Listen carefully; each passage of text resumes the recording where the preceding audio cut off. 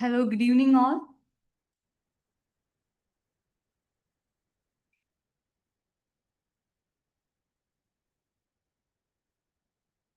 Am I audible? I'm sorry for that.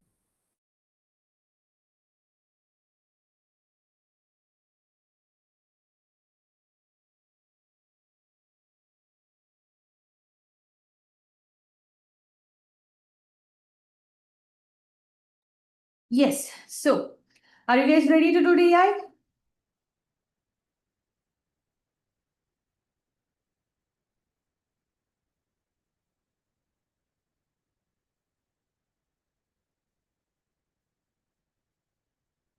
Very good.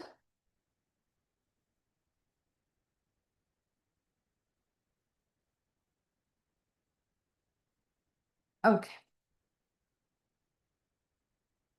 Yes. So, yesterday, I think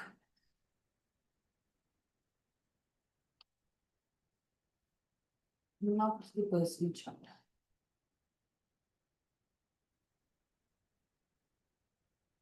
Right. So, I hope you can see the PPT now. Is it visible?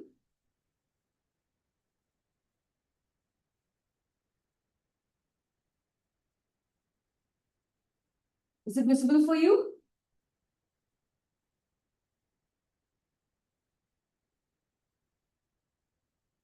Right. Okay. Have we? Yes, we did this in the last class, right? We did this in the last class. So, this is the first question for you as how we did yesterday. I'll give you 1.5, 2 minutes. You have to do it, then I'll explain. Okay? Right.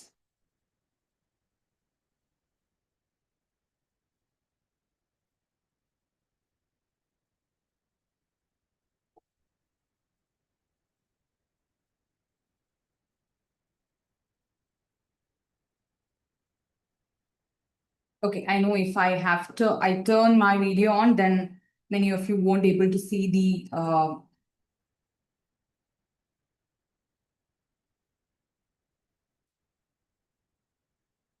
table. So I just turned off my video. Okay. So while I explain, I'll just turn it on. Don't worry.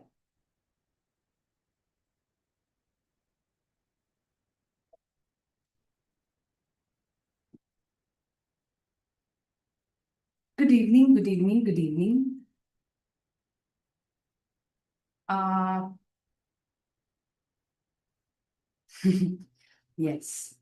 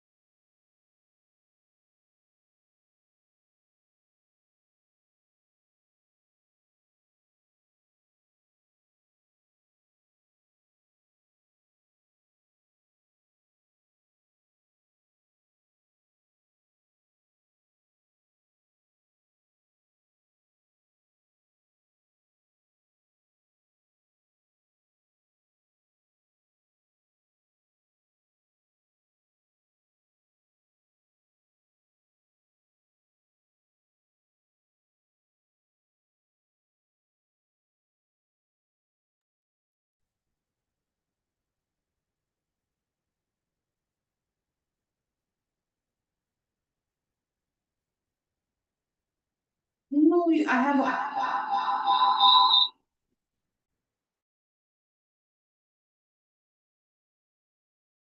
Sorry, so I have already muted all of you. Are you guys hearing any other sound other than mine? No, right? Don't worry. No one else is hearing any. Um,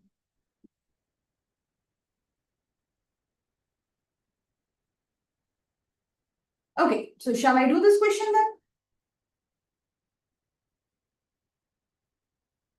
Did you get the answer? Guys? Right. So consider the following table that shows the percentage distribution of workforce of India and ratio of male to female workforce of India in different employment sector during a given year. Total workforce in all the sector put together is 80 lakhs. Okay, so what is the average number of male workforce in all the sectors put together? That is the question. So you have to find out the average number of male workforce in all the sectors. Okay, so total workforce is 80 lakhs, isn't it? Total workforce is 80 lakhs. So what about service sector? What about service sector?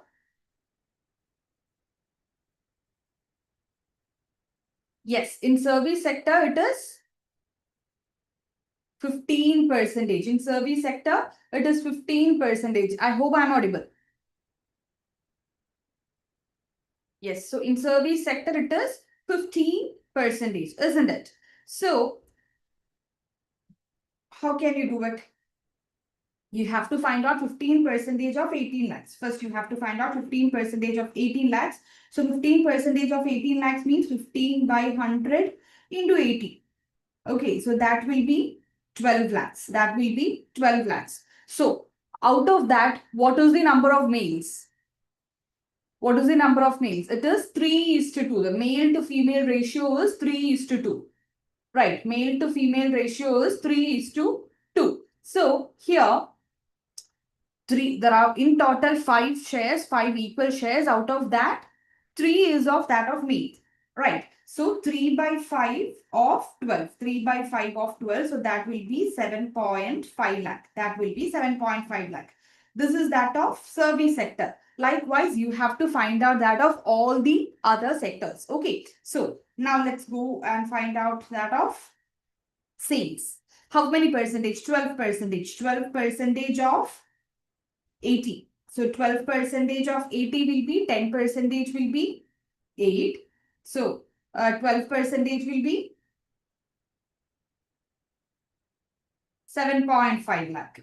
Okay, 12 by 100 into 80. That is what you have to do. 12 by 100 into 80. So you will not 7.5, 9.6. So 12 by 5, 12 by 100 into 80, you will get 9.6 lakhs. And out of that, what is that of males? The number of males, it is 5:3. So the total is 8. Out of that, 5 is that of males. So 5 by 8 of 9.6. 5 by 8 of 9.6 will be 6 lakhs. Right. So this is that of sales. Now what about constructions and maintenance? Construction and maintenance, it is 9%, isn't it? It is 9%. So 9% of 80. So 9 by 100 into 80, that will be 7.2. So 7.2, what is the ratio? 5:4. So 5 by 9 of 7.2. 5 by 9 of 7.2 will be 4 lakhs. Okay, 4 lakhs. So this is that of construction and maintenance. Now the next one is, what is the next one? The next one is professional. What percentage? What's the percentage of professionals here? Those who works in professional sector?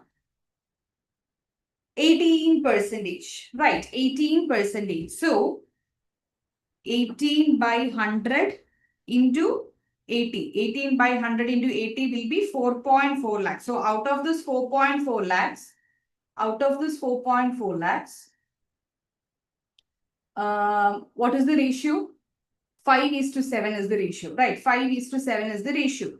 That means 5 by 12. So 5 by 12 will be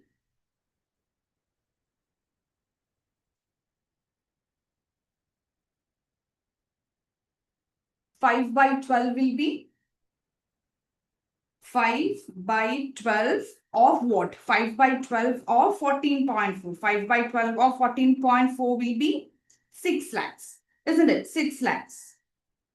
Is it clear? Now, same that of management. You have to do the same thing that for management. So, what is the number of people working in management? 21 percentage people works in management. So 21 percentage means 21 by 100 into 80. So 21 by 100 into 18 will be 16.8. Right, 16.8. And then you have to find out the number of males. So 5 by 7. So 5 by 7 will be, what will be 5 by 7?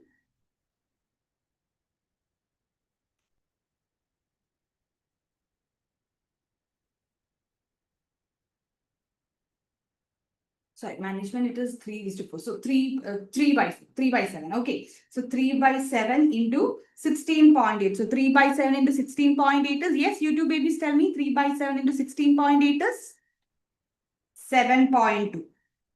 Okay. 7.2 lakhs. 7.2 lakhs. And what about the after management? What is it? PT, production and transport. How many percentage? 19 percentage. It is 19 percentage. So 19 by 100 into 18. 19 by 100 into 18 will be 15.2. Isn't it? 15.2. So what is the ratio? 5 is to 3. So 5 by 8 into 15.2. 5 by 8 into 15.2, what will you get? 9.5. So 9.5 lakhs. Now, what about others? How many percentage are there? 6 percentage, right? 6 percentage. So 6 percentage means, I'm just trying to find out some gap here to that. Yeah. So, fine, 6 percentage. So 6 by 100 into 80. 6 by 100 into 80. So that means 4.8. And what is the ratio? 3 is to 5. So 3 is to 5 means 3 by 8. Right. 3 by 8. I'm writing it here. Okay. Don't get confused. I'm writing it here. So 3 by 8 into 4.8. 3 by 8 into 4.8. You will get 1.8 lakhs. So what you have to do now? So you found out the number of males in all these uh, different sectors. Now you have to add everything. So first it was 7.2, right? It was 7.2. Then what was it? 6. Then 7.5. Then 9.5, 1.8, isn't it? So when you add all this, what will you get? When you add all these things,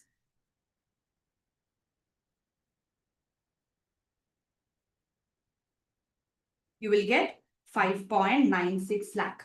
5.96. Just add everything. First, you found out the number of males in each sector. Then you have to just add everything you will get. Okay? Right? Is it clear? Is it clear, you two babies?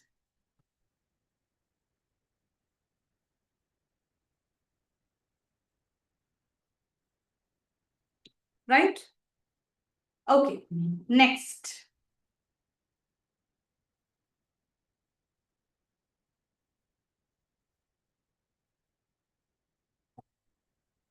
Do this question.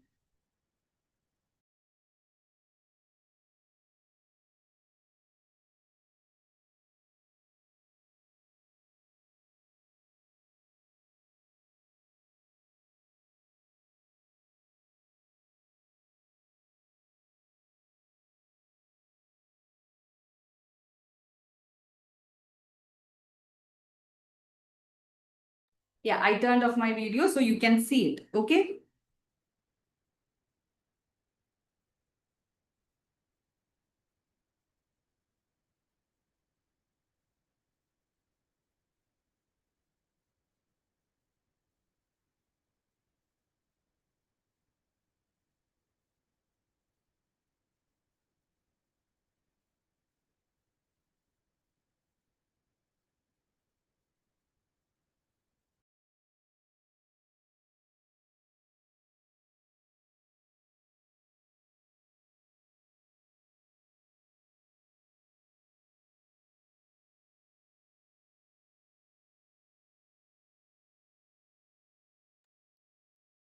Hi Lokesh, Bhavana, Parvez, Ravi, who are there in YouTube. Are you guys able to follow the class?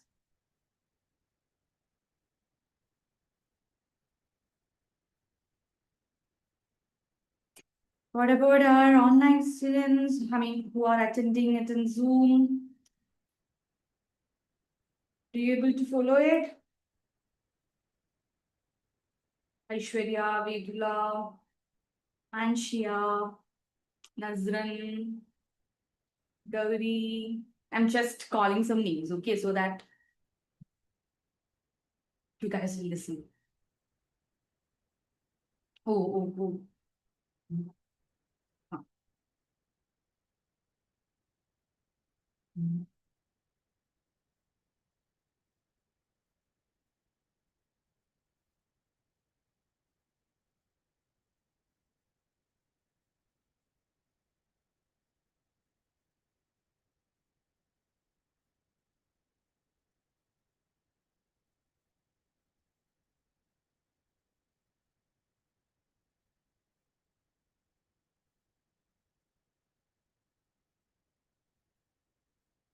Okay, I think I have given you some time now. Shall I do it then?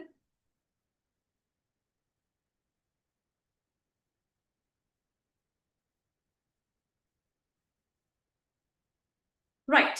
So here,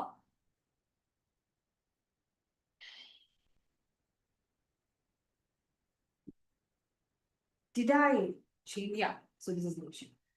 This was the last question we did, right? The previous question? Yeah, we did this one. Okay. Right. So here,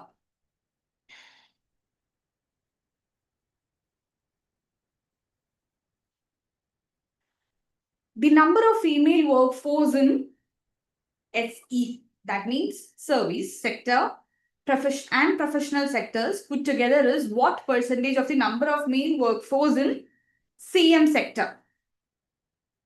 Okay, that means construction and maintenance. It's just CM. That's what it meant by CM. Okay, so workforce in service sector. Workforce in service sector will be what? 15%. So out of that, what will be the number of females? Out of that, what will be the number of females?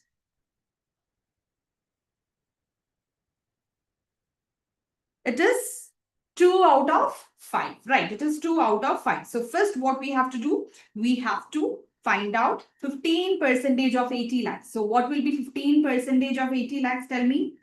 What will be 15% of 18 lakh? 80 lakh. That will be 12. Right, that will be 12. Out of this, 2 by 5 of 12. Right, 2 by 5 of 12. That will be the female workforce in service sector. So 2 by 5 into 12 will be 4.8. 4.8 lakh. So that is that of number of females in service sector. Now we have to find out the number of females in professional sector. Right. So what is the percentage of workforce in professional sector? It is 18%, isn't it? 18%. So what is 18? We have already found out that in the previous question. What is 18% of 80 lakh? What was that? What was 80% of 80 lakh? It was 4.4. So here professional, what is the ratio? 5:7. So 5:7 means 7 by 12 of 14.4. 7 by 12 of 14.4, that is 8.4. Okay, 8.4. Now you have to add this and this. 8.4 plus 4.8. What will you get? 8.4 plus 4.8? 8.4 plus 4.8, you will get 13.2. So this is the number of female workforce in service sector as well as the professional sector. Now you have to find out this is what percentage of the number of male workforce in construction and maintenance. So what is the number of male workforce in construction and maintenance?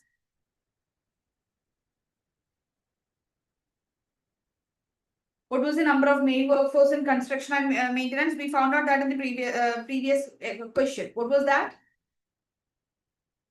4 lakhs. Right, it was 4 lakhs. So we have to find out this 13.2 lakh is what percentage of 4 lakhs. So how will you find out that? 13.2 with respect to 4 lakh is what percentage? So 13.2 by 4 into 100. So you will get, this will be equal to 330. Okay. So option A, 330 percentage is the answer. Option A, 330 percentage is the answer. Is it clear? Is it clear for you?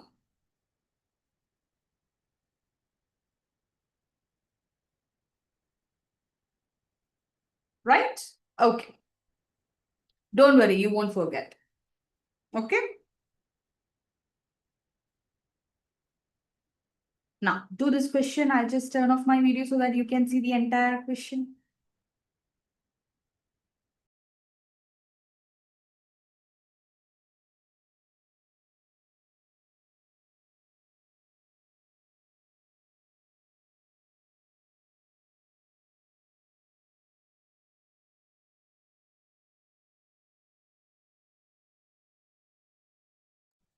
Oh, Adra, don't worry.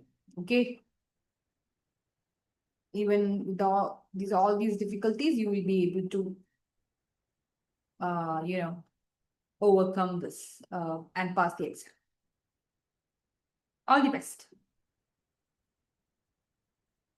Guys, I hope you all have, at least visited your exam center or have gone, now you know where your exam center exactly is. So make sure you are there before the closing time, gate closing time, right?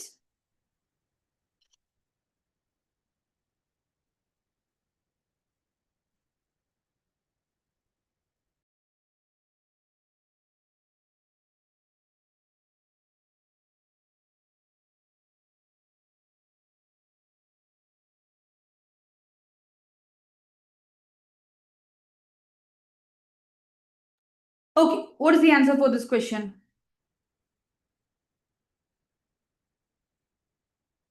The number of male workforce in sales and management sector put together is approximately what percentage of the total number of workforce in PT sector? Okay, so that is the question. PT sector means production and transport sector. Okay, so here male workforce in sales and management. So what is that? We have already found out in the first question, that is 6 plus 7.2. 6 plus 7.2 will be 13.2. 13.2. Okay. So now total workforce of production and transport. What will be that? What is that? We have found out that also. That is 15.2. Now we have to find out the percentage. Right. The number of male workforce in sales and management sector put together is approximately what percentage of the total number of workforce in production and management sector? That is what is asked. So 13.2 is what percentage of 15.2? That is the question. 13.2 by 15.2 into 100. It will be equal to 86.84. So 86.84, something like that. So we can approximate it to 87. So 87 percentage is the answer. 87 percentage is the answer. Option B is the answer. Okay, is it clear for everyone? Is it clear?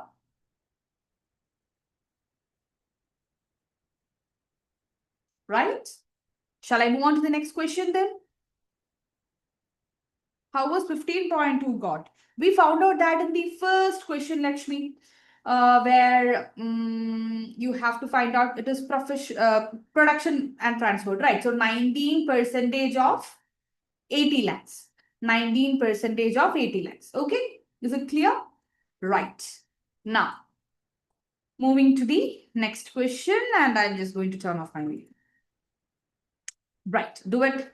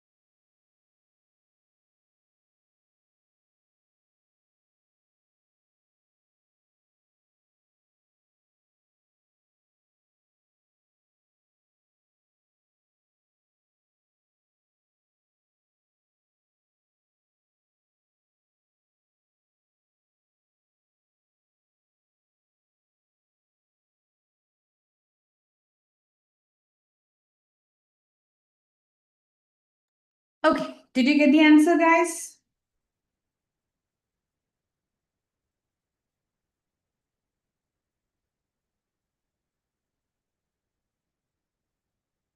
No, Ragini, we can't do that. Why? Because ratio is based on particular these numbers, right? So we can't just add those ratio and no, that can't be done. Okay, shall I do that? I hope you got the answers. The difference in the number of female workforce in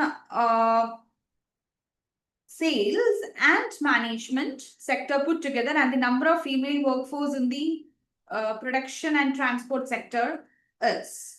Right, that is the question. So, here,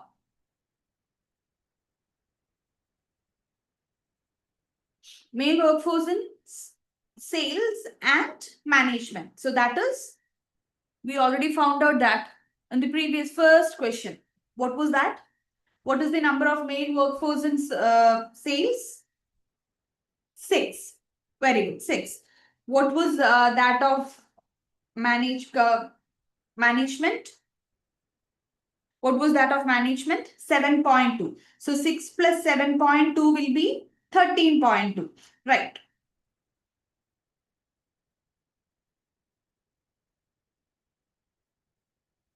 One minute. The difference in the number of female workforce, very sorry. Then the difference in the number of female workforce in sales and management. Sorry. So sales, it is, what is the number of people in sales? 9.6. We found out that in the first question. So that is 9.6, isn't it? Very sorry. Okay, 9.6. And what is the ratio? 3:8. What is the ratio? Ratio is 5:3. So it will be 3/8. So 3/8. So this is equal to 3.6 lakhs. It is equal to 3.6 lakhs. So what will be that of female in management sector? You have to do the same thing. What is 21% of 80 lakhs? We already found out that in the first question. What is it? 16.8. 16.8. And what is the ratio? What is the ratio? 3:4. So 3:4 means 4/7. 4/7. 4/7 is equal to 9.6. Okay, now put together and the number of female workforce in PT sector. So let's find out that. Okay, find out that also. So it will be, what is the total number of people working in the PT production and transport? 19% of 80 lakhs. That was 15.2. So 15.2 into, what is the ratio? 5:3. So 5:3 will be 3/8. 5:3 will be 3/8. Okay. So this will be equal to 5.7. 5.7. Okay. So first what you have to do is you have to add this both. First you have to add both of this and then subtract 5.7 from it. So 3.6 plus 9.6 will be 13.2. So 13.2 minus 5.7 will be 7.5. So 7.5 lakh is the answer. Okay. 7.5 lakh is the answer. Okay. Fine.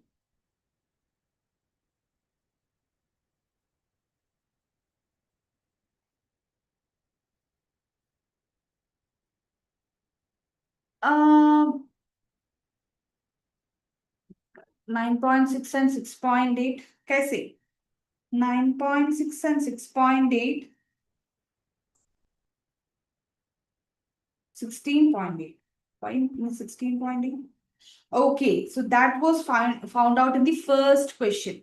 If this 9.6 and 16.8 is the people who are working in these sectors. Okay, these sectors. So, which we found out in the first question. So that of in management, in sales, it was 12%. So what is 12% of 80 lakhs? We found out in the first question. Okay, so that is why I said 12% of 80 lakhs is 9.6, which in DI, some things we already find out in some questions. So in the second or third question and some other question, we might need the same data. So there is no need for you to do those calculations again and again and again for each,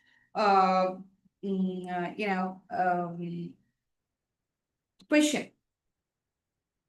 Are you able to understand what I'm saying? So some things we might have already found out in some other question. So we have to just pick that and put the value here. That's it. Okay, that is why we got this 9.6 and 6.8, which is not there in the table. We have already found out in the other questions. That's why we just take it up. What we have already found out. Okay, right. Master of Shots, I didn't understand what you are saying. Ma'am, it's what? Fill in the blanks, please. Do this question then, guys.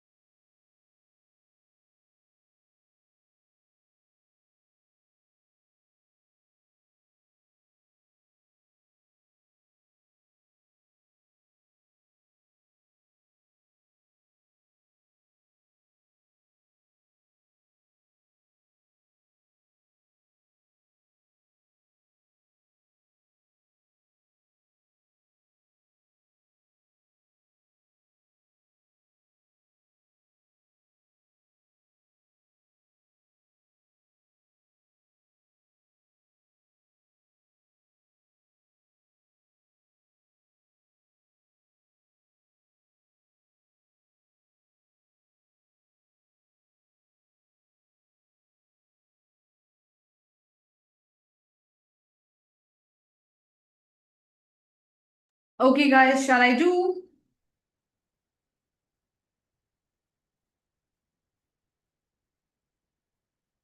Right.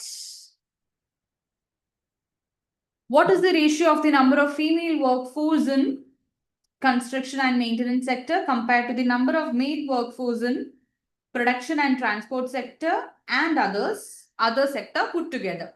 Okay, so female in construction and maintenance sector. Have you found out that in any of the questions before? Female workforce in construction and maintenance? No, right? We haven't. Have we?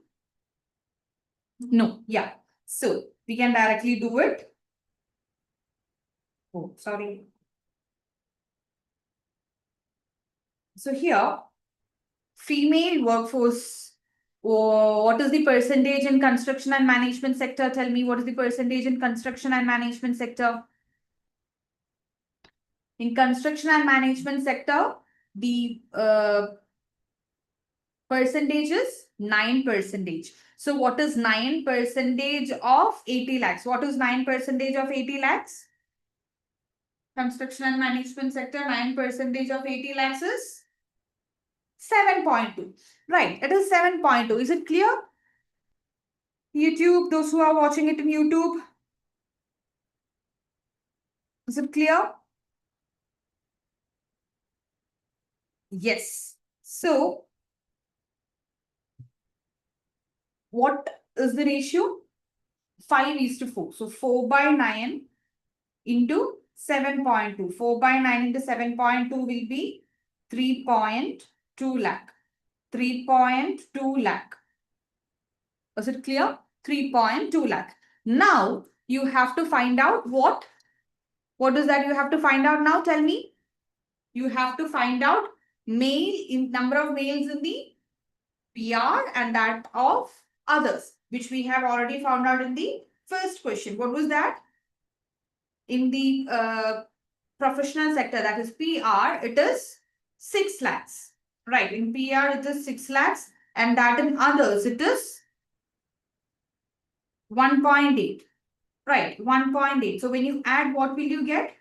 7.8. In both the sector together, you have 7.8 number of males.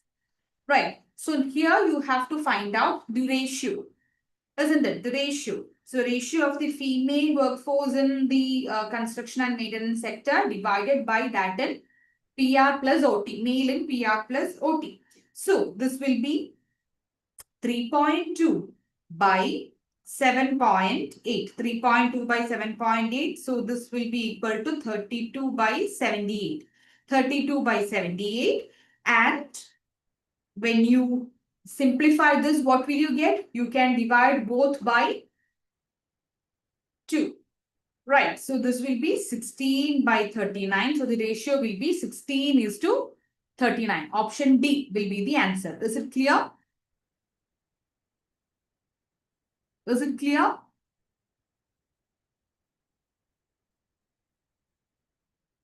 Right. Now, moving on to the next question. How did you find this DI? Did you able to do it, guys? Were you able to solve these question?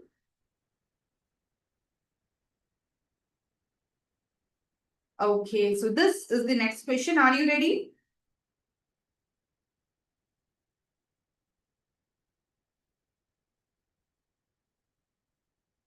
Easy tha. Okay, yesterday's one was a bit hard. No, don't worry. You will be getting more and more DI today. Actually, for DI, I want you guys to understand. In DI, you will be having 5 questions, right? Out of that, one will be a bit tough. One will be very easy, or tough in the sense compared to other questions. One you might be you might need to do a bit more calculation. That's it. One it will, or you might need to think a bit lot, and one will be very easy, and the other 3 will be in the moderate level. Okay, so sometimes you might the one.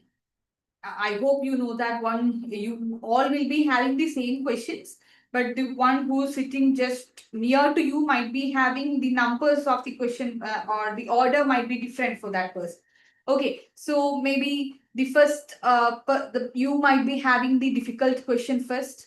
The person next to you sitting might be having the easy question first. Okay, so never, if you just read the, when you are doing DI, if you find that the first question itself is very difficult, you should not skip it. Okay. In all DI questions, one question will be very easy and one question will be a bit tough. The other 3 will be in the moderate level. Okay.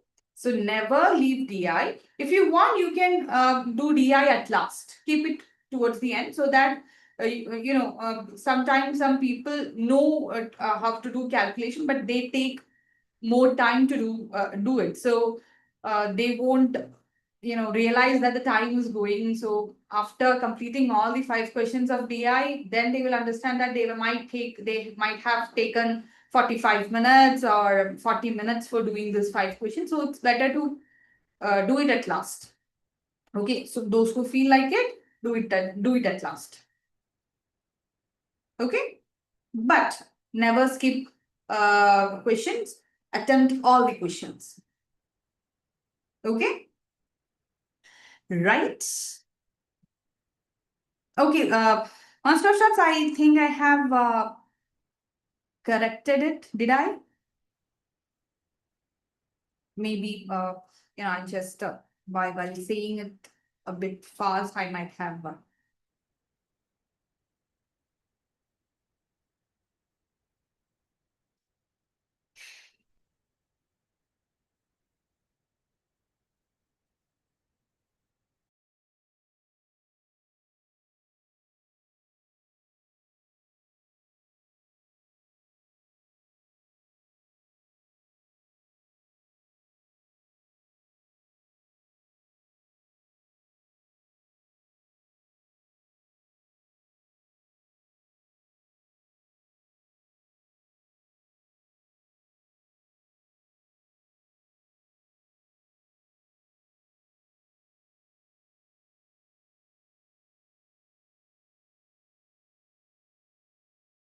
Shall I do? This one was actually was a very easy question. What is the total number of students in the computer science department of IIT Kanpur and IIT Guwahati? That is the question. So IIT Guwahati, the percentage of computer science student is what? IIT Guwahati. It will be what? So here in mechanical, you have 20%. Here in civil, you have 22%. Here in computer science, you don't know what the percentage is. In the applied, you have 20%.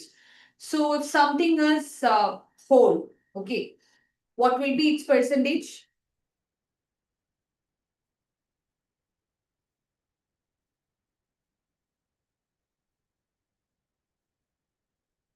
100%, right? If something is full or something is whole, something is complete, we'll say it is 100%. So 20% plus 22% plus the percentage of computer science plus 20% of applied. I mean 20%, that is the number of students in applied department. This everything will make 100%, isn't it? So how will you find out the percentage of the students in computer science? You have to just subtract this 20%, 22%, and 20%. Just add everything and then subtract from 100%. So 100 minus 20 plus 22 plus 20. What will you get? 20 plus 20 is 40. 40 plus 22 is 62. Isn't it? So 100 minus 62%. What will you get? 38%. Isn't it? 38%. So what is that they are asking? What is the total number of students in computer science departments of IIT Kanpur and IIT Guwahati? So what is that of number of percentage of students in computer science department in IIT Kanpur? It is 30%. Now that of Guwahati is 38%, which you have already found out, isn't it?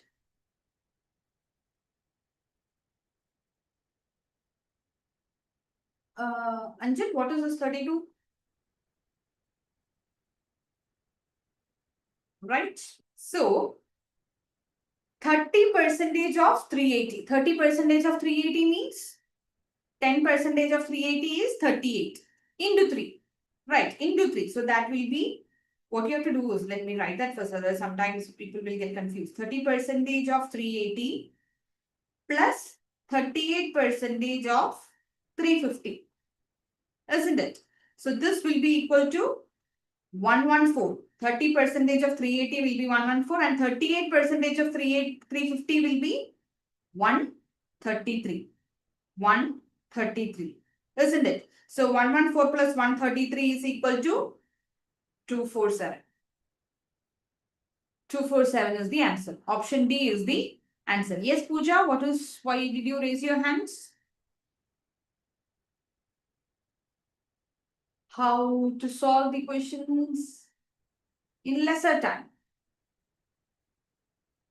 For that you have to use the tips and tricks which we have already studied in our class. How to find out 30%. We all know that, right? We studied the tips and tricks there. So you have to use it. You have to practice it. Practice it. Once you practice those tips and tricks, which we have explained it in our class, you will be able to do it in lesser time. Okay, Preeti? Right. Now do this question.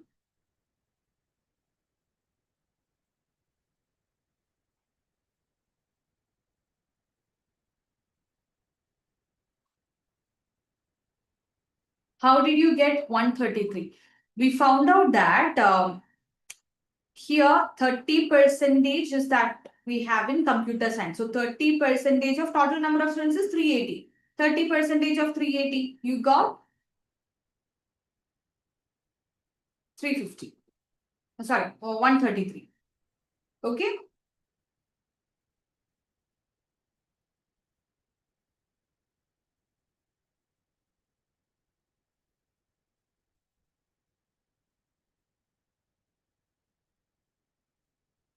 38% of 350 have to do. Okay. 350. What will be 10%? 35. So what will be 30%?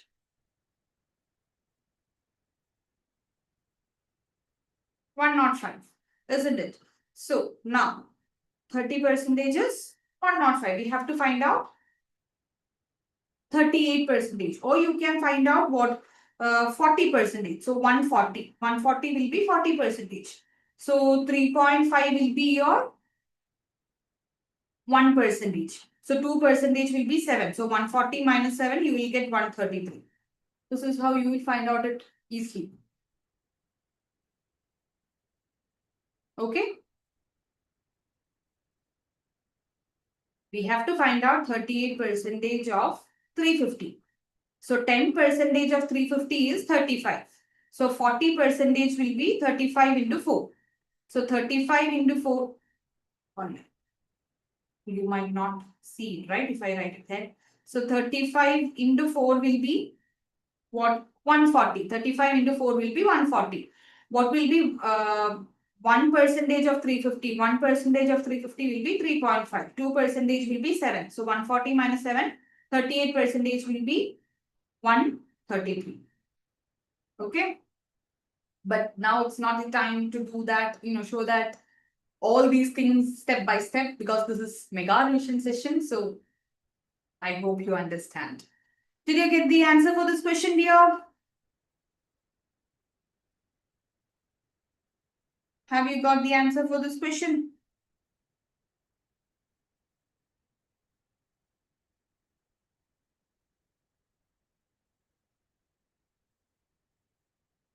Shall I do then?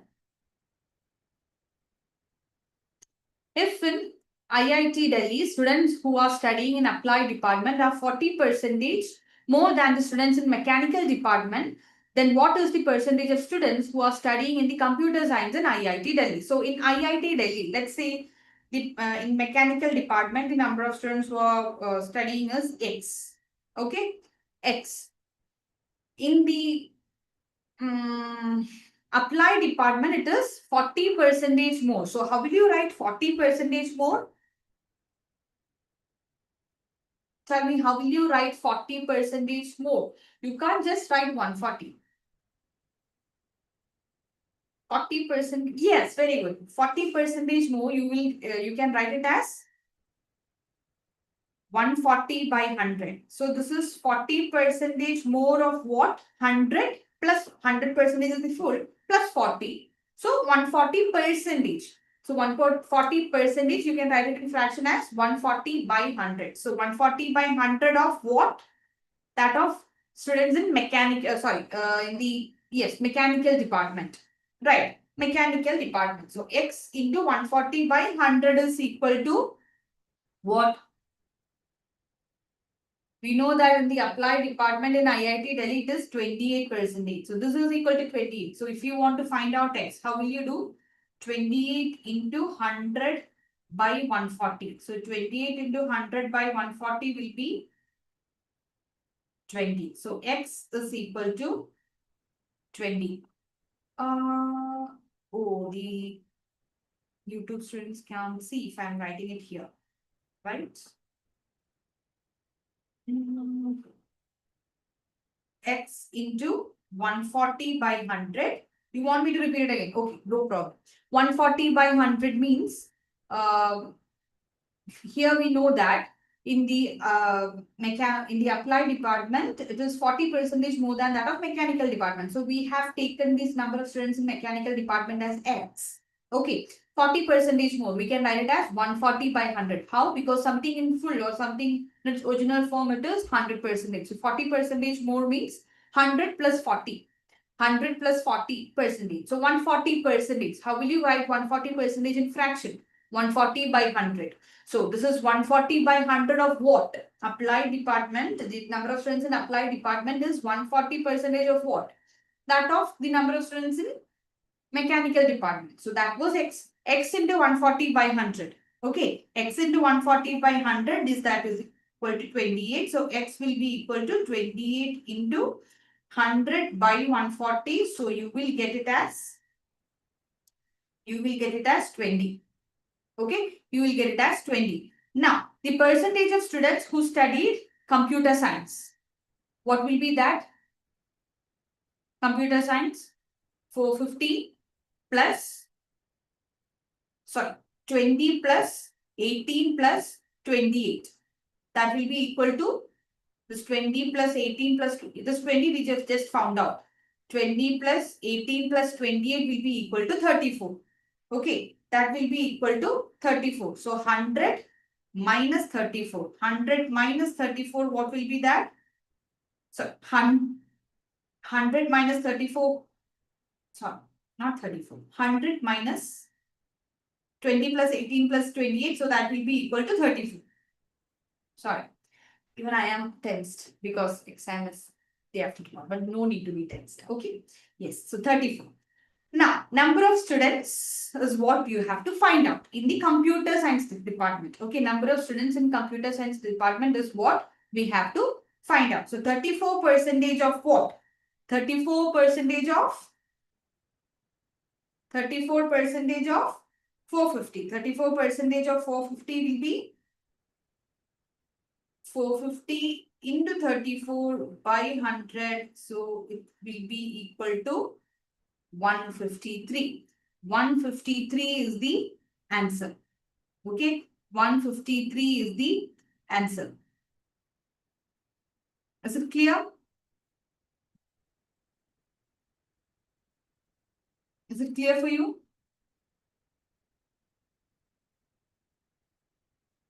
Huh? How can we take 28 like that? It is percentage, right? Yes. 28%, 18%, 20%, and the percentage of computer science, 34%. All these are percentage of 450. Percentage of one number. Okay. It is not the percentage of different number. It is the percentage of the same number. That is why we can take it. That is why we can take it. Okay. Yes. Fine. Moving on to the next question. Do it.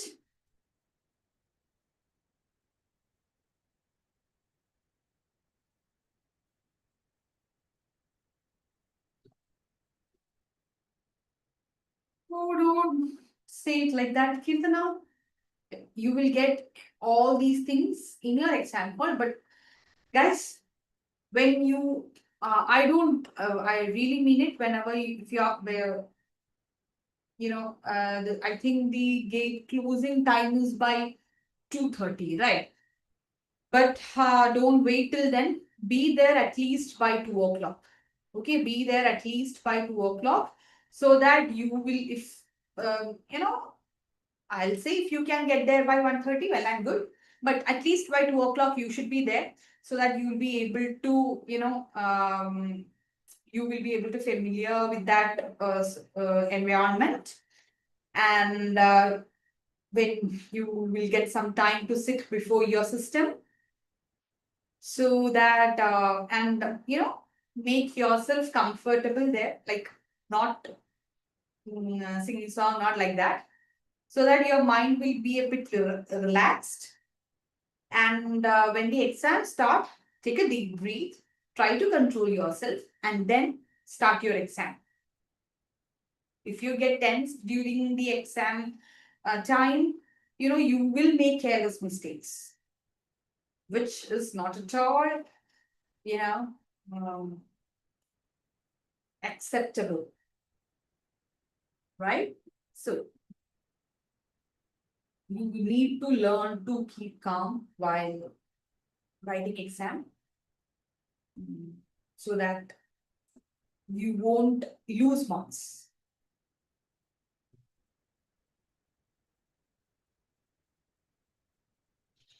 And the previous question someone is asking from YouTube, x into 140 by 100 is equal to 28. Of course, I'll explain, Anand. The thing is, x we have taken it, x is actually this number of students in mechanical department, I think. Okay. Can you see it now? Yes, mechanical department. So here we have to, it is said that it is 40% more than that of the, 40% more than that of the mechanical department is the applied department. The number of students in the applied department, right? So 40% can be written as 40 by 100. Or 40% more means the whole thing is 100%. So 100% plus 40%. Okay, so that will be 140%. So if you have percentage to convert that to fraction, you have to divide by 100. So that is why 140 by 100. Okay, so the number of students in mechanical department, 140% of that is the number of students in the applied department. So x into 140 by 100 is equal to 28%. Is it clear now?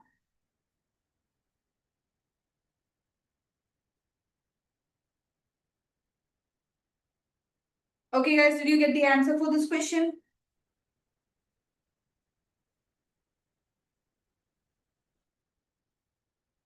Shall I do?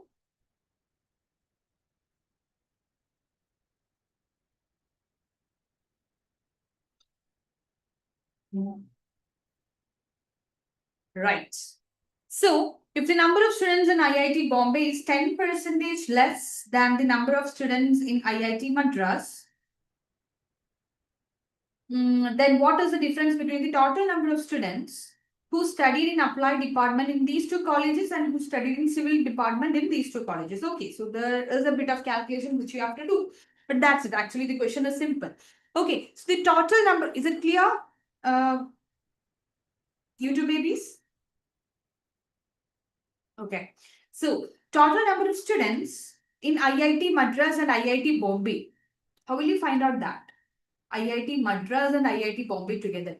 We know that from the question, we know that the total number of students is actually 2,130. It is actually 2,130. Right. So, in other departments, we know it is 450, 380 and 350. So, these two departments together, it will be 2130 minus 2130 minus that of other departments for 450 plus 380 plus 350. Okay. So, how much will you get? You will get 930. Is it clear? You will get 930. Okay, 930. Now, let's take the number of students in IIT Madras as X. The number of students in IIT Madras. Okay, that is X. So, what will be the number of students in IIT Bombay? What will be the number of students in IIT Bombay? Tell me. What will be that of IIT Bombay?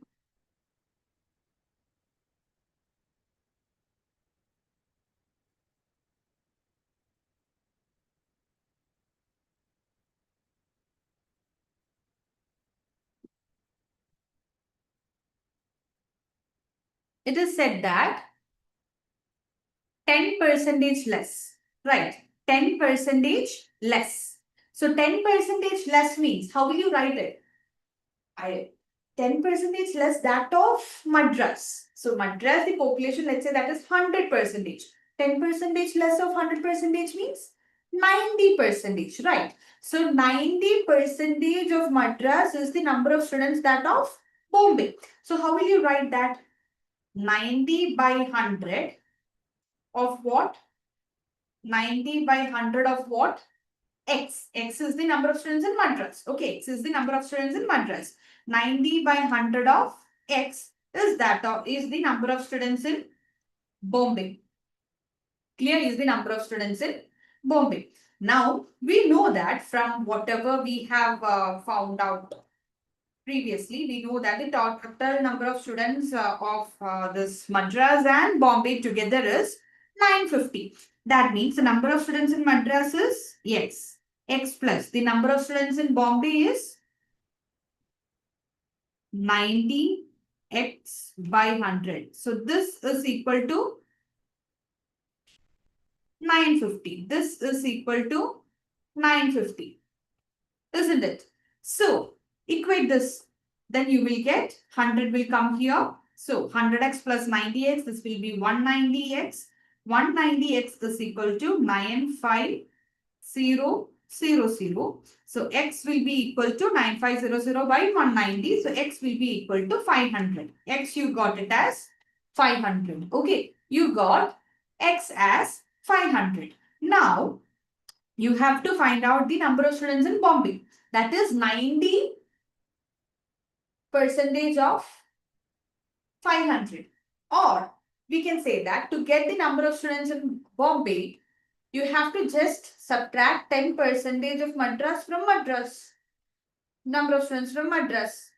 Right. So, what will be 10% of 500? What will be 10% of 500? 10% of 500 is 50. So, in Bombay, it will be, the number of students will be 500 minus 50. That is equal to 450. Is this clear till here? Is this clear till here?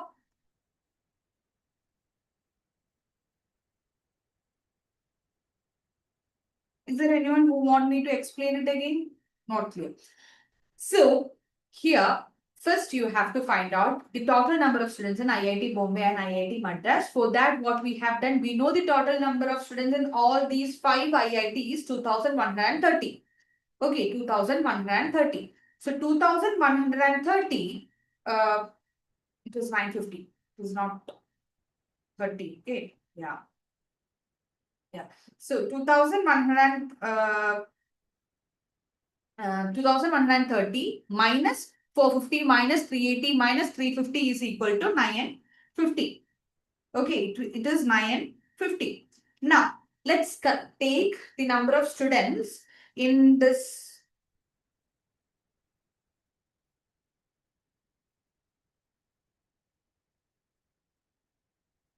Yeah, let's take the number of students in this as X, in Madras as X. Okay, so 90x by 100. Why 90x by 100? Number of students in Madras is X. So 10% less than the number of students in Madras is that the number of students in Bombay.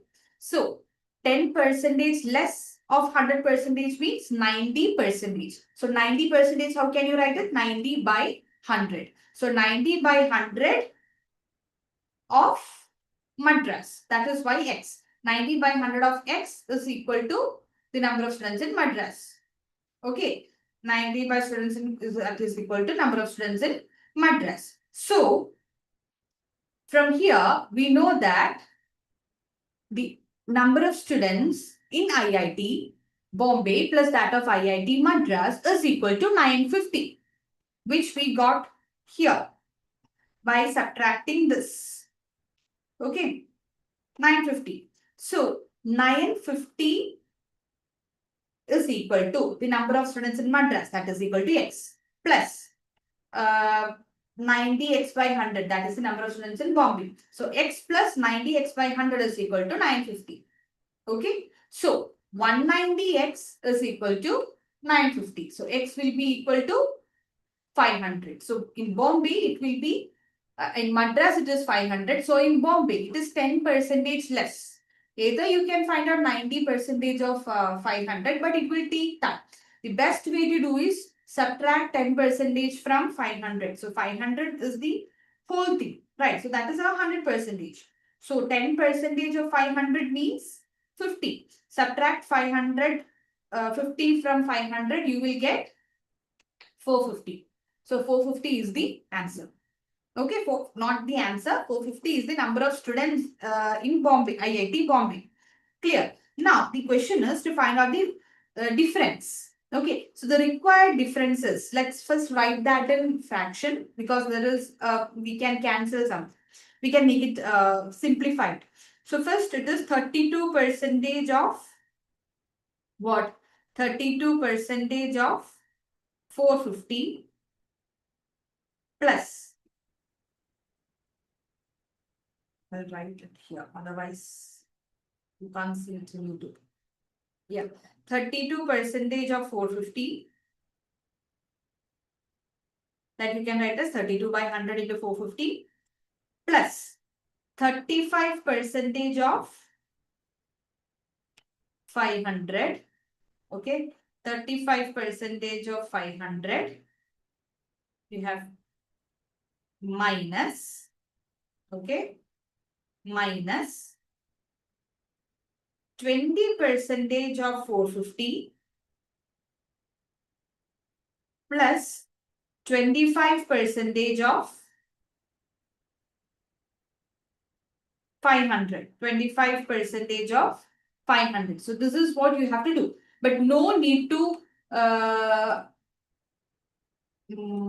no need to simplify it now itself because it's 32 by 100 into 450 plus 35 by 100 into 500. So actually, we can simplify this and this from here itself. Okay. So 32 by 100 into 450 and 20 by 100 into 450. So 32 by 100 into 450 minus 20 by 100 into 450 because here by 100 into 450 this is the same. This by minus this minus this bracket minus this bracket. So 32 by 100 into 450 minus 20 by 100 into 450. What will you get? 12 by 100 into 450. Okay, 12 by 100 into 450. Then 35 by 100 into 450 plus 20, minus 25 by, because when you open the bracket, it will become minus. Minus 25 by 100 into 450. What will you get? Plus 10 by 100. So here you can just simplify to save time. Okay, if you are simplifying it before itself, you will take some more time to do the calculation. Okay, so what will be 12% of 450? 10% of 450 will be 45. So 12% will be add 2% of 450. So that will be 9. So 45 plus 9, you will get 54. So 54 plus, what is 10% of 500? 50. So 54 plus 50, what will you get? 104. That is the answer. 104 will be the answer. Is it clear? Is it clear?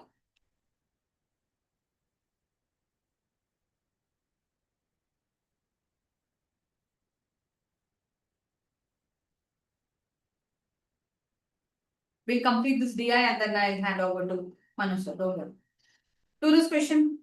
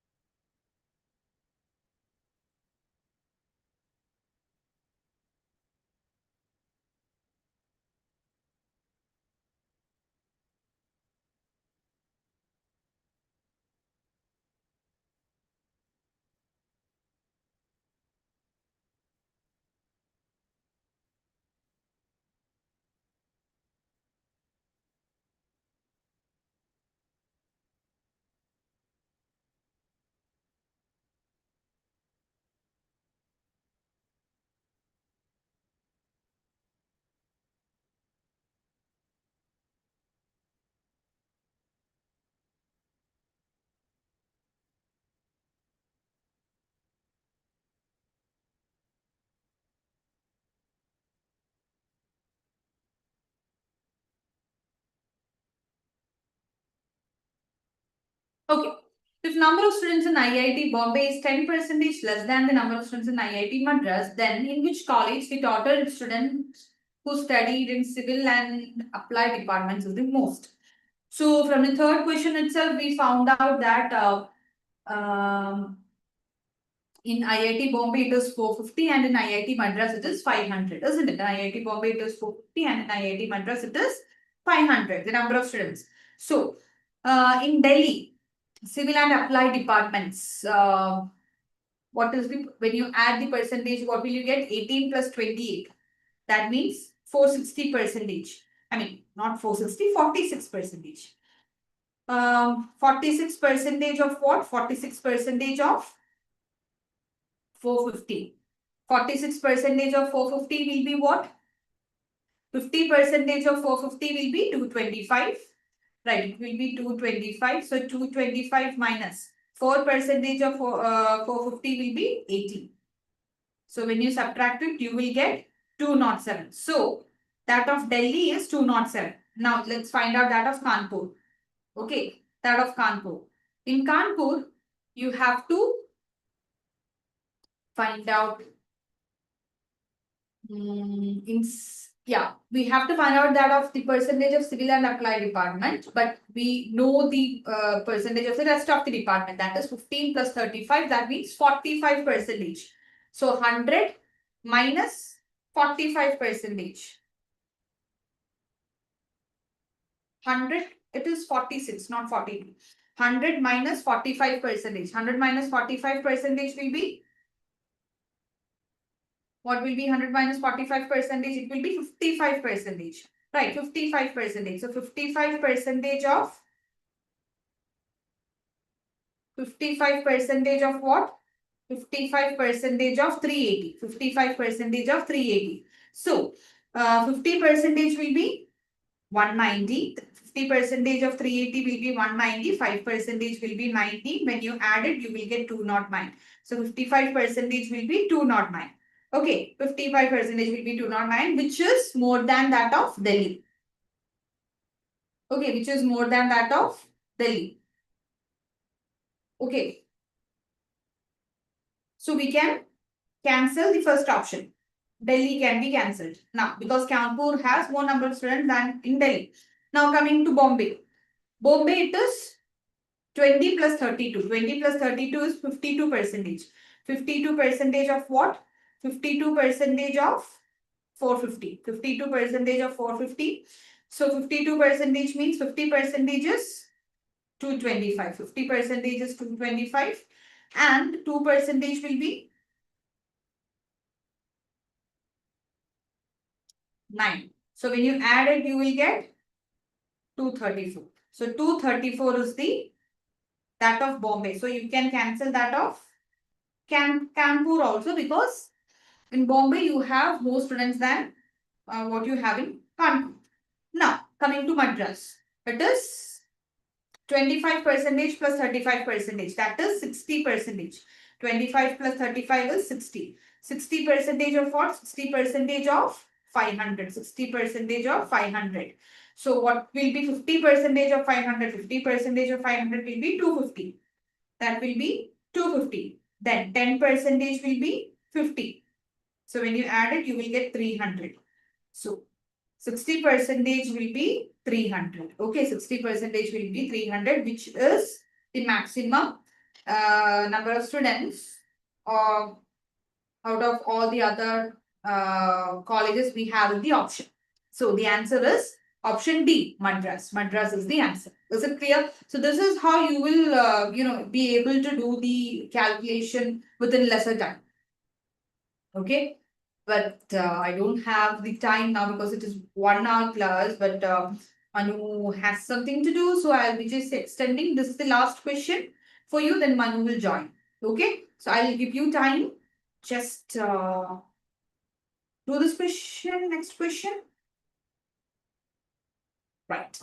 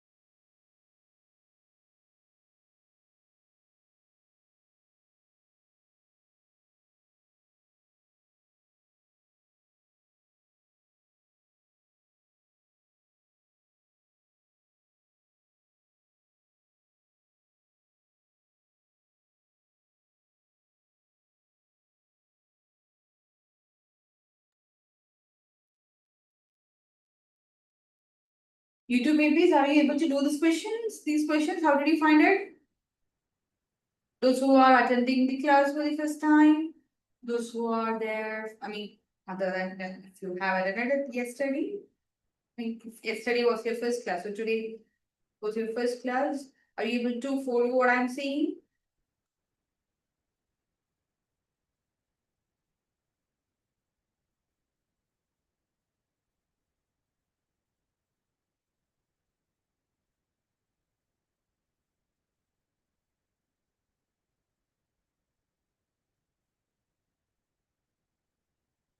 Okay, how will you do this question? Tell me. If in IIT Kanpur,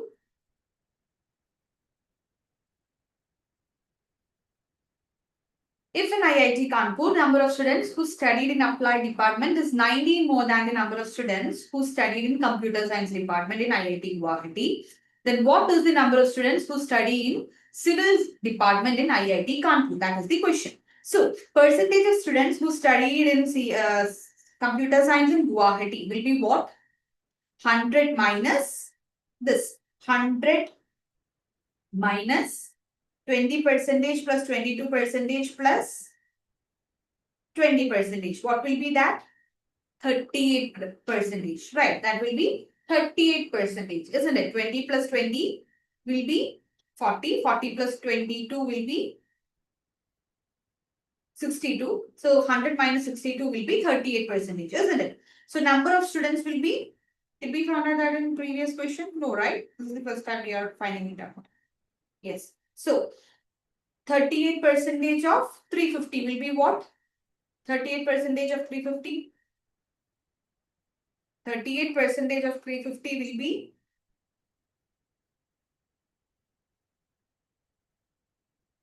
133. 38 percentage will be 133. Now, the number of students who studied in applied department in Kanpur, is 90 more than this, right? So 130 in Kanpur it will be 133 plus 19. So 133 plus 19 will be 152. It will be 152. Okay, 152. Now, the number of students in mechanical department and computer science department in Kanpur. What will be that? In mechanical department and computer science department, 50 percentage plus 30 percentage. 50 percentage plus 30 percentage will be 45 percentage, right? So 45 percentage of number of students in Kanpur. So 45 by 100 into number of students in Kanpur is 380. So what will you get? 50 percentage will be 190. 50 percentage will be 190. 5 percentage will be 90. So 190 by 19, it will be 171. Okay, so 171 is the number of students in mechanical department and computer science department in Kanpur. So now we have to, what to do? We have to add this to the number of students in the applied department. Okay, so 171 plus what is the number of students in applied department? We already found out that is 152. So when you add this, what will you get? You will get, what will you get when you add this? 3, 2, 3, 323. Isn't it? You have to subtract this from the total. Right, you have to subtract this from the total. So 380 minus 323. What will you get? 57. That is the answer. 57 is the answer. Option B. 57 is the answer. Okay. Which one, dear? Which one you have to repeat? Okay, here, if in IIT Kanpur, the number of students who studied in applied department is 19 more than the number of students who studied in CS department. Okay, so in the first, what you have to do is you have to find out the number of students in the CS department in Guwahati. Okay, in Guwahati. So for that, what we have done, 100% is the total. 100% minus 20 plus 22 plus 20. So you will get 38%. You will get 38%. So 38% of that in Guwahati. 38% of the 350 is 133. Okay, 38% of 350 is 133. Now Kanpur is 19 more than 133. So 133 plus 19, you will get 152. Okay, so that is the number of students in the CS department in Kanpur. Okay, is it not the CS department? Yes, in Kanpur. Now you have to find out the number of people in both the mechanical department and computer science department. So 15 plus 30, that is 45. So 45% of this 380, that is 171. Now you have to add this and this. So 152 plus 171, you will get the number of students in mechanical department, computer science department and applied department. Right. You have to find out the number of students in civil. So just add this and subtract from 380. When you add this and subtract from 380, you will get 57. That is the answer. The number of students in civil. Okay. From where we got 133. 38% of 350. 38%. This is 38%. You have to add 20%, 22% and 20%. Then subtract from 100, you will get 38%. Okay. Was it clear for everyone? Right. So that was the end of our session. So day after tomorrow, you have the exam. All the best for you guys. You will be there in my prayers. You all will be able to do your best in the exam. Okay. So God bless you guys. Do your best. You all will succeed in the exam as well as in your life. All the best. Okay. See you. After you should be there in the felicitation program. After you all anyway you will get net, so you will be there to share your joy with us. So that day we will meet personally. Okay. We'll see face to face. Right. So thank you so much. I'll hand over to Manu sir. He's here, right? So take care, guys. All the best once again. Now, 1 minute. Let me add him.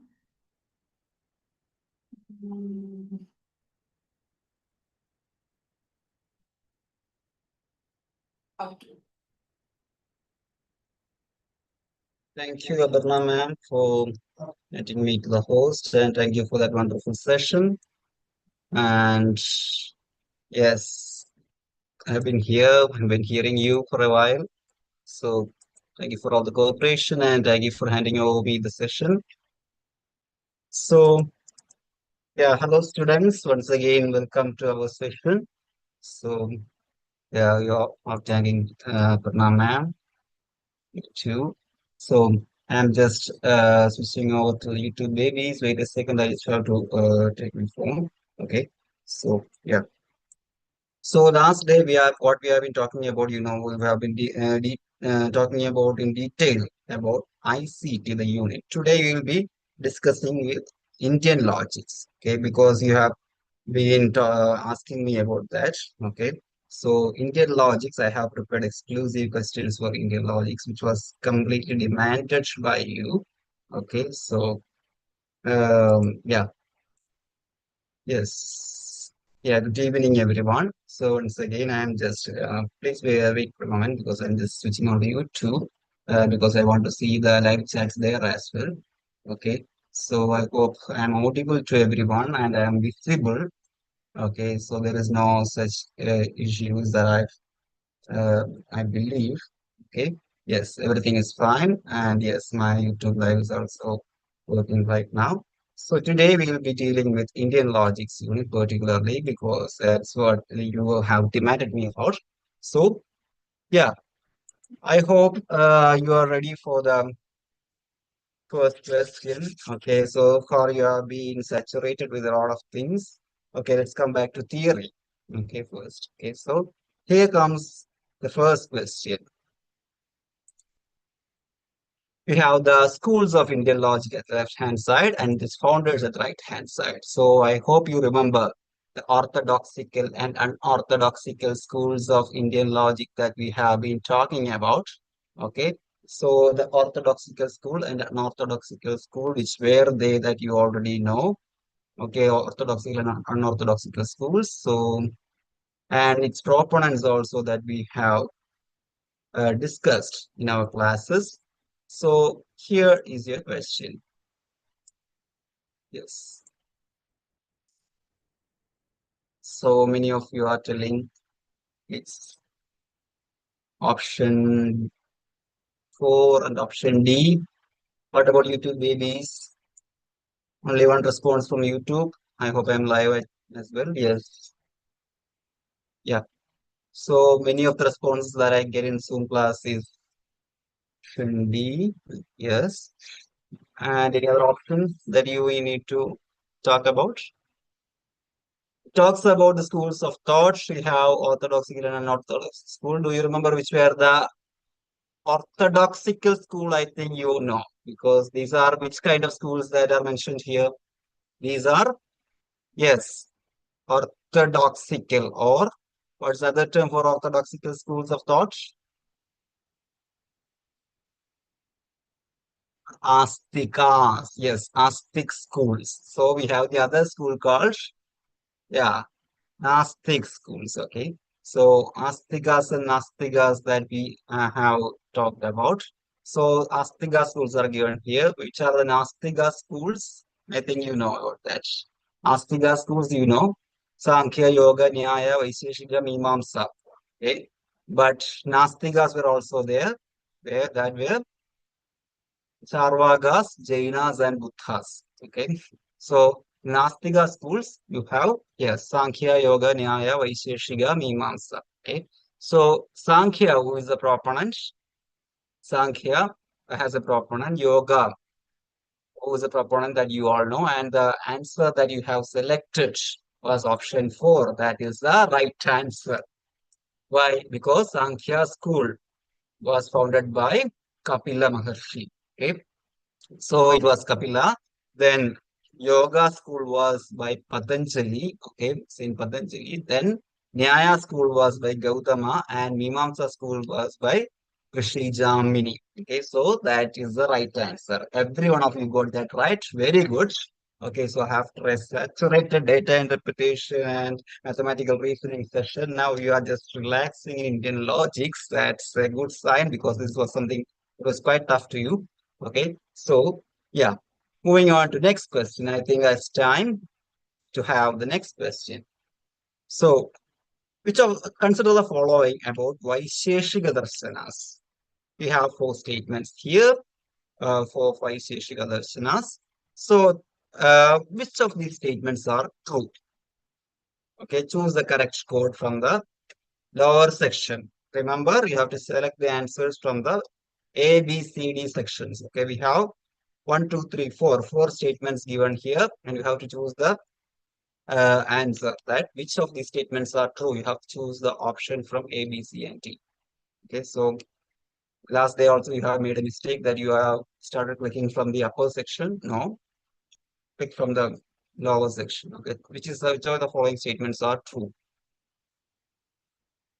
Okay, I am getting mixed answers. Some says is that B, some says is that C. You yourself is confused. Okay, 1 and 3 only, 1, 2 and 3 only, 3 and 4 only. All statements are correct.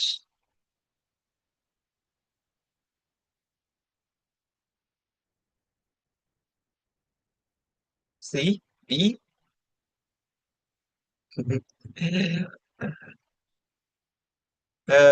See, what about YouTube babies? YouTube babies are still stuck in 4 and D. Are you serious? Okay. So, Vaisheshika Darsana, whether it accepts only 2 pramanas or it denies the necessity of Shabda or it believes in atomism, so is it identical in metaphysics? What is it? So, you know what Vaisheshika Darsana means. Okay, it was proposed by Kanada. Okay, Vaisheshika Sutras. Okay, it is allied to which, the school classical Indian logic is comes under which school of thought? Nyaya school of thought. Nyaya school is having more allegiance to Vaisheshika Sutras. Yes, Nyaya school has more allegiance to Vaisheshika Sutras, and Vaisheshikas is the oldest system. This much that I have told you in the class. Okay, so significance of individuals. Okay, generality, particularity, combination. Okay, a lot of things that we have already talked about. Okay, so Vaisheshika Sutras. This much that we have dealt about. Paramanuvada. Yes, the answer is 1 and 3 only. Okay, because Vaisheshika accepts two pramanas, Pratyaksha and Anumana. Okay, it accepts Shabda only when it is unified with Nyaya. I told you in the class itself, it accepts verbal testimony, but when it was unified with Nyaya, that they started accepting Shabda Pramana. Earlier, they didn't accept first. Okay, so in that sense, okay, I know many of you might have missed their information there, so that's why you selected 1, 2, and 3. Okay, they started accepting Shabda. Okay, they have accepted Shabda at a later stage when they were having allegiance with me. Earlier, they didn't do that. Okay, I think I forgot to mention that in the class. Okay, I only told you that they accept Shabda. Okay, happy that you remember such things. Okay, that many students will not take even lecture notes during that time. Very good for that. Anyway, don't worry. So, atomism, Paramanuvada, and everything is a part of Vaisheshika Darshana. Okay, so very good that you have attempted it. Don't worry. Okay, it's not even a previous year question, just a model question. We can move on to the next question, I think, because I think I have explained as well. Yeah, we will move on. Okay. So moving on to the next question, I think it's time to have next question, which is comparatively simple. We have the pramanas at the left-hand side and its descriptions at the right-hand side. You just have to match these together. Comparatively simple. Every one of you can answer this correctly. Even the YouTube babies who might have missed the last question with wrong options, you can do this well. Okay. So we have Pratyaksha, Anumana, Upamana, and Arthapatti at the left-hand side. You have its descriptions at the right-hand side.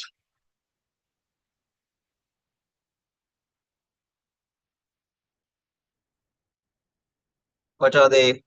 Yes. Pratyaksha is?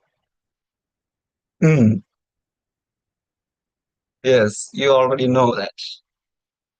These were the four pramanas, not four pramanas in Nyaya philosophy that you know, but this is from Advaita Vedanta philosophy. Advaita Vedanta philosophy has 6 pramanas. Which are the Pratyaksha, Anumana, Upamana. 3 more are there. One is already given here.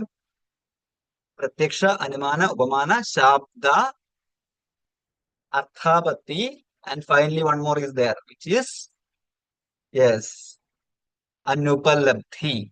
Okay, so these are the 6 pramanas according to Advaita Vedanta. So Pratyaksha is perception, Anumana is inference, okay, Upamana is comparison, Arthavati means what? Postulation, and Anupalabdhi means what? Knowledge in absence. Okay, Anupalabdhi means knowledge in absence. So that's how it goes. So which is the correct option here? That many of you have given option C as the answer. Let me check the answer. Yes, right answer.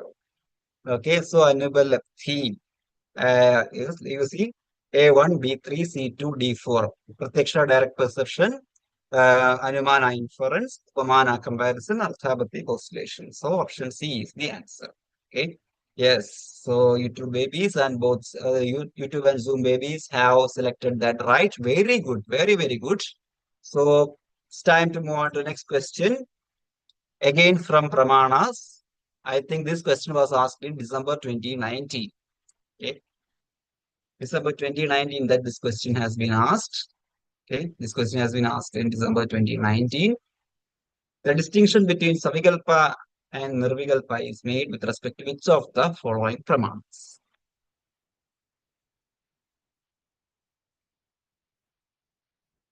Savikalpa and Nirvikalpa. Savikalpa and Nirvikalpa. Who? Hmm. Hmm.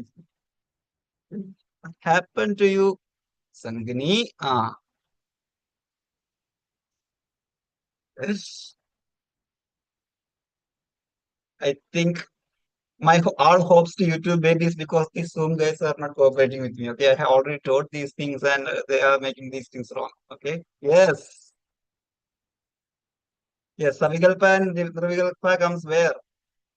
They are stages of, yes, they are stages of Pratyaksha. Okay, two stages of Pratyaksha. Okay, so why you are selecting C or D? Okay, it's stages of Pratyaksha it is. So Pratyaksha has two stages, Savikalpa and Nirvikalpa. And it also has two other categories, Anubhava and Smriti. Remember such things that I told you in our regular classes. Come on. Yes. Uh, what say? Pratyaksha itself has two stages. That is our sensory experience. Okay. Seeing an apple. Okay, and seeing an apple and learning that okay, it is an apple or it is red. Color of an apple is red. With our eyes, the sense organ called eyes, we are seeing that the color of an apple is red. Okay. Next time when someone tells that about apple, the first thing that comes to your mind is red color. Okay. So previous memory that is smriti. Okay. Or like sorry, nirvikalpa. Okay. So anubhava, the savikalpa meaning what? Yeah, sensory experience. Okay, Savikalpa means determinate perception. We know we have learned an apple is red. That determinate perception. Next time when you hear about apple, okay, with your ears, the first thing that comes to your mind is red color. So that is Nirvikalpa. Okay, that is memory. Okay, so these are the two stages of Pratyaksha. Okay, so I hope you understood that now. So this was asked in 2019. Okay. Now, so you see the things that we have discussed was based on the previous year questions. Okay, so please be careful. I know you already have the answers in your mind, but you are just panic. Okay, don't worry. Okay, so choose wisely. So here comes the next question about Swarthanumana and Pararthanumana. I think you can answer this. What is Pararthanumana and what is Swarthanumana? You already know about this, but the question is a bit confusing. We have two statements. We have to choose which of the following statements are correct. Okay. Parartha Anumana is inferential reasoning meant for others and includes five members. Swartha Anumana uses only conclusion without requiring earlier four. These are two statements. So which of the following statements are correct?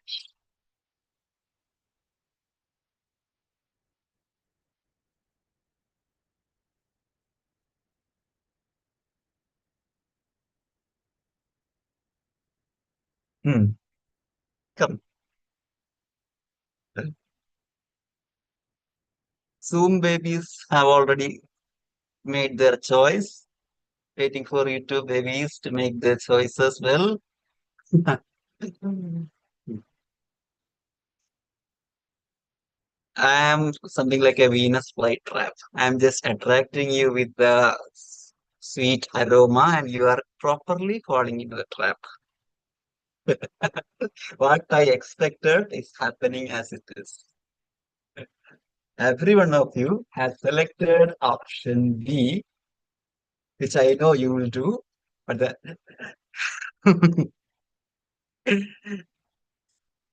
no, Ankita, yes, I got you. I got you, Ankita. Okay, so this was the real Venus flytrap, Gambit.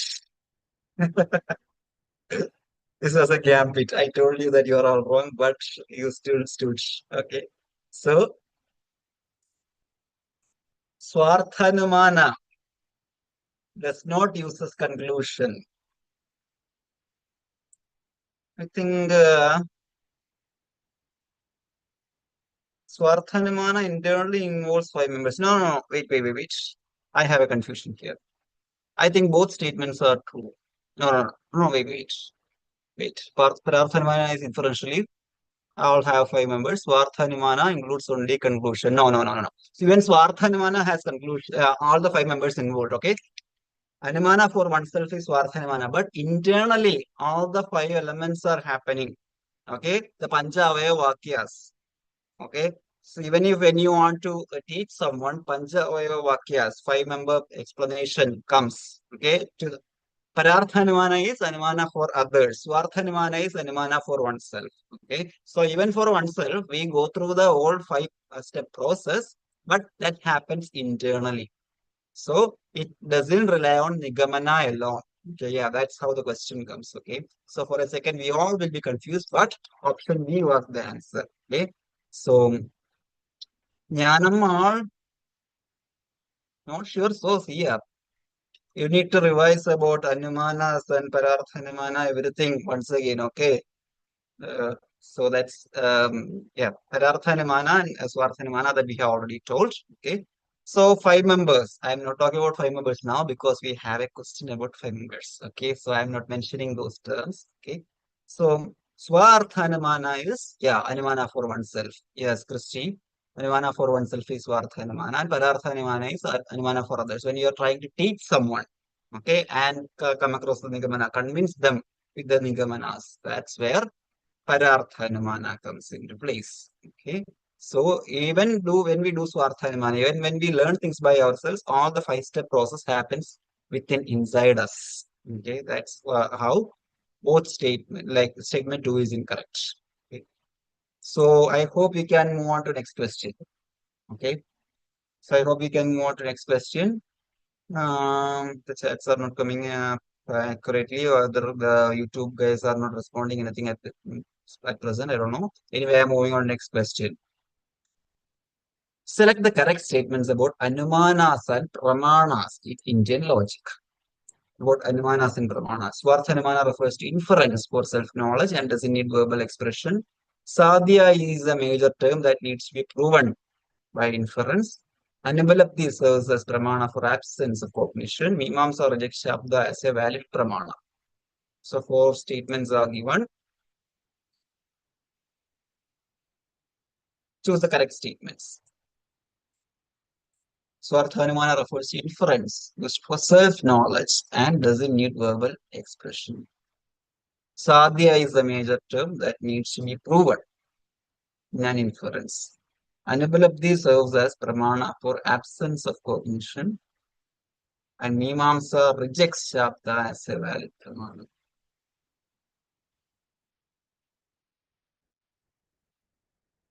Tough question.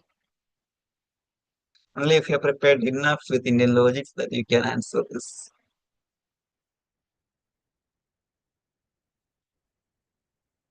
Okay. Last question that we have already talked about Swarthanumana. So the first statement you can determine whether it's right or wrong. Anubhalapti that we have already discussed in the previous questions. So you know what Anubhalapti means. Sathya, Paksha, Hetu. What are these things? If you know only that you can answer option, the second statement. You can determine whether the second statement is right or wrong. So Mimamsa, if you have listened to classes, early classes on schools of Indian logic, only you will understand whether statement 4 is right. So which is the answer? Some of you say A, some of you says B, some are confused whether it's D.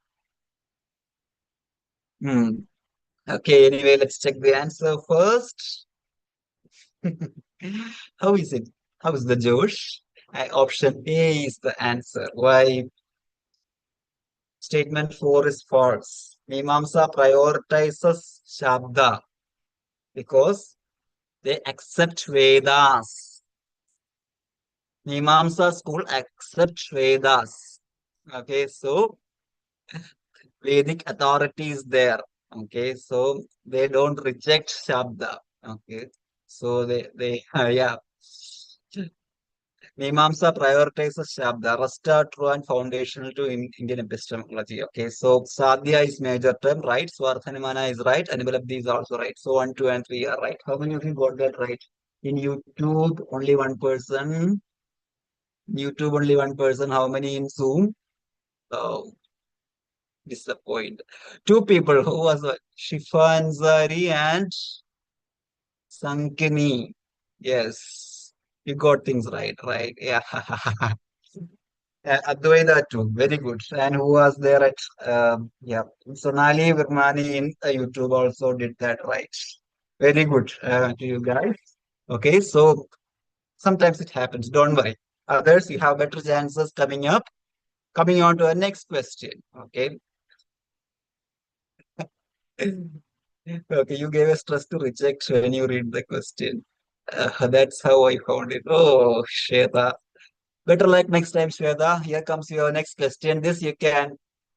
Uh, this you can answer correctly. Every one of you can answer this correctly. Which of the following sequences correctly represents the logical progression of Panchavaya Vakya in a classic Padarthanumana syllogism? This is why I told you that I am not going to explain Padarthanumana at that moment because I know this question is coming up. Okay. So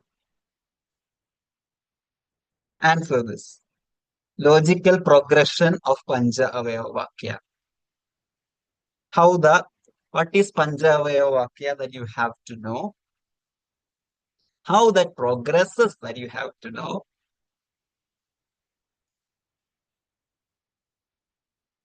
When we see smoke on a hill, we know there is smoke on a hill, and we infer the presence of what? Fire. So when somebody asks you how can you say that? Are you sure? How can you say that? You have to convince them with Pancha Avayava Vakyas. So, Parvado Vanimaniti Pradigna. No, there is fire on the hill. Okay, there is fire on the hill, that is Pradigna, for which you sustain a reason. Dhuma Vatvatiti Hetu. So that is a reason because you saw Dhuma. Okay, yes. Smoke. Then Yoyo Dhumavanu Susavanyamani Satyudaharanam. Just like you have fire in the kitchen where we see smoke. Okay. Tatha Chayavitu Atyubanayana. You have fire here as well because you see smoke. Tasmatayedi Nigamana. Therefore, I conclude there is fire in the hill. So, which is the option? Yes, it is option B. That is the right answer. Okay, that every one of you. Okay, yes. Pratigna, Hetu, Udaharana, Upanaya, and Nigamana is the correct order of progression of Padarthanumana syllogism. Okay, so that every one of you got that right. Yes, in both in YouTube as well as in Zoom. Mm, Shweta, Gausalya, be careful. Okay, I know you know the answer, right? Okay, so okay, don't be worried. Okay, I know you guys can do this. Okay, you are worried for a bit. Okay, that's why I just helped you with all these things. Don't worry. Let's catch the next question. Okay, okay, you're studying too much. That's why even if you see questions that you already know, you are just panic. Don't panic. You have time. 2 more days that you already have. Stay calm and just attempt wait for the next question. So Pratigna is the proposition. Hedu is the reason. Okay, Udaharana is the example, Upanaya is the application, and Nigamana is the conclusion. Okay, I hope Sweda and Gosile got that right now. Okay, so it's time for us to move on to the next question. Here is it. Okay, so this question is from Anumanas. Okay, So, Paksha, Hedu, Vyapti, Drishtanta. Drishtanta that I haven't told you in the class, but other three that you already know. This is the reason why we do model questions and revisions or PYQs, because you get additional information. So, Paksha, Hedu, Vyapti, Drishtanta, left hand side. The descriptions at the right hand side. You know what Paksha, Hedu, and Vyapti. So you can answer this. You know Sathya, Paksha, Hedu, Vyapti.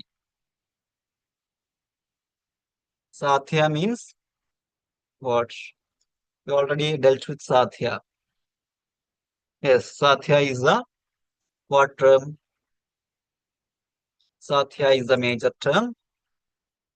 Paksha is the minor term. And Hedu is the middle term or the reason. Okay. Vyapti is the universal relation. So, which is the answer? Smoke on hill, fire, which is the major term, which is the minor term. Smoke on hill. Hill is the subject. This is the Paksha. Is that right? So, which is the answer? Yes. Option A is the answer. Paksha is the subject. Hedu is the reason. Vyapti is the universal relation. Drishtanta is the example. It is already matched. Even if that question was difficult, there was a hidden detail that it was already matched. Okay. Okay. For previous year, for the PYQ, Indian logic topic is not new. I have done you the revisiting of topics. There we have already dealt with Indian logics. We have done, but not this series. Okay, I have done one. I have planned one more session, but you didn't get that.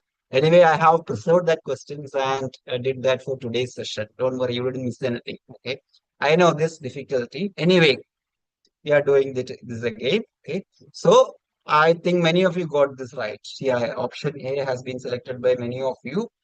Don't worry. Okay, we'll catch the next question. These things are already available on YouTube. You can just revisit it again if you need a more clarity. Okay, so this Akshay is the subject or locus. Okay, which inference is made. Hedu is the reason. Vyapti is the universal relation. Drishtanta is the illustrative example. Okay, so this is how the inference elements are explained. Okay, what happens?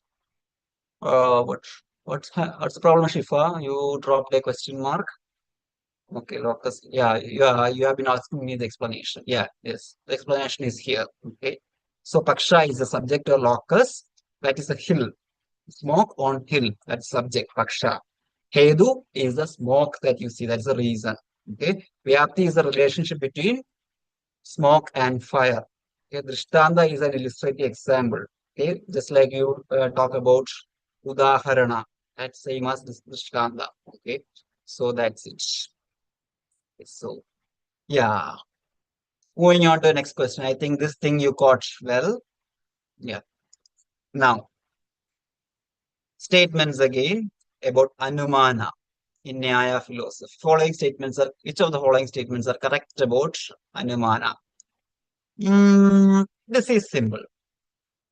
We have been dealing with this a lot, so you can do this. You can do this.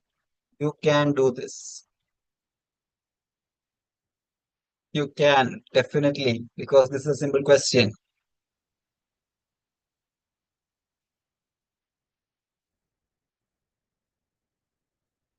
Anumana is classified as Swartha Anumana and Parartha Anumana. Is that right? Upadaya is a concluding component of Nyaya. Udaharana is universally agreed example. Parartha Anumana is one of the one's own cognition. Swartha Anumana for others. So which of the following statements are true? Anumana classified as Swartha Anumana and Parartha Anumana. Right. Upanaya is the concluding component of Nyaya. Nyaya's phylum inference. Is that right? Concluding component or concluding statements? Okay. Udaharana is a universally agreed example. Right. Pararthanumana for one's own cognition. Parartham Swartham. Which is the answer? When I am worried whether I have copied the right answer. Let's check it. Option B, concluding component. Yes. Upanaya is a concluding component. Animana, Swarthanimana, and Pararthanimana. Yes. Upanaya is the application. Nigamana is the conclusion. Okay. So Upanaya is the Upanaya is the concluding component or the application, and Nigamana is the conclusion. Pararthanimana and Swarthanimana that you already know. Okay. Yes. So that's it. Okay. Concluding component and concluding statements are different. Okay. So that's where option 2 becomes what the statement. Okay. So that's it. Now, I hope we can move on to the next question. Assertion reasoning kind of question. Okay. Assertion reasoning kind of question. So, Nyaya school insists that Anumana must include Vyapti for valid inference. Vyapti ensures that Sathya is invariably present in all cases where Hetu is present. So, choose the correct option. Choose the correct option now.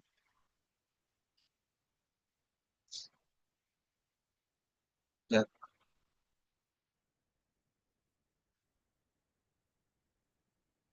Is that both A and R are true and R is the correct explanation of A, or A and R are true, R is not the correct explanation of A? A is true, R is false, A is false, R is true.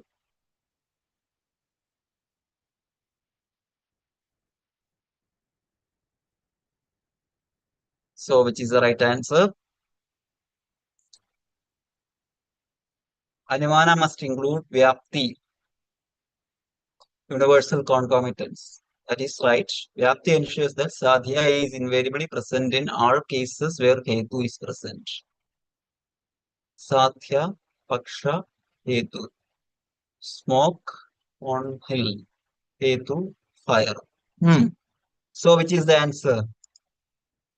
Yes, option A is the answer. Vyapti is the foundational logical guarantee that links Hetu to Sathya.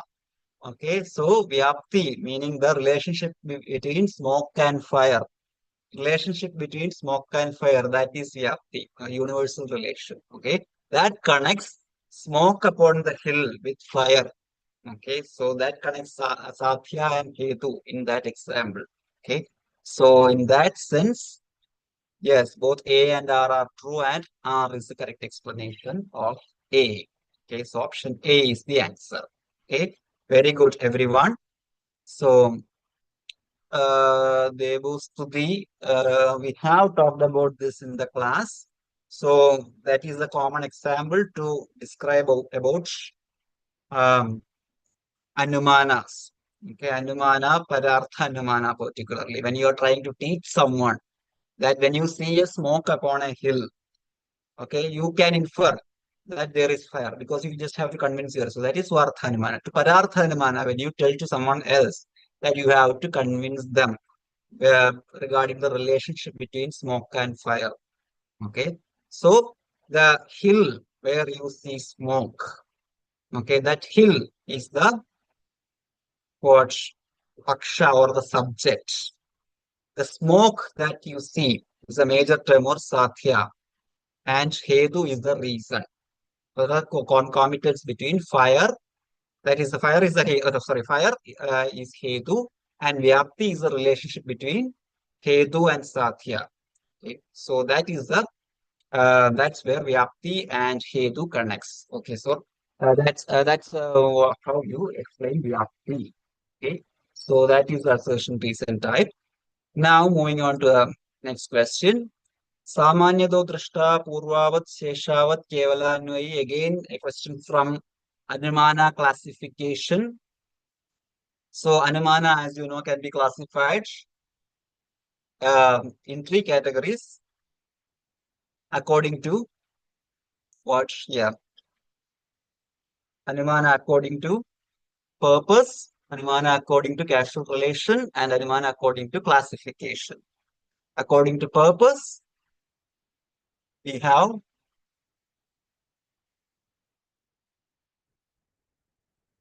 two Anumanas.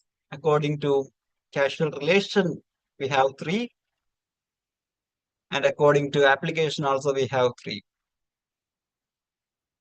Yes. So Samanyato Drashta refers to inference based on general observation of cause and effect. Purvavat Anumana is the inference from cause to effect. Is that right? Purvavat, before cause to effect. Seshavat infers effect to cause. Kevala Vidragi, positive instances. Is that right? Kevala Anvayi, Kevala Vidragi, Anvayi Vidragi. I hope you remember. Yes, the responses say 1, okay, B, C, A. So the answer is option A. 1, 2, and 3 only are correct because Kevala Vidragi is negative instances. Okay. Kevala, see, taking the risk. No. Okay, it's not a calculated risk. So yeah, Shifa, it's option A. Says 1, 2, and 3. Samanyato Drishta is what? Yes, general observation. Purvavat, black clouds, rain. It's going to rain. Sheshavat, flash floods. It was caused as a result of rain. But Kevala Vidragi is negative. Okay, so that's Kevala Vidragi relies only on negative instances. So statement 4 is incorrect. Now, next question. When the inference based not on causation but on uniformity of coexistence, what is it called according to classical school of Indian philosophy? Is it Kevala Anvayi, Samanyato Drishta, Purvavat, or Sheshavat? So I already told you about Kevala Anvayi, Kevala Vidragi, Anvayi Vidragi, Samanyato Drishta, Purvavat, Sheshavat, and everything. And the question was asked in January 2022 about all these things. Causation, uniformity of coexistence. Even if the term seems to be confusing, you can easily come into the answer because we have already told about this. What is it? Yes, yes, you are doing it right. Very good, very good. Both in YouTube as well as in, don't have to confuse the both to the, you are getting it right. Yes, it is option 2. That is the right answer. Samanyato Drishtada. Yes, anything have a cloven heel belongs to cattle. Okay, Anumana's classification according to application. Okay, Samanyato Drishta. Okay, that is the right answer. Yes, very good. Every rose has fragrance. Whenever you see a rose, you can infer that it has fragrance because every rose has fragrance. Okay, that uniformity of coexistence between rose and fragrance. That is Samanyato Drishta. Okay, very good. So here comes another question. Means of elimination from the very same categorization. Puravat, Sheshavat, Samanyato Drishta, and Paksha. But one difference is that this was asked in December 2021. Okay. And here the very same thing. Okay, not very same thing actually. From the very same area, they have asked something. Yes, you're doing it right. Come on. Yes. Which is the answer? Elimination of the residuum, blah, blah, kind of things are there. But inferred character is the residuum of a process, elimination, nothing.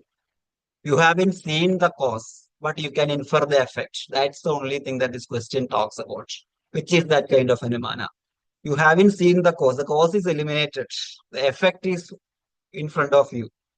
Or then you take the inference. It is Sheshavat. You haven't seen rain, but you can see the this thing, yeah. Flash flood already. Okay, so that is it.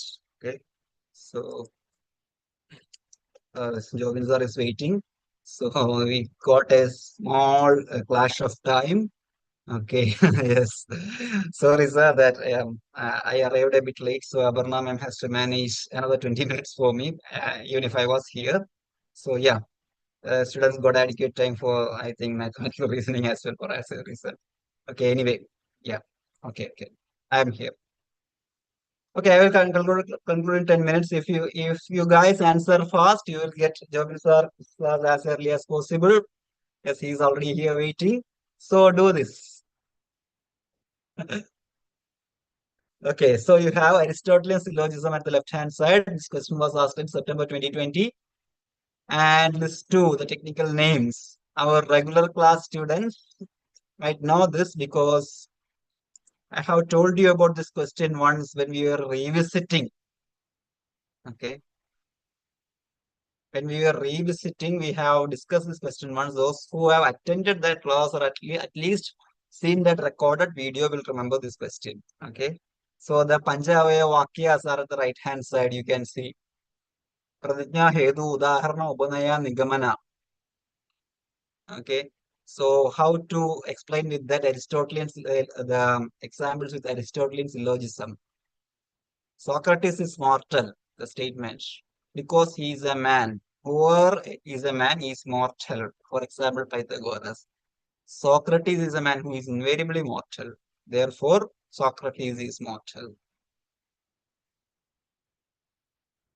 Yes, Socrates is mortal is a statement or pradigna, right?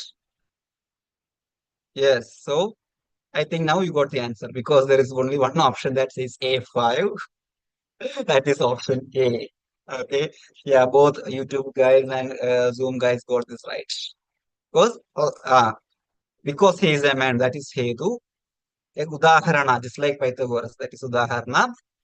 Upanaya, okay. Kathachayami Upanayana that you say, okay. Just like that, you can state Socrates is also a mortal man. And finally, I conclude Socrates is mortal, the Nigamana part. Okay. So this has been asked, okay, in September 2020. Very good that you have attended a question with previous year question, okay, correctly. Then do this. This is a bit different. This is also a master following question, but now we have jumped on to this word, Hetwa Bhasa. Hetwa Bhasas and their expressions. Sabya Bijara, Viruddha, Asiddha, Satpratipaksha at the left hand side. Their explanations at the right hand side. So what is Sabya Bijara or Anaikandiga we call it. Sabya Bijara or Anaikandiga. Viruddha, Asiddha, Satpratipaksha. You know how a proper Hetu should be. It should have a proper Paksha Dharmada. It should be a Viruddha. Everything that you know. If any of such conditions are violated, there arises Hetua Bhasas like this. So Sabya Bijara means what? Viruddha means what? At least Viruddha, you know what it is. So the trick is we just have to check which option is correctly matched. Yeah, only one option says that Viruddha is contradiction. Yeah, contrary. So that is, yeah, B2, only one option. Yes. Sometimes even if you are confused with the option, at least one option will save you, right? Yeah, only one thing that you are, I'm sure about, and that is already here as only one option. Yeah. Savyabhijara then is irregular Hedu. Viruddha is contrary to Satya. Asiddha is when Hedu is not properly established. And Satpratipaksha is counteracting reasons. Okay. So option A is the answer. Okay, that you got that right. Yes. Now, following example illustrate Asiddha. Asiddha Hetu. Which is it? Sky lotus is fragrant because it is a lotus. Sound is eternal because it has quality. Fire is cold because it is an object. Shadows are heavy because they are dark. Yes, Shifa, sometimes luck doesn't come to our way, but sometimes it does. Okay, do this immediately. I think we have uh, three more questions or something. Okay, what is Asiddha that you have to know first? Something What is asiddha? What is asiddha? Then how it works? Yes.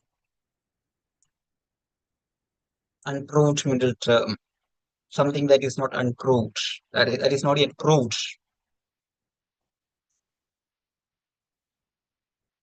Yes. So which is the option that many of you are telling? It's option A, 1 and 4 only. Let it see. 1 and 2 only. Sound is eternal because it has quality. How to determine the quality of sound? Okay. Or the eternality is not yet proved. Okay. Hedu is not established or non-existent. Okay. The eternality of sound is not yet proved. Or sky lotus is not yet seen. Okay. So that is it. That is the answer. Okay. So we cannot, like the heaviness of the shadows that we cannot even measure. Okay. That is impossibility. Okay. Though not a proven thing. Okay. Fire is cold because it is an object. The coolness of fire is not yet proved. What kind of this? Okay, the counteracting thing, Satrajibaksha it is. Okay, so that is not right. Okay, so coming on to Anekandika or other term for Sabvyabhijara, which of the following statements are true? Which of the following statements are true about Anekandika Hetu? Anekandika Hetu. How many questions that we have left? Wait a second. Let me check there. If you give me a second so that I can determine how many time that we have left. Okay, 68. 1, 2, 3 questions left. Okay. We have only 3 questions left. Okay, so answer this. Anekandika or Sabvyabhijara. Sabvyabhijara means what? What's the first fallacy or Hetuabhasa that we have learned? Fallacy of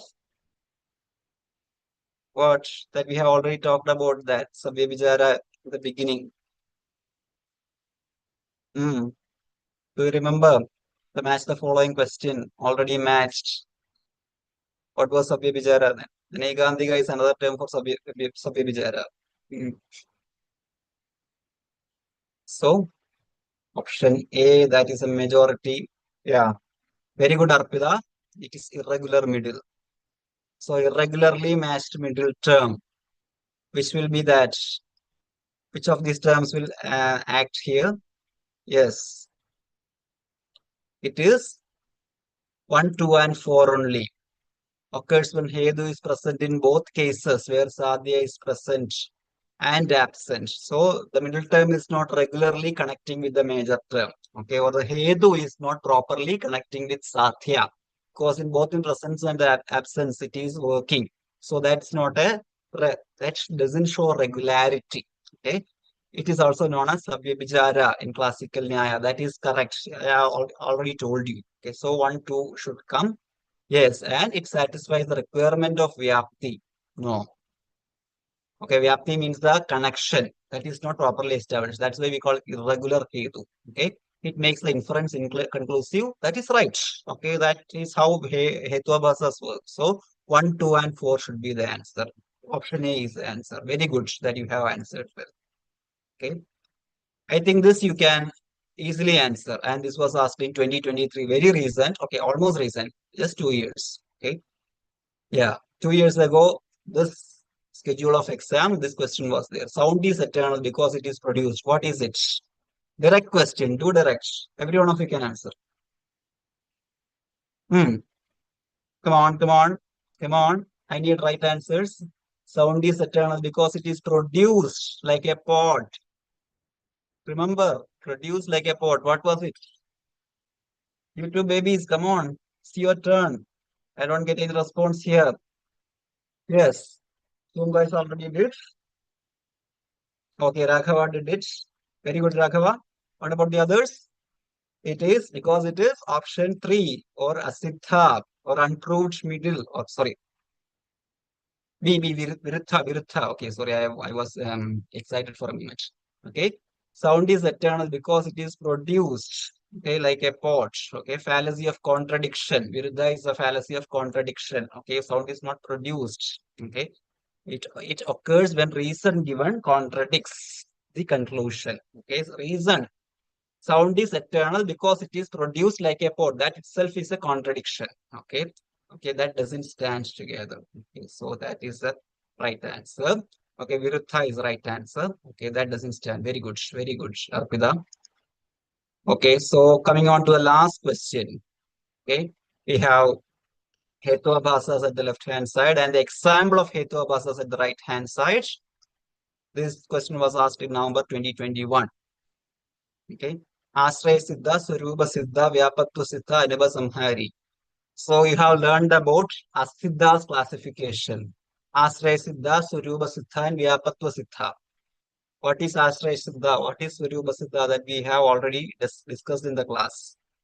Okay. So which is the answer? What is Ashraya Siddha? What is Swarupa Siddha, Vyapatva Siddha? So if you have read our PowerPoint, you already know that. Yeah, that classification was already given in our PowerPoint PDF. So if you are at that, we might come across the classification of Asiddhas. Asiddhas are classified into three. So if you know the classification of Asiddha, you can easily know what Anubha Samhari is example here. Okay. So which is the answer? Some of you are confused whether it's option C. Some says it's option B. Anyway, the YouTube also guys also telling the very same kind of options. We are going to check the answer first. Yes, it's option C. Okay, so those who did option C, very good, because yes, option C says that A4, that is Ashraya Siddha, is when Sky Lotus example comes there. Okay, it belongs to a class of lotus, but nobody yet proved the presence of Sky Lotus. Okay, so that is Ashraya Siddha. Swarupa Siddha means what? B1, that is sound is eternal because it is visible. The reason that you state itself doesn't stand. Okay, it's not even visible. That is not even adequate. That itself contradicts. Okay, so that is Swarupa Siddha. Okay, fire is hot because fire is hot like water. That kind of thing that you sometimes tell. Okay, that is Swarupa Siddha. Vyapatva Siddha means, okay, all real are momentary. Sound is real, so that is momentary. That's an example that you can say. Okay, so what something that is real that stays only for a moment, but that is not real. Okay, the example that you give might not properly coincide with the statement that you say. Okay, that is Vyapatva Siddha. And finally, Anubha Samhari is when um, all knowable objects are nameable. Okay, port is a knowable object, that kind of thing is Anubha Samhari. Okay, so that is the final option. Okay, so that stays there. So that marks the end of my session. Okay, so I hope that was enough for every one of you. So Jobin sir is waiting here. Over to you, Jobin sir, for a moment. Okay, so I'm just making you host. Where is your name? Yes. Yeah. Wait a second. Yes, sir, that you are host now. Yes. Thank You you. can Thank you, continue. Madhu. Yes. Thank you so much. So, yeah. So everyone, this is supposed to be my last session on YouTube Live. So all the best to everyone. I hope every one of you can score better the coming days. As Aparna ma'am said, we will see you next time in the felicitation event when you all will be honored for your success. Thank you, everyone. So see you after the results. Bye-bye. Good night. Yes, so hello, good evening, everyone. All those in the Zoom and all those in the YouTube. Hello, good evening, good evening.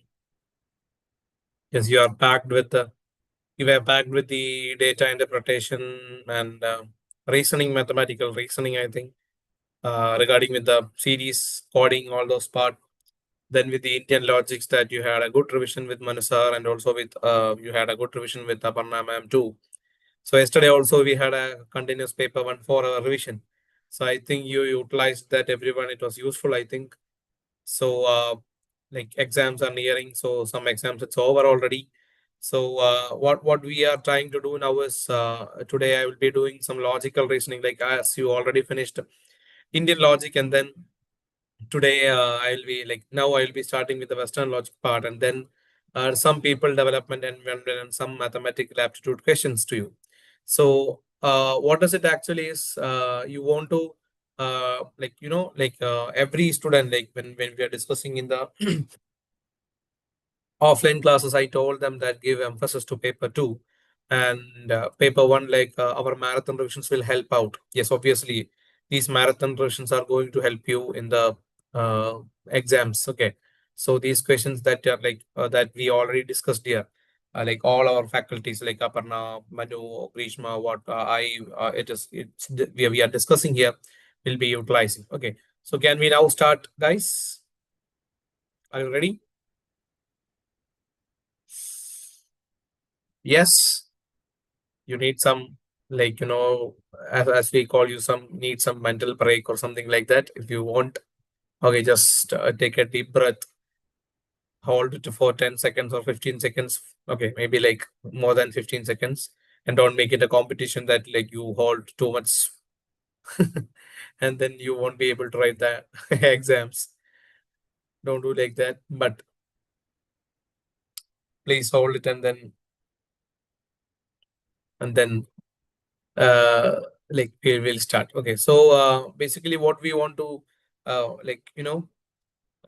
thing is that 50 questions are there from paper 1, 100 questions are from paper 2, total 3 hours.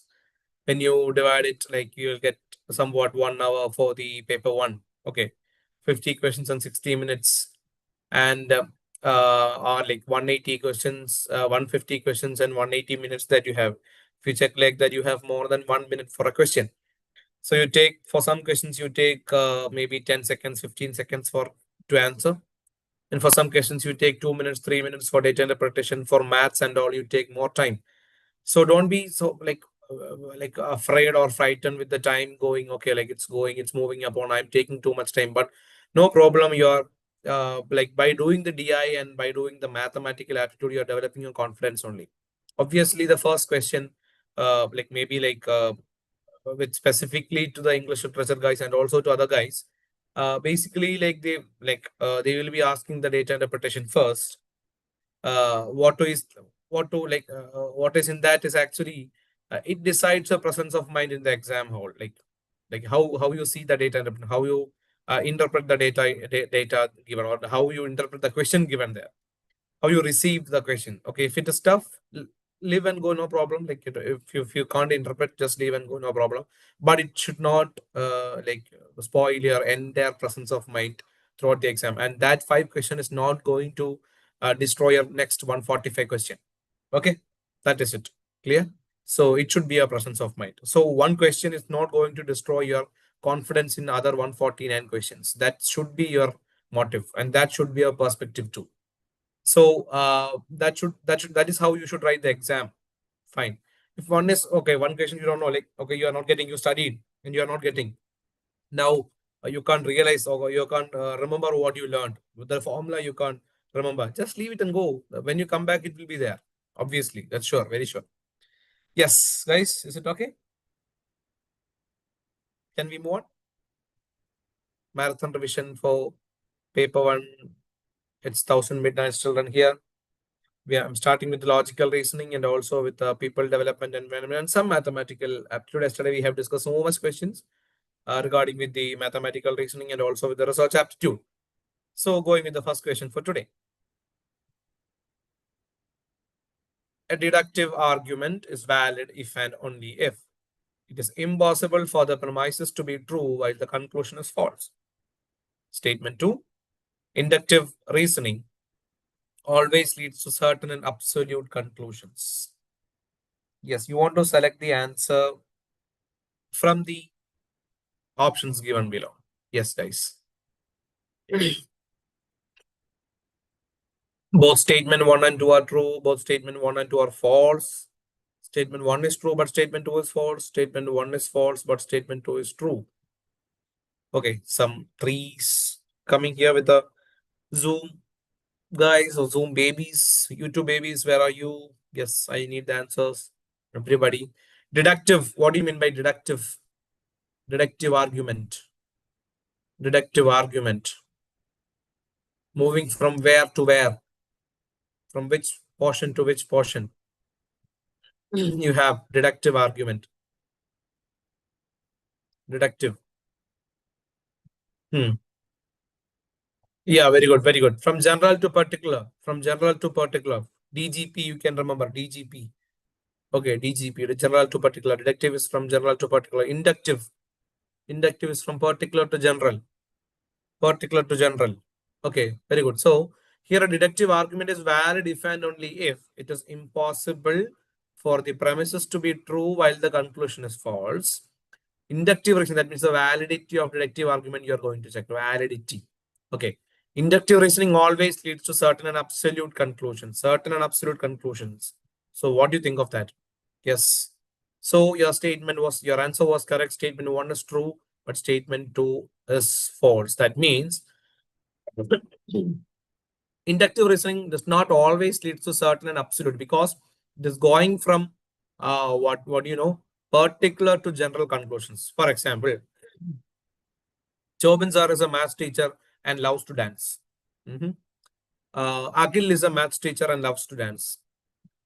Aparna is a maths teacher and loves to dance. So we conclude that all maths teachers loves to dance. Clear? Particular to general conclusions. And here it should not be like every time it leads to certain and absolute conclusions. It may not be true.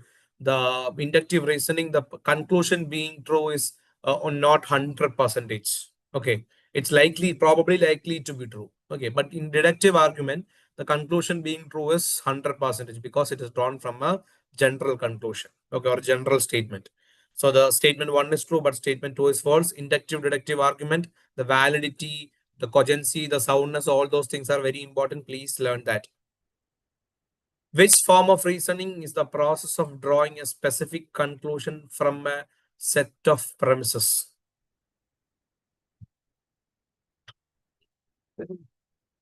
Rationalism, deductive reasoning, inductive reasoning, and probabilistic. Just now we discussed.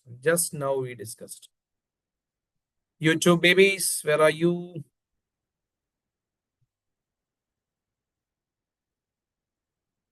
Where are you? Let me see your answers too. Yes.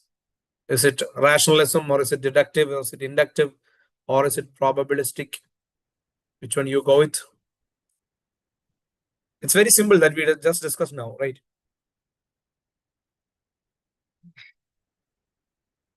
You think that it is deductive reasoning? You think that it is inductive reasoning? Okay. So the answer is deductive reasoning. Why 3 was there a lot in the chat? Which form of reasoning is the process of drawing a specific conclusion from a set of premises? Specific means what? Specific means what? I told you yesterday itself, read the question, read through in between the questions you should read, then go with the answers. Like the trick, or you are trapped by the NTA, right? Yesterday we are discussing the traps that can be done by NTA to you, to make you fool. So all these things can come. So specific conclusions, yeah, mind games. So it's deductive reasoning that you have. Okay, going to the next one. Which fallacy is committed in the following statement? Since he is a leftist, he will not favor the policy even if it is beneficial for the people. Fallacy. Appeal to ignorance, argument against the person, false cause, straw man. Like when you study the fallacy, or basically the informal fallacies and the formal fallacies, it's very important that, like with the informal fallacies, you have different names. Maybe like argumentum ad populum have appealed to the people. Argumentum ad baculum have appealed to force. All those things, like you have different names. Okay, so here what happens? Since he is a leftist, YouTube babies, yeah, which is the answer that you're giving. Since he's a leftist, he will not favor the policy, even if it is beneficial for the people. So what is the statement like what it is focusing here, it is focusing on the person actually. Okay, it is focusing on the person. That means it's argument against the person. Okay, what is actually that? What is actually that? Do you know the like other name for that? What is actually that? For focusing the person, not the statement.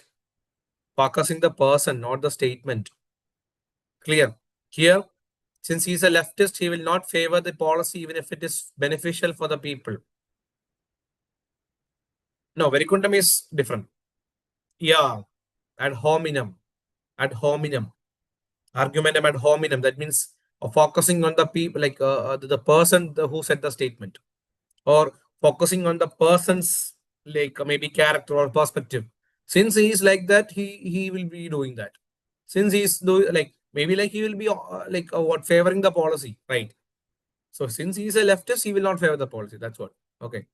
So it's actually argumentum ad hominem. Argumentum ad hominem. That's a fallacy name. Fallacy name. Okay, fallacy name.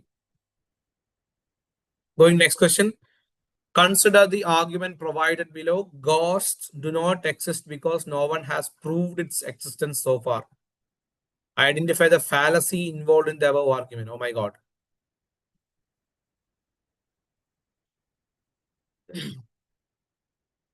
Yes. Yes. Ghosts do not exist because no one has proved its existence so far. That means like a person believes that this type of fallacy occurs when a person believes that a thing is not true, like as it is not proved false. For example, time travel is possible as no scientists have proved it is false or cannot be possible. So time travel, it is possible, like someone is believing. It's a fallacy. So what is the fallacy occurred here? It is actually what? Argumentum from ignorance. Argumentum from ignorance. Okay. Yes, first option is red herring. Red herring only. The red herring means red herring. It's a relevant thesis. Red herring is a relevant thesis. Okay, argumentum from ignorance. Do you know what is the different? What's the other name for argumentum from ignorance? Argumentum from ignorance. Other name for argumentum from ignorance. It's argumentum ad ignorantium. Argumentum ad ignorantium. Yes, that is it. Ignorantium.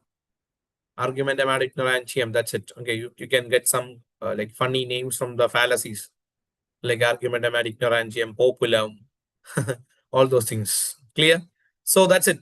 So whenever you have like you believe that this will be possible, or you believe that a thing is true, like what? Because no one has proved it as false. Clear?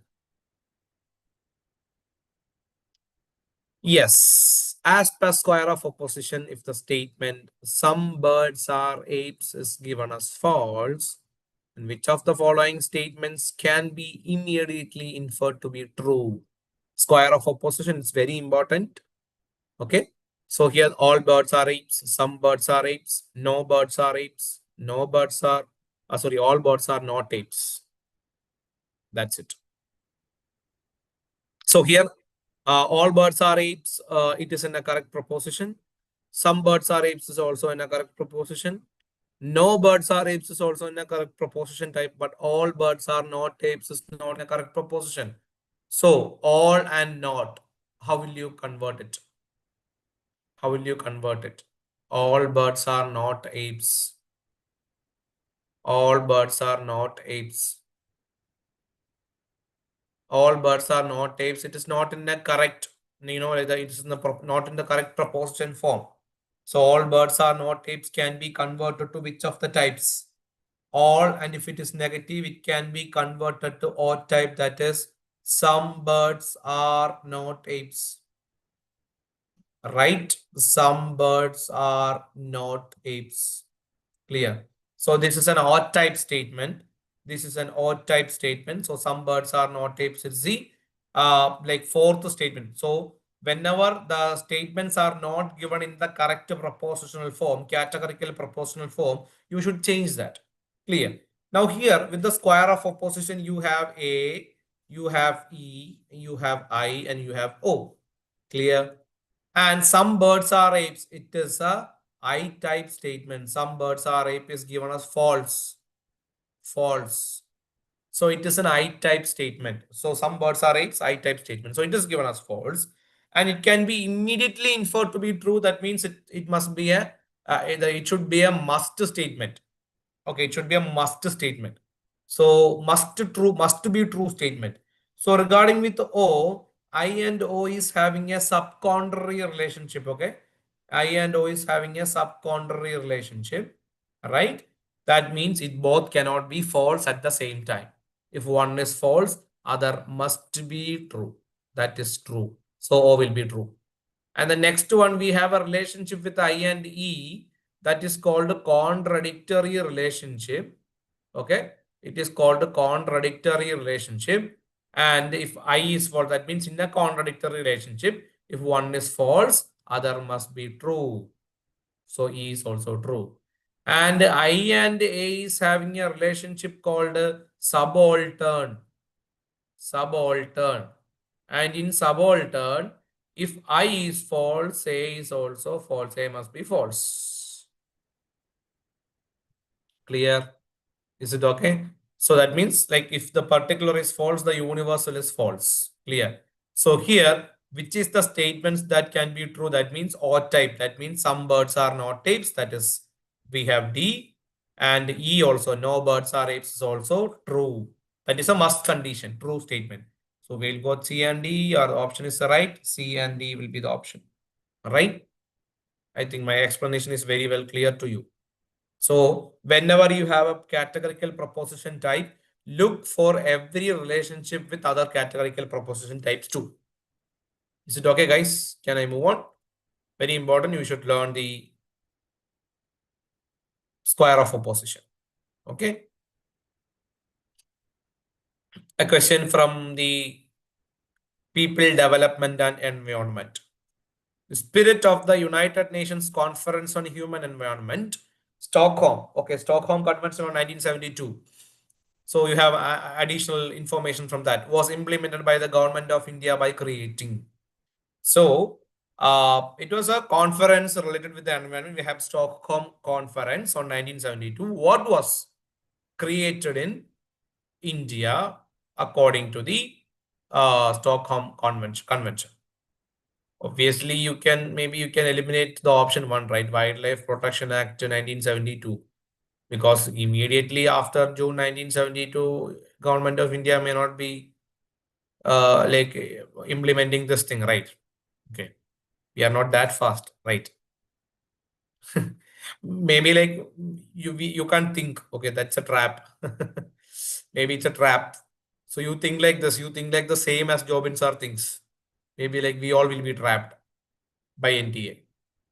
Okay, so which is the answer? Everybody telling it as 4, 3, some 3, some 4. You two babies. Yes, so the answer is the Environment Protection Act 1986. Obviously, as the convention was related with the United Nations, the conference was on the human environment. It was in Stockholm in 1972. And you can relate with the options. It will be regarding with the Environment Act only. So it was formed. The Environment Protection Act 1986 was formed or implemented by the government of India. Clear? Next one. Which human activity is most directly associated with the introduction of exotic species that can become invasive? Invasive. It's actually like spread is more. Okay, drastically spread or directly spread. So it is, what is that? Localized farming practices, global trade and travel, renewable energy usage, national park establishment. Which human activity is most directly associated with the introduction of exotic species? Exotic species that can become invasive. You can give the, like exotic species. Like how can, like think of COVID or Corona. Okay, how it transmitted. exotic species. How it transmitted? Now you got. Is it through national park establishment? Obviously, it is through what? Global trade and travel, right? It was through trade and travel. Okay, you went out for buying apples, you went out for buying bananas, the police caught you, you went out for different trades outside the home. Okay, that's what happened. It spread that. Okay, so like it can be directly spread. How it is possible? Obviously, it will be global trade and travel, not localized the farming practices. It cannot be spread out. Renewable energy uses, obviously not. National park establishment, obviously not. Okay, so you should read in between the questions. That's what people development. You should know the technical terms, obviously, but in between you read the question and then go with the examples. It's very easy. Jasmine, and the question, it's like it is the type of question. Do you see did you hear the thing that in some of the paper 1 or paper 2 questions they asked the chronology of movies like Bahubali, all those things were there. I think Kalyani ma'am was explaining to the groups today to check the movies, the chronology order of the movies, and then RRR were asked. Okay, obviously when we ask our brain for a chronology order of RRR, our brain will be reading not to like that. Or if we read Bahubali or KG or something like that, Bahubali, bale bale bale Bahubali, only the song remains, but not the year. So what our brain can do, right? Okay, the NTR play the crazy NTR playing with the the mind games. Okay. So what is the thing that you can go with this? They won't go with the same practices with every paper one thing, because if you actually 22 23 they started the exam. If the paper one trend is same, you can all clear paper one. Okay, so obviously you cannot expect that type of thing in paper one now. Maybe you can expect or may not be, I don't know, but usually they don't follow the same practices. Because if paper one is same trend, obviously the first one is getting the last one is getting more advantage, right? So obviously not. Yeah, so next one. Yeah, ഇന്നും അത് വേണോ? അതാണ് ഈ സാഹോദര്യ Baahubali. That's it. So next one, according to the United Nations website,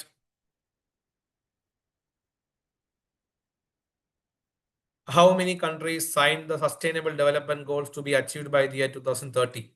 Last year we were singing Pushpa songs. Yeah. Pushpa was so famous at that time.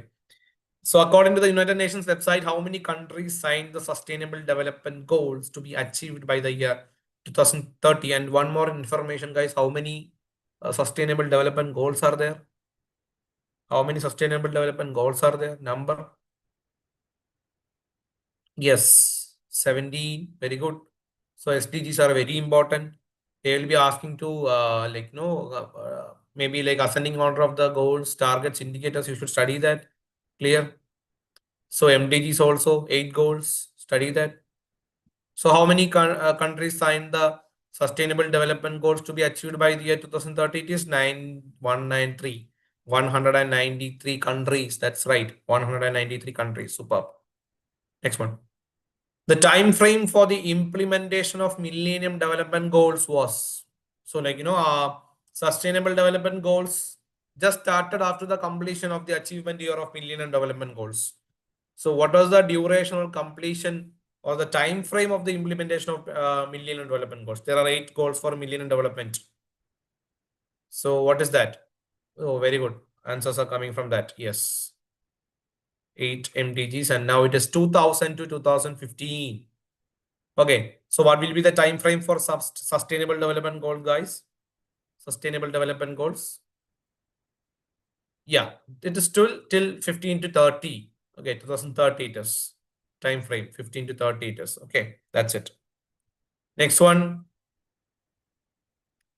Which of the following statements are so related that they cannot both be true, although they both may be false? Okay. All trees have roots, no trees have roots. Some trees have roots, some trees do not have roots. Yes. That means they both cannot be true. So in the square of opposition, you should think that which of the following pair or which of the pairs of categorical proposition that both cannot be true, but they both can be false. Clear? But they both can be false. So AEIO square of opposition is here. Clear? So A and E is having a contrary relationship. A and E is having a contrary relationship, and they are telling that, and they have the relationship that they both cannot be true at the same time, but they both can be false. So A statement is all trees have roots. This is A. No trees have roots. This is E. Some trees have roots. This is I. Some trees do not have roots. Actually, it's not have roots. It's our tie. Okay. So what is the answer, guys? A and B you go with. That is the answer. Option A and B. So you check for A type and E type because they are having a contrary relationship. Clear? Because they are having a contrary relationship. So obviously what? That is A and B. Clear? A and B. Going to next one. All children are not intelligent is an example of which proposition? Universal affirmative, universal negative, particular affirmative, particular negative. Yes. And the conversion thing you should know very clearly because here the statement is starting with all and it is a negative statement. Okay, negative statement starting with all. So it can be converted to what type of statement? Is it universal affirmative? Is it universal negative? Yeah, obviously, negative sentences starting with all, each, every should be converted to O type. O type is particular negative. So it's O type. So it can be converted to some children are not intelligent. So remember that negative sentences starting with all, each, every can be converted to O type. Particular negative. Clear? Okay. Yeah. Match the list 1 with list 2. It's an environmental initiatives and the year. Kyoto Protocol, very important. Paris Agreement, Montreal Protocol, Earth Summit. So, which is that? Kyoto Protocol and which year? Like you should know that. So, which one? Kyoto Protocol will go with 1997, right? So, which is the option? A3. Fine. 4. B1. Yeah. That's it. That's how you understand a math, match the following question. That's it. So here A3B1, that is Paris Agreement in 2015. That is what is in it can be asked like the environmental agreement or convention or conference of parties 21. It is other name Paris Agreement 2015. Okay. Then Kyoto Protocol is in 1997. Okay. Montreal Protocol is in 1987. Earth Summit, that is in Rio de Janeiro or Rio Summit. It is in 1992. Clear? It's very important that you study the names of those environmental initiatives or conferences or summits. Clear? The United Nations Environment Program was established in pursuance of Stockholm Conference, Nairobi Declaration, Vienna Convention, Brundtland Report. What is that? Very easy question. Very easy one. The United Nations Environment Program was established in pursuance of Stockholm, Nairobi, Vienna Convention, and Brundtland Report. Yeah, everybody in the Zoom is saying correct answer. Superb. Yes, guys, I need the correct answers from the YouTube babies also. Now it's a ego war between these two. Yes. The YouTube babies are also telling the correct answer. Yes, that's cool. So it's Stockholm Conference is the answer. Stockholm Conference is the answer. Okay. Stockholm Conference is the answer. Superb. Next one. Consider the following about the statements of International Solar Alliance. ISA, it's very important. ISA was launched at the COP21 UN Climate Change Conference in Paris in 2015. The alliance aims to promote solar energy by facilitating joint ventures and collaborations among member countries. The headquarters of the ISA is located in New Delhi, India, which all of them are correct. Which of them are correct? So YouTube babies, what you are saying? ISA launched. So you believe that the headquarters of the ISA is located at New Delhi. So you don't believe that? Okay, you don't believe that. Okay.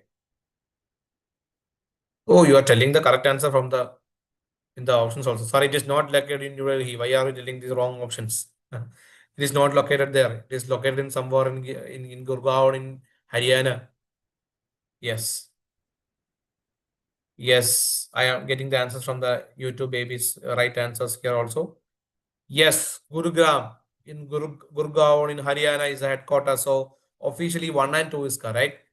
And the third one, headquarters, is not in New Delhi and it is in Gurugram. It's called Gurgaon in Haryana. In Haryana. Clear? Fine. Gurgaon. Which of the following is not an objective of the Convention on Biological Diversity? Conservation of biological diversity, sustainable use of its components, fair and equitable sharing of benefits, reducing global CO2 emissions. That means carbon dioxide emissions. It's not an objective of the Convention of Biological Diversity. Biological diversity. Okay. So biological diversity, which of them won't be the objective of that? Yes, answers by the YouTube babies. Which is that?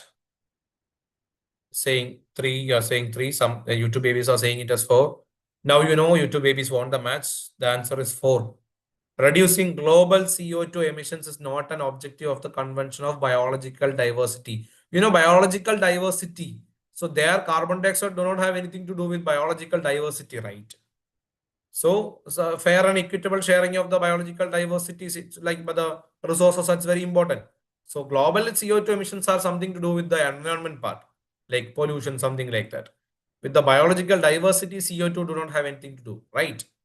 So conservation of biological diversity, sustainable use of its components, fair and equitable sharing of benefits. Clear. So the answer 4, reducing global CO2 emissions is not the objective of the convention. It was the objective of what? Yeah.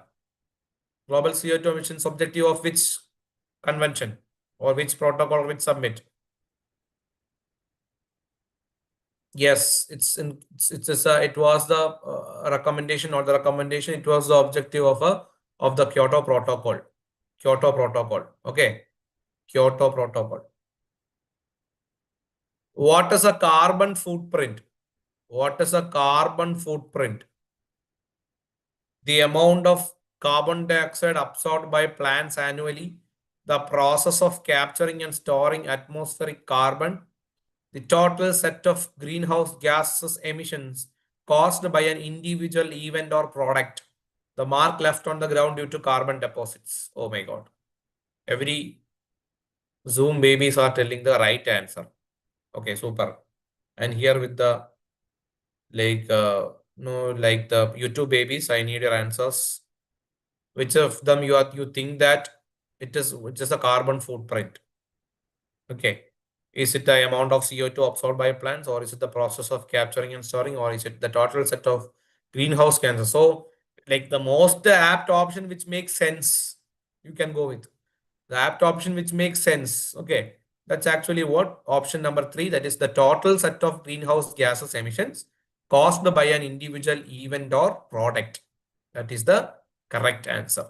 Okay. So next one.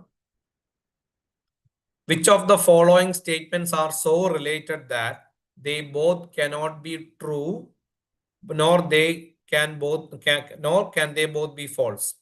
All dogs are omnivorous, some dogs are omnivorous, some dogs are not omnivorous, no dogs are omnivorous. Okay. Which of the following statements are so related that they cannot both be true, nor can they both be false? Okay. They cannot both be true and they cannot both be false. Okay. Which is the answer? Okay, which one you will go with? 4 some answers here. Okay. Let me try it out. It's A and C. What it is actually? all dogs are omnivorous and some dogs are not omnivorous. It is actually A type and O type. Okay, that they both cannot be true and no, both cannot be false. All dogs are omnivorous and some A type and O type. Okay, A type and O type. It cannot be both, like if it is contradictory relationship that they have. Okay, next one. Which of the following propositions is a contrary to all poets are dreamers? Contrary to all poets are dreamers. That means A-type statement. A-type statement. A-type statement. A-type statement. What is the contrary? So contrary A-type statement, obviously what will be? Who is the which is the categorical proposition type that is sharing a contrary relationship with A-type? That is E-type. Obviously, no poets or dreamers should be the answer. That's it. That is the correct answer. So there is a option like no dreamers are poets too, but don't jump into that like point because the subject and predicate should not be changed. Subject should be poets and dreamers should be predicate. It should not be changed in the following the categorical proposition type. So contrary means A and E type is having a contrary relationship. So if all poets are dreamers is A type, E type will be a contrary. Just a mathematics question. Mathematical aptitude 1, it's an interest question. So find the sum of money which will amount to 26,010 in 6 months at the rate of 8% per annum when interest is compounded quarterly. Okay, when interest is compounded quarterly. Okay, so it's compounded actually. And you know the sum of money which will be amount to 26,010. So it is like amount to. So it is given as a final amount. So what is the formula for compound interest? Yesterday we discussed simple interest. So amount is equal to P into 1 plus R by 100 the whole raised to T, that is time. Okay, and now here it is when the interest is compounded quarterly. When the interest is compounded quarterly, that means 3 months. Like means it is divided into 4 quarters. Okay, 12 months is exactly divided into 4 quarters.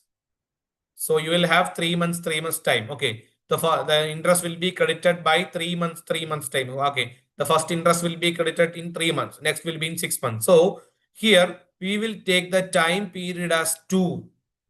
Time period as 2. Why? Because there is 6 months. So there will be 2 interest credited. So first interest will be credited in the 3 months. That means quarterly it is compounded. And the next interest it will be credited in next 3 months, that is 6. And now you know 8% per annum. So per annum it is 8%. So rate is given as 8% per annum. So it is now divided into 4. So 8 by 4. So the interest for 1 quarter is 2%. So interest for 1 quarter is 2. So you will take the R as 2%. So here you have 26,010 is equal to P. You want to find P. P into 1 plus 2 by 100, the whole raised to 2. So P into, you can write as 102 by 100, the whole square.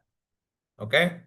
So it is like P into 51. I will cancel by 2. 51 by 50, the whole square. So it is equal to P into 51 by 51 into 51 by 50. Oh, sorry, into 50 into 50. Okay. So when I take to the left side, so 26010 into 50 into 50 by 51 into 51 gives you the principal amount. When you do this calculations, you will be getting the answer. So let us do the answer. Like you can do now, like those who are trying, you can do it. So you understood the concept. That means if it is quarterly, what you want to do, like 12 months, it will be divided into 4 quarters. So 3 months it will be you will be having the interest credited. So and the rate also you should change because it is actually credited according to the annual interest annum. So 8%. So you won't be getting 8% interest in 3 months. Okay. You won't be getting 8% interest in 3 months, but obviously the 8% should be divided by 4. And like the same thing will happen if it is compounded like half yearly too. For example, if it is like if it is half yearly means it will be 6 months. So 6 months, 6 months it will be divided 6 months. Okay, 6 months. I think by solving, I think we'll be getting the answer 25,000. Okay, P is equal to 25,000. We'll be getting the answer as P is equal to 25,000. Quarterly means like like for example, you imagine that you invested 20,000 in a bank, or maybe like 1 lakh in a bank, and it is in a obviously banks are like all working in a compound interest part, and you are getting 10% interest. Okay, and 10% annually means like for 1 lakh you are getting 10,000, and you are telling the bank that I need to get the interest quarterly means after every 3 months, a part of 10,000 will be invested in your account. Okay. And that will be counted in the next thing. Like that is what. So quarterly it is compounded. So you like usually it is like after 1 year the interest will be deposited. But you will be telling that for my convenience, I need it in every 3 months. That is quarterly. Some it can be like I need it in half yearly. Okay. So that is it can be compounded half yearly. At every 6 months you will be getting. But it will be the total interest will be 10%. Okay, it will be only divided. You're not going to get 10% every 3 months. Okay, that's different. So that's it. Next one. The average ages of 3 persons A, B, and C is 45 years, and the average age of A, C, and D is 51 years. So what is the age of B? So you find out. So A plus B plus C by 3 is given as 45. That means average age. Clear. So what is the sum of A plus B plus C? It is equal to 45 into 3. Okay. So A plus B plus C will be getting as 135. Right. Let it be the first equation. And now the next one, the average age of A plus C plus D. That means average is A plus C plus D by 3. That means 3 members are there, right? 51. And here we will get the sum of A plus C plus D. That is 51 into 3. And A plus C plus D gives you 153.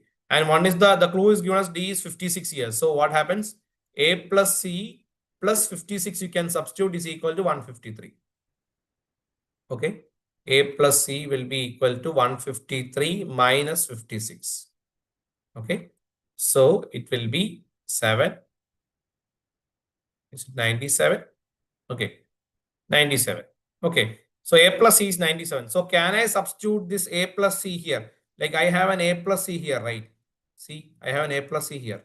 So instead of A plus C, I'm substituting 97. So 97 plus B is equal to 135. So B age I will be getting B equal to 135 minus 97.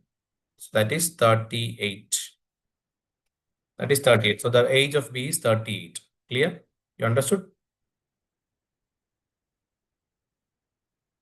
38 years. Yeah. The option is 2. You two babies, your answers? 38 years. Yes. Yes. Superb. Going with the next question. The cost price of an article is 95% of its selling price. Find the percentage of profit or loss. Find the percentage of profit or loss. So here it is a unitary method. So obviously you can take the selling price as 100. Okay. Selling price as 100. So what will be the cost price? You can't think that it is 5% loss or profit. Okay. Because it's a different question. So you can't do like that. So it's here it is given as cost price of an article is 95% of its selling price. Okay, we can't take the base as selling price. So we need to find the cost price. So take now the selling price as 100. So obviously what will be the selling cost price? So 95% of the selling, that means 95 by 100 into 100, that is 95 itself. So the cost price will be 95. Okay, so now what happens? You need the profit or loss percent. So if the SP is 100 and CP is 95, okay, CP is 95 and SP is 100. So there is a 5%, sorry, plus 5. That means gain. So gain percentage, how will you understand the gain percentage? It's equal to the amount of change, that is 5, by the base amount is cost price into 100. Okay, 5 by 95 into 100. So you cannot put the base as selling price. So 5 by 95 into 100 gives you the answer. So you cannot directly go with 5% profit or 5% loss. So here it is 5.26% profit. That is the answer. Don't jump into conclusions by seeing the questions. You think that it is 5% profit or loss, something like that. So here the change is 5. And the initial, that means change by base always will be cost price, not selling price. So don't think that cost price is 100 and selling price is 95. No. Okay, so 5.26% profit is the right answer. Yes, that is the correct answer.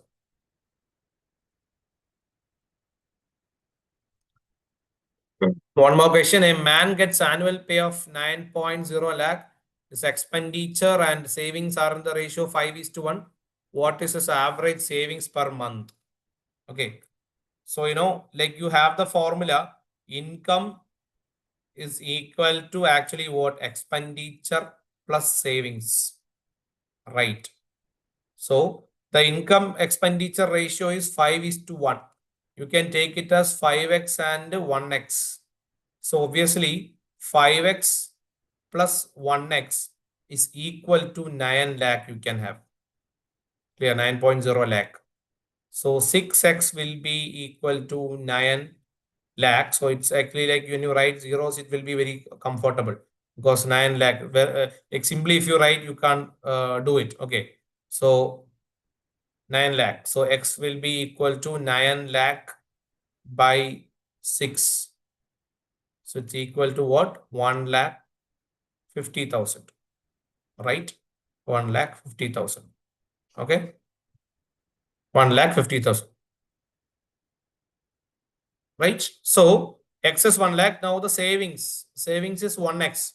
So obviously 1x will be, savings will be 1x is equal to 1,50,000. But think that we need the average savings per month. So monthly savings is actually what you do. Monthly savings, if you want for the month, you need to divide 1,50,000 by 12. 1,50,000 by 12. 1,50,000 by 12, you'll be getting the answer as 12,500. Yes, you'll be getting the answer as 12,500. Okay, because it's you need the monthly savings, average savings per month. So obviously here the answer is 12,500. So you should remember the formula that income is equal to expenditure plus savings. That's very important. So then from that you can add 5x plus 1x, that is income plus expenditure and savings ratio is given. So 5x plus 1x, it's equal to the income, 9 lakh. From there, you calculate x. So 1x is the ratio corresponding saving. So 1x, that means 1,50,000 will be the savings. Clear? That's it. Okay. Yeah, it's easy, very easy. This is a PYQ actually. Identify the major adverse impacts of SO2 on environment: acid rain, global warming, ozone layer depletion, incidence of respiratory disorders. Which are they? Obviously, you can eliminate ozone layer depletion because ozone layer depletion is not concerned with SO2 is not concerned with ozone layer depletion. If ozone layer depletion is not there, global warming also won't be there. Why going with global warming again? SO2 is not a a chemical which is having a ozone layer depletion. Which is having ozone layer depletion? Which is having an ozone layer depletion? CFCs, carbon fluorocarbons. Sorry, chlorofluorocarbons. Chlorofluorocarbons. It's a main impact. It's the chlorofluorocarbons have an impact on the ozone layer depletion. Here you have acid rain and obviously the incidence of respiratory disorders, SO2, sulfur dioxide. So 4 will be the option. Global warming, ozone layer depletion, SO2 don't have any adverse impact. Environmental education does not consist of dash. Climate change, economic disparity in society, consumption of resources, environmental degradation. Which is that? You two babies, your answers?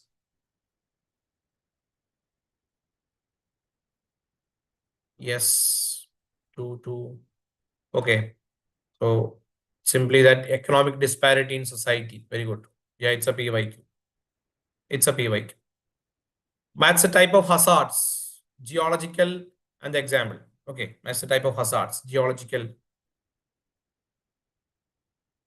Which type?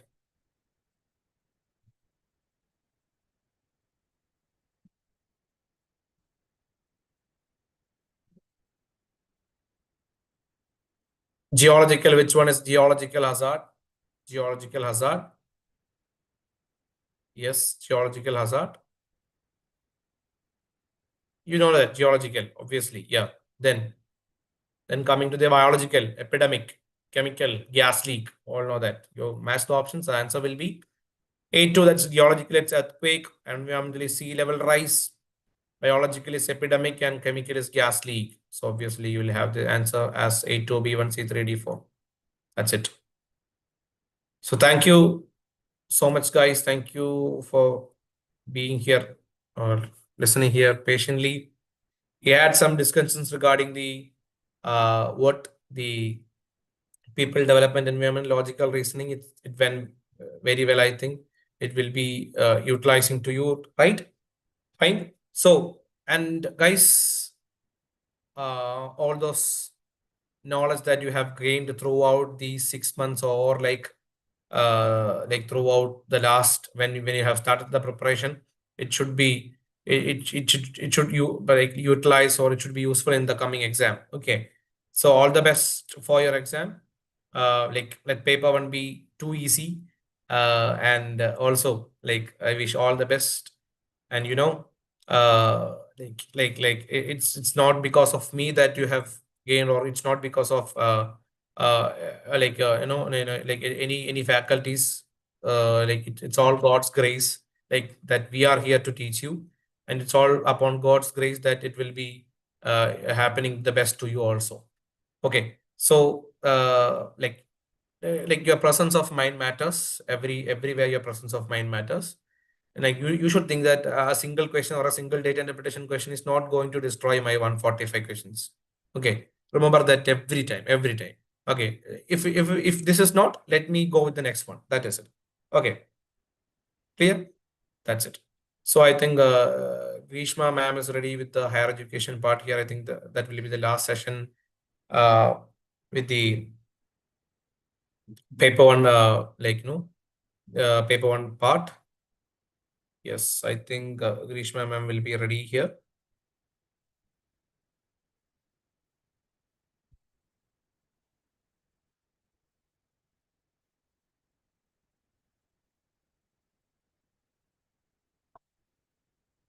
Thank you so much to babies and to you. So like to all you two babies, to all the best. Yes, everyone.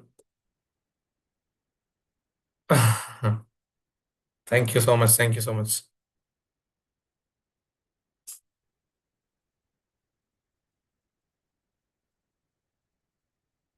Yeah, I think there's a problem with the Zoom for Grishma. Let us wait for 1 minute, okay? So you will have a mental break too at that time. Okay. So please relax. Sleep go like very well, like towards the last of the exam. You should sleep. Okay. Like take at least 6 to 8 hours sleep before the exam, like night. That night should not like you should not like sit till late night and then revise. Okay, that's what. Don't do like that. And then eat good food and go. Then don't empty your stomach and go. Don't be hungry and don't go write the exam. Eat full food. Okay, that's very important. footing, it's very important. Okay. Yeah, I think Reshma ma'am have joined. Yes. So I'll just now wind up. Bye bye, guys. Thank you. Good night. Bye. Yeah, no sugar. You have a code regarding JD and no sugar, right? With paper too. Fine. Thank you, guys. Bye.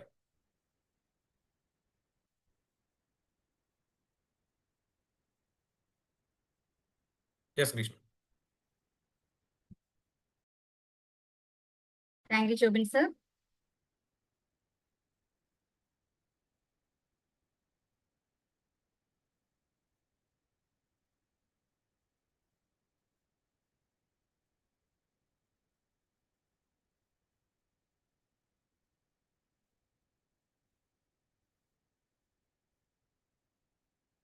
Hey, good evening all.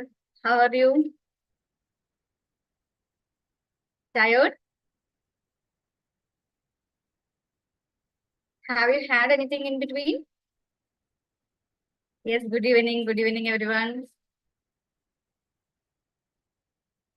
Yes, a little bit. Okay, so let's continue. I will wind up. I will try to wind up fast, okay, so that you can have your tummy full. Okay. Yeah, I know, Kirtana, that you people, all of you are working really hard. So, and we all pray that it all your efforts bring fruitful results as well. Okay. Okay, so let's start our higher education session. Okay, which of the following is not a statutory body? Which of the following is not a statutory body?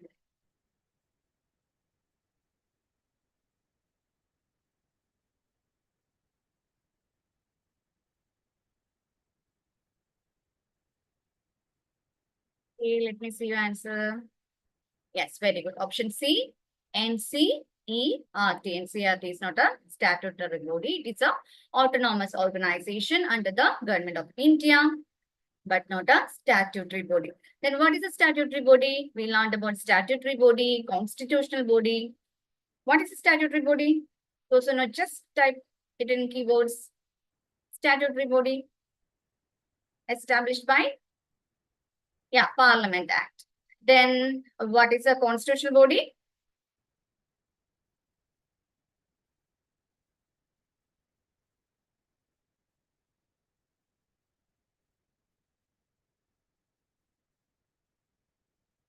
Yes, mentioned in the Constitution. I get powers from the Constitution. Okay, very good. Next question. What is the main objective of NIRF? What is the main objective of NIRF? We learned about NIRF. We learned about NIRF parameters. So what is the objective of NIRF?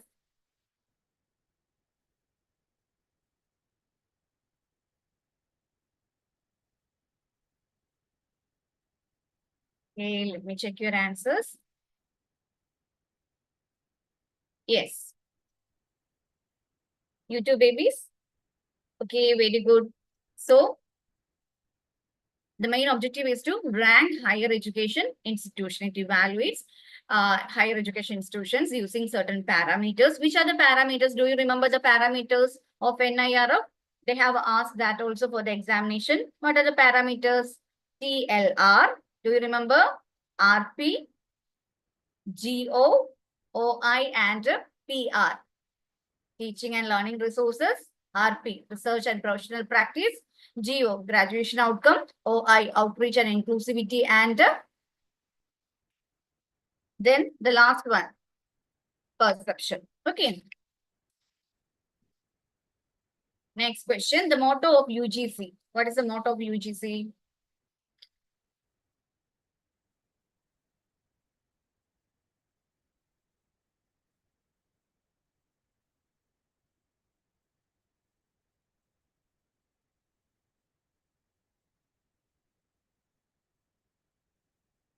Motto of UGC. I will give you a clue. It's not option D. Okay, it's not option D. It's one among the A, B, and C. So option A is the answer. Jnanam, Paramam, and Deyam. Okay, UGC's motto is Jnanam, Paramam, and Deyam. Okay.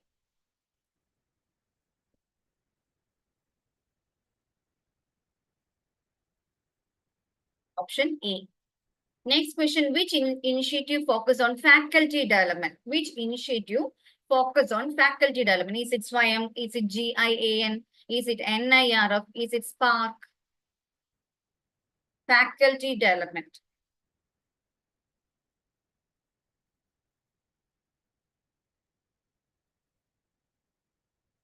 What is the answer? Okay, I'm getting mixed answers. So the initiative focus on faculty development. Okay, faculty development is SWAYAM, we know. NIRF, we know. You might be confused with GIAN and Spark. So the answer is GIAN. It is for faculty development. Okay. And Spark is mainly for academic collaboration. Okay. Then which of the following has the authority to accredit higher education institutions in India? Accredit higher education institutions in India.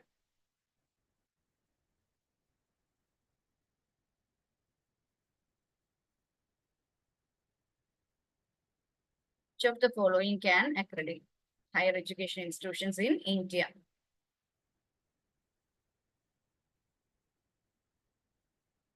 Yes. You two babies. Option C, NAC. Okay, option C, NAC is the answer.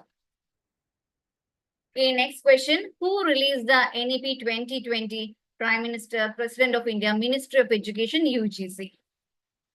Who released NEP 2020? Who can release policies? Think. Who can release policies? We learn no policy development agencies, state government and central government. So here the answer is option C, Ministry of Education. Okay. Next question. What is the target gross enrollment ratio, GER ratio, by 2035 according to NEP 2020?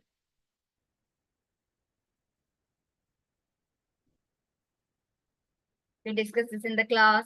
NEP 2020, the target GER, gross enrollment ratio. Yes, very good. Option C, 50%. Very good. Next question. What does the ARIIA ranking measure? What does the ARIIA ranking measure?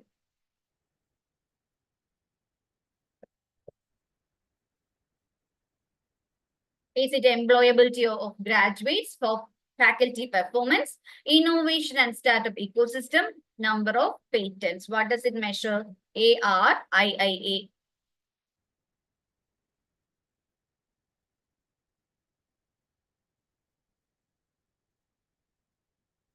Okay. So some of you have given option C as the answer. Some of you have given option A. Let's check. It is innovation and a startup ecosystem. Okay, ranking measurement for innovation and startup ecosystem. So it is part of the, we can say, innovative achievements to bring in the field of skill-based education and all. Okay, so ARIIA stands for Atal Ranking of Institution on Innovation and Achievement. Atal Ranking. Okay. In the class just passively we mentioned this. So ARIIA, it is a Atal Ranking of Institutions on Innovation Achievements, and it is an initiative of the Ministry of Education, Government of India, implemented by AICTE and Innovation Cell. So this is connected to our skill development education. Okay. And also has a connection with vocational education as well. So it's actually to bring innovativeness in the field of higher education. Okay, then which digital platform is used for academic depository services? Do you remember? Which digital platform is used for academic depository services? You two babies, what is the answer? Is it NAD? Is it NPTEL? Is it Diksha? Is it Vidwan? Yes, very good, Nyanamar. It is NAD. Okay. Here.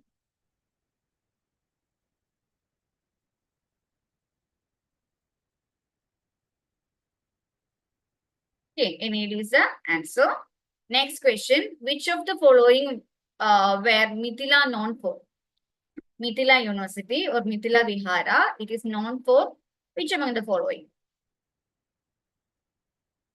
Schools. Is it Yajurveda? Is it Nyaya Sutra? Is it logic? Is it ritual sacrifices? And let me tell you, I haven't given the question exactly the way they have asked for the examination. I have made changes. So here, I need to check whether you recall. Okay, so is it one answer or two answer connected to Mithila? One option or two options can be selected. Mithila doesn't have any connection with Yajurveda. We learned it as one of the, it has connection with Hindu education, or we can say Sanatana Dharma and all, but it's mostly connected with the Buddhist education system. So we learned this, Mithila, Navvinaya. Do you remember? Yes, B and C. Again, B and C. Very good, Krishnasri. Nyaya Sutra, Navvinaya or logic. Okay, Mithila is connected with logic or Nyaya. Next question. Mithila was prominent center for Nyaya, philosophy and logical sciences. Assertion. Reason. In the medieval period, the Navvinaya school flourished in Mithila.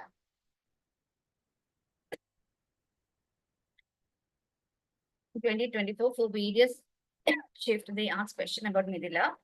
I'm sorry.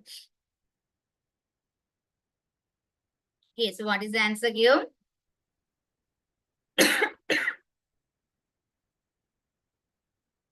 YouTube babies, what is the answer?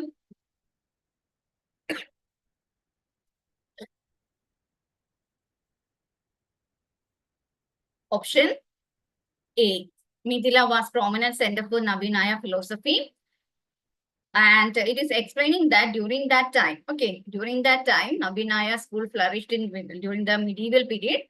Navvinaya flourished in Mithila. So that's why Mithila become a prominent center for Navvinaya philosophy and logic, because Navvinaya actually flourished in Mithila. Okay, so that is the reason why it become a prominent center for Nyaya, philosophy and logical sciences. Option A is the correct answer. Okay. Then we learned about Gangesh Upadhyaya. Do you remember? Gangesh Upadhyaya, Navvinaya, the idea of Navvinaya, Gangesh Upadhyaya. It is believed that he introduced Navvinaya at Mithila. And he is the author of Tattva Sindhamani. Okay.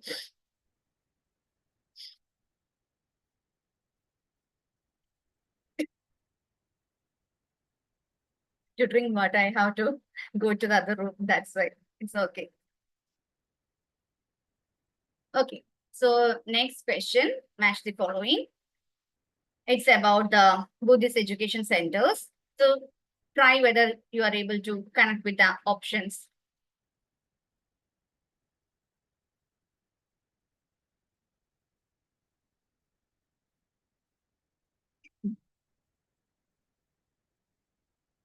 If you remember Vikramshila, you will be able to answer. If you remember what Vikramshila is known for, then it is easy to answer this question. Yes, very good, Anjan. Very good, everyone. Option C. Okay, so Takshila, medicine. Ujjain, astronomy. Vikramshila, tantric teachings. Manyaketa, Vaivada school. Okay, Vaita school. So Vikramshila, we learned that it was at Vikramshila. Which school of thought was famous? Or we can say which branch of Buddhism was famous at Vikramshila?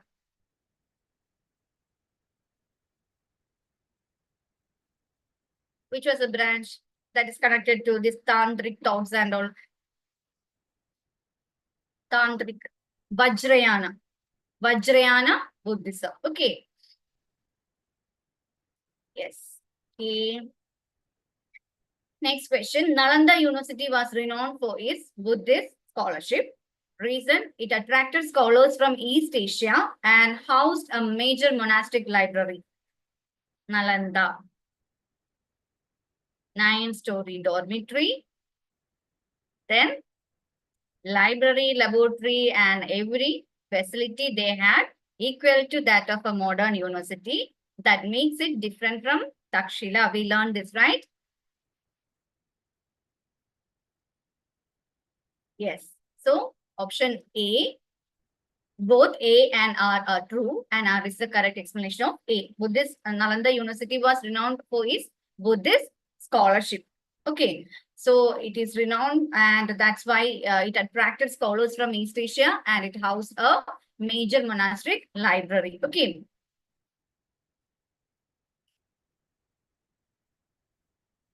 Which among the following was not an ancient learning center? Nalanda, Vikramshila, Takshila, Aligarh. Easy. This one is easy. It will be easy if you know Nalanda, Vikramshila, Takshila. And also if you know about Aligarh.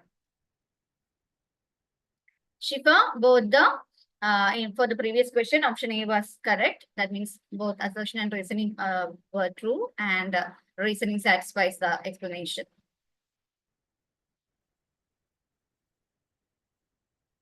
Okay, so what is the answer here? Option D, Aligarh.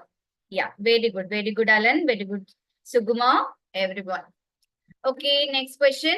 What was the primary medium of instruction during the Vedic period? Vedic period. Medium of instruction, that means language. Vedic period.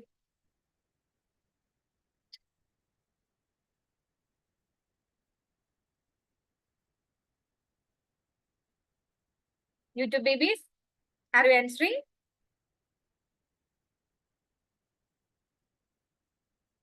What was the primary medium of instruction during the Vedic period? Okay, let me check here. Prathama, Lakshmi, Preeti. Okay. Okay, very good, everyone. It is Sanskrit. During the Vedic period, the medium of instruction was Sanskrit. Option B is the answer. And during the Buddhist period, what was the medium of instruction? What was the language famous during that time? Buddhist period. That Buddhist scriptures were written in which language? Buddhist scriptures were written in? Yes, very good, Jnanamal. And very good, Shifa, Arpita, Isha. Not Isha. It is Pali. Okay, Buddhist teachings, Buddha's teaching. The original school, we learn, no? The original teachings of Buddha were written in Pali language. That's why we call that as Pali Canon. Okay.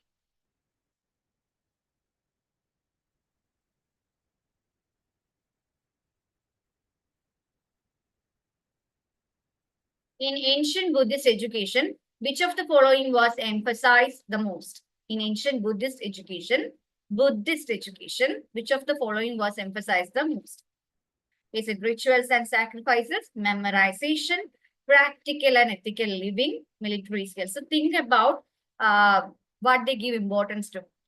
Buddhist monastery, the teachers, what they give importance to what kind of students they give admission and at Buddhist monastery. And after coming out of the school or after coming out of the education system, how the scholars will be or the students will be, what kind of training they get there. Think about that. So practical and ethical living. Okay, Buddhist education focused on moral discipline, meditation, and ethical living. Okay, they also, for admission and all, they also focus that whether the person is having moral fitness. Okay, and what was the method of admission at the Nalanda University? Method of admission during that time? Yes, very good, Sunidhi. Anjali? Yes. Entrance examination. Okay. Entrance examination. Nalanda University during the ancient time itself, they had entrance examination for getting placement there. Okay. So next question, which is considered the first university in the world? First university. It's very good, John. Which is the first university? Is it Hub? Option D is not the answer. Vikramshila, Takshila, or Nalanda? What is the answer?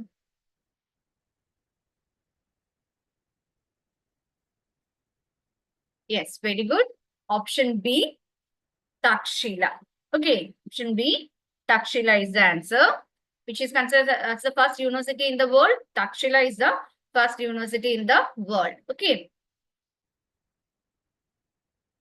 Which is now in present day Pakistan. In between which cities in Pakistan? Takshila is between which cities? The question was asked in 2019 and we discussed this. Pakistan, between which all famous cities? Takshila, Rawalpindi and Attock. Very good, Anjan. Rawalpindi and Attock.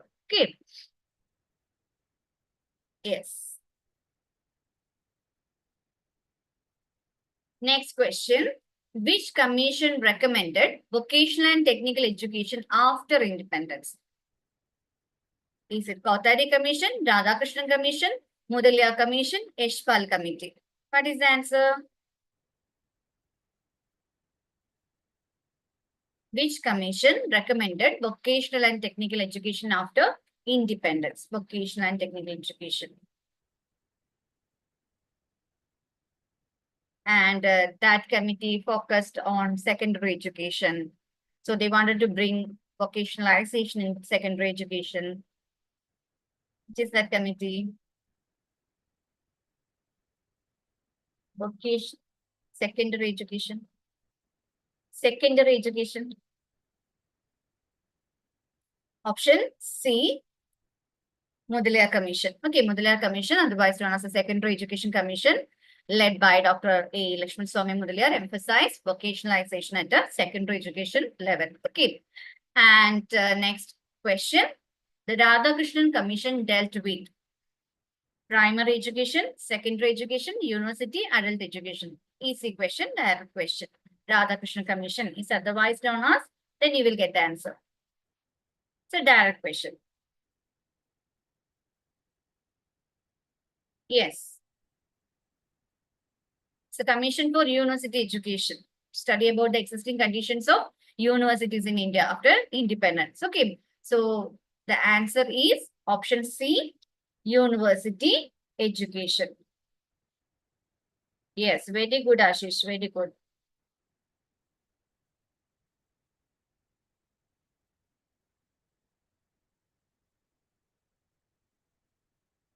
Yes, Logesh, it is C. Okay, next. Oriental learning focus mainly on. We learned about Oriental learning. We learned about conventional.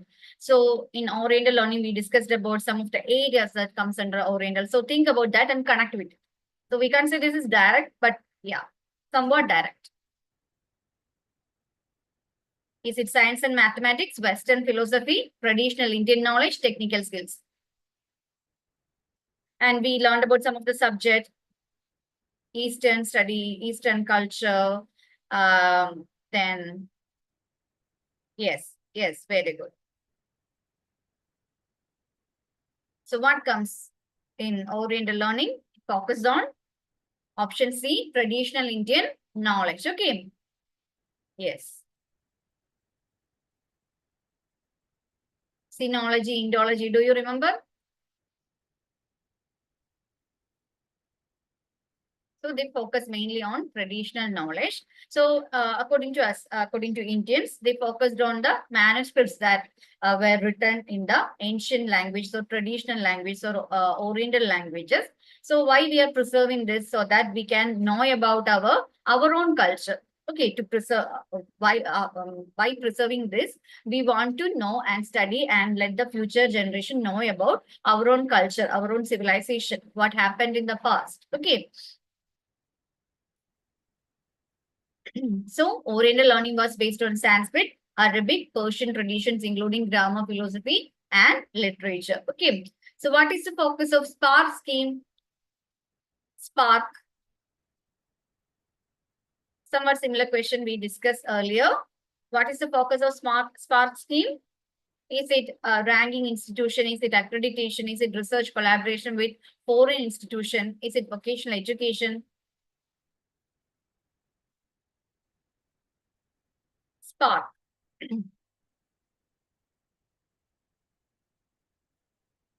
Yes, SPARK relates to academic collaboration. The collaboration between different departments, the collaboration between we can say foreign institutions, okay, Indian institution and foreign institution, an opportunity for collaboration through SPARK.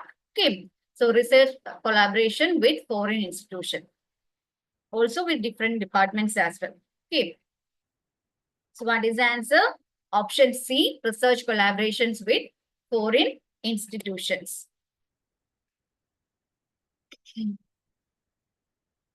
So SPARK, Scheme for Promotion of Academic and Research Collaboration. The name itself, it has collaboration. Okay. Scheme for Promotion of Academic and Research Collaboration. It promotes research between Indian and international institutions.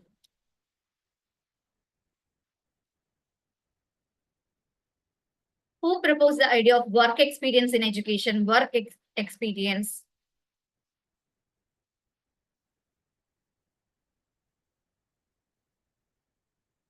Mahatma Gandhi, Rabindranath Tagore, Jawaharlal Nehru, S. Radhakrishnan. Work experience.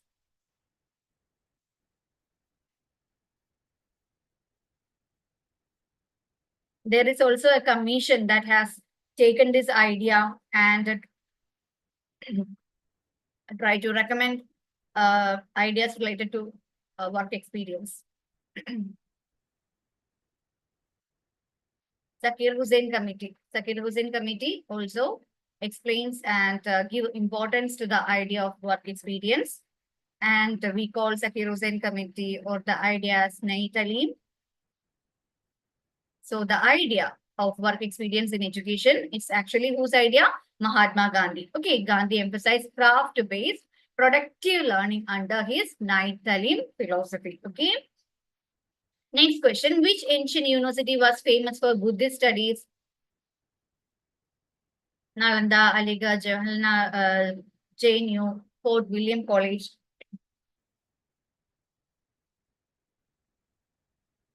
Which ancient university was famous for Buddhist studies?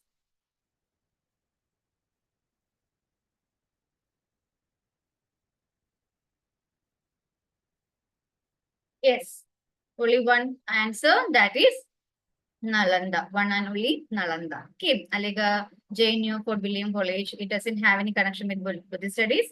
Nalanda is the answer. Okay, next question.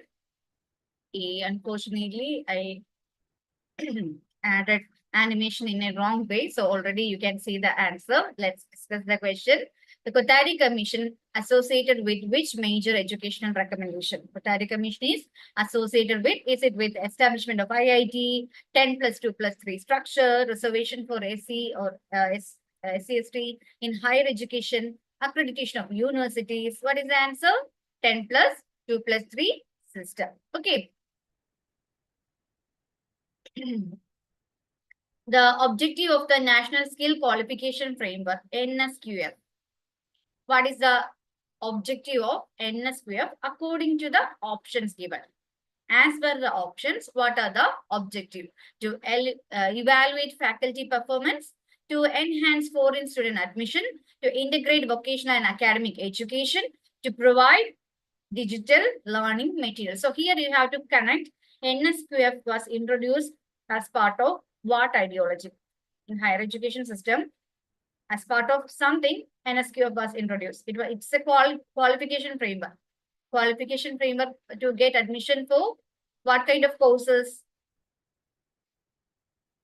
Vocational and skill-based, courses. Okay, so to integrate vocational and academic education, option C is the answer. It is not to evaluate faculty performance. It is mainly for evaluating or we can say whether a person is qualified enough to join a particular course or a particular job based on their skills. Various skills and aptitudes will be or a pre-evaluation will be done before we join courses related to skill-based and vocational education. Okay. So next question, what is the primary aim of NPTEL initiative?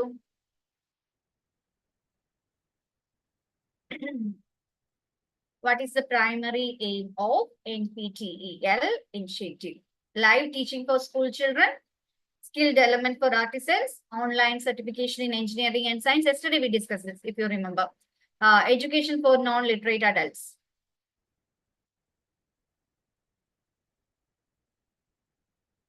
Yes, very good, Kiran. So what is the answer? You two babies?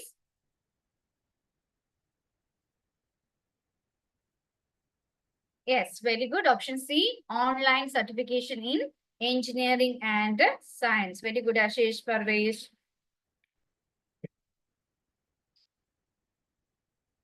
Okay, next question. The term professional education in higher education refers to. While I introduce the topic, I explain what is professional education. So the term professional education in higher education refers to. Yes, Shakti, Isha, you two babies, what is the answer? Professional education, the term. It refers to what?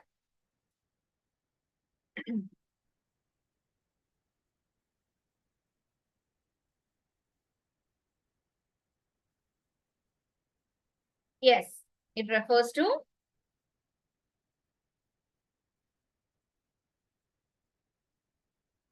Yes, career specific education such as law, medicine, engineering. Okay.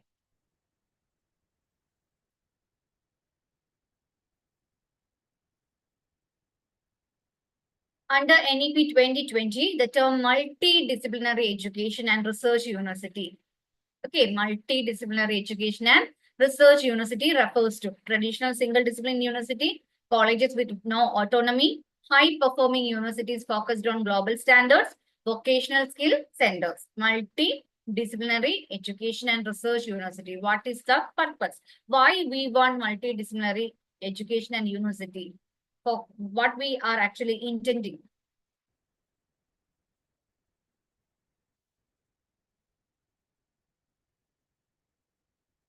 Yes, very good, you two babies.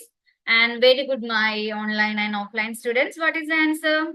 High performing universities focused on global standards, and it is also a way to attract foreign students as well. Okay, so we want to maintain the global standards.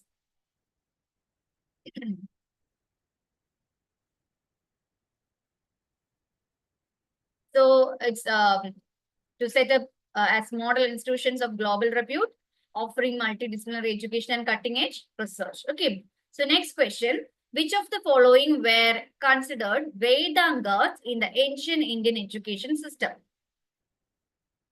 Which of the following were considered Vedangas? Vedangas were considered as a reference book to know more about Vedas. We learned this in the class. Do you remember? There are 6 disciplines in the Vedangas.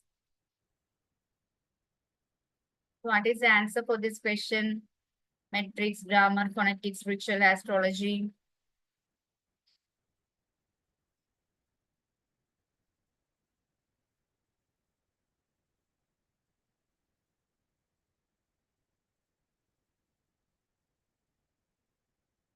Shiksha Chanda Vyakarana Nirukta Kalpa Jyotisha. Do you remember? Shiksha Chanda Vyakarana Nirukta Kalpa Jyotisha. So option C is the answer.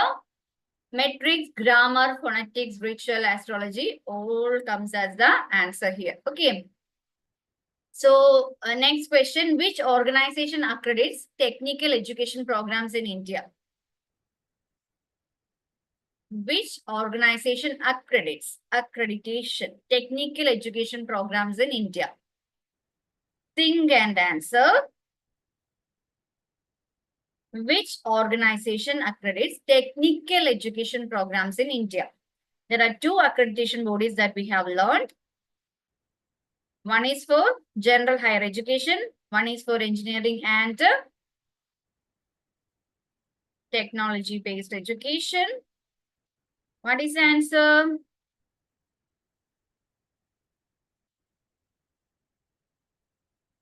Yes, very good. It is option B, NBA. Okay, NAC is for general education, NBA is for technical and engineering education. Do you remember? Yeah. So the National Board of Accreditation is responsible for the accreditation of engineering, management, and technical programs. Okay, it's okay. We are human beings. We are learning a lot, no? So it happens. So what is the focus of Vidwan portal? Yeah, one of you already gave me the answer. And your answer is correct. Let others also answer. What is the focus of Vidwan portal? Vidwan. Who is considered as a Vidwan? A scholar, right? Vidwan. Yes, experts or scholars who are having high wisdom, right? So expert database of researchers. Okay. What is the focus of Vidwan? Vidwan, experts. So both idea we can connect, expert and researchers and scholars, right? So both idea you need to connect with Vidwan, the term Vidwan. Okay. So option C is the answer. Vidwan provides access to expert profiles of scientists, researchers, and faculty for research collaboration and networking. Okay. Next question. Swayamprabha is related to, already we discussed yesterday. Is it online teacher training, DTH educational channels, women empowerment in HIEs, that means higher education institution, examination reforms? What is the answer? YouTube babies, what is the answer? Swayamprabha, yesterday we discussed this. Yes.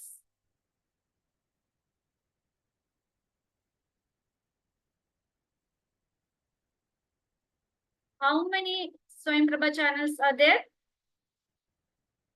for higher education? 40. For school education, it's okay. School education? School education. Yesterday we discussed E-Vidya under the scheme of E-Vidya. School education 1 to 200. 1 to 200. I told you yesterday, if you visit the Swayamprabha website, there will be 3 options given. Okay, there will be 3 options. One is school education, one is higher education, one is competitive exam. Competitive exam channels are known as Sati channels. And this higher education, for higher education, we have 1 to 40 channel. Okay, 1 to 10 channel have channel names, and 40 channel is also 40 channel also has channel names. In between, there are channels which doesn't have any name. Okay, and the name of 40th channel is Vyas. And I also told you that under the PM E-Vidya scheme, there are 1 to 200 channels dedicated for school education. Okay.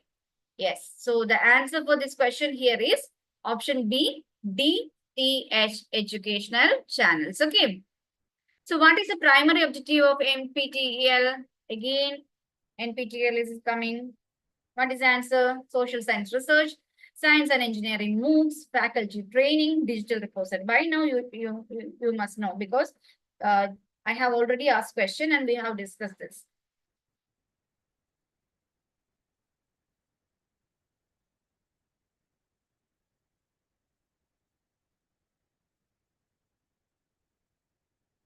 Okay, so what is the answer? Option B, science and engineering MOOCs. Okay, option B is the answer. Yes, very good, all of you. And it's okay for those who missed. We are just discussing to brush up your memory. Okay, and also those who don't know, it is an opportunity for you to just listen. Okay, so that when a question comes like this, you can recall and write. Okay, so the national repository of these thesis and dissertations is National Repository of Thesis and Dissertation.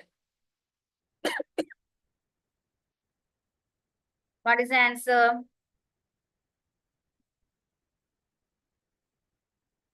Okay, Nyanamal is giving the answer. Shodhganga, who is?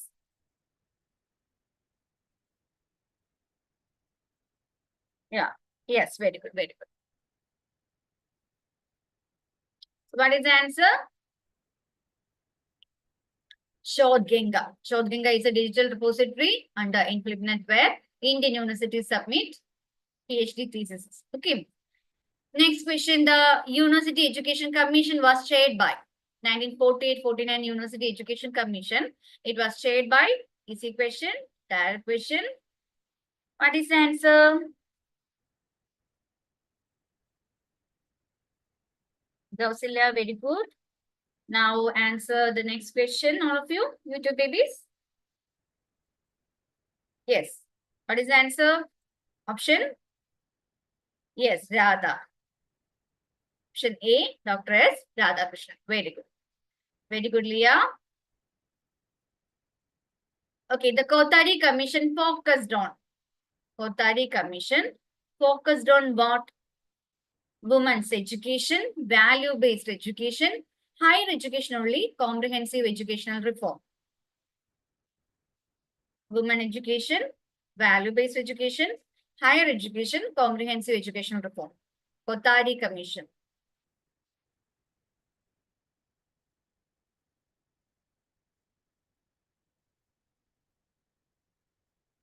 Think and answer.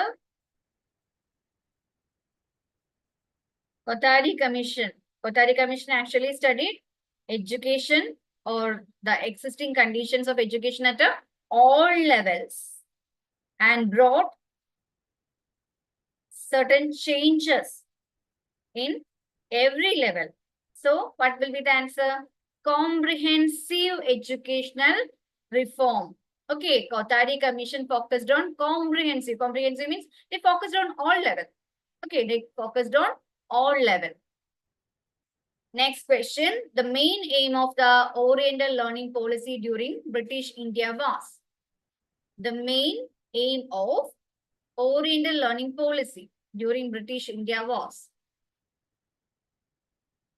Promote Western sciences, support Indian traditional education, establish IITs, encourage missionary school.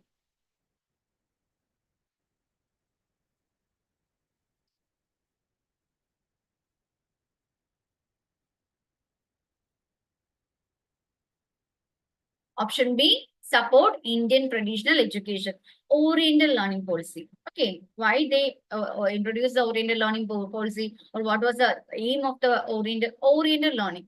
It is connected to traditional education. So the policy, through the policy, they support Indian traditional education. Okay. Classical Indian knowledge system like Sanskrit, Persian, etc. So which of the following reforms is emphasized by NEP 2020? Broad learning, single disciplinary education, multidisciplinary and holistic education, restrictive specialization.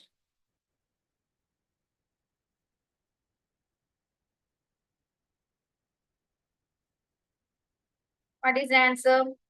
Which of the following reforms is emphasized by NEP 2020? Is it broad learning? They want, of course, they actually supported broad learning at a foundational level, some sort of, or some up to some aspect or some level. Broad learning they support for this foundational level, but they promoted foundational education, or the foundation level course, or the education should be activity based. Okay, activity based, play based, but certain idea and certain concept which need broad learning, they supporting that also. But here the reform emphasized, which is the reform that is being emphasized by the NEP 2020. It is multidisciplinary and a holistic education. Okay, multidisciplinary and a holistic education. Option C is the answer.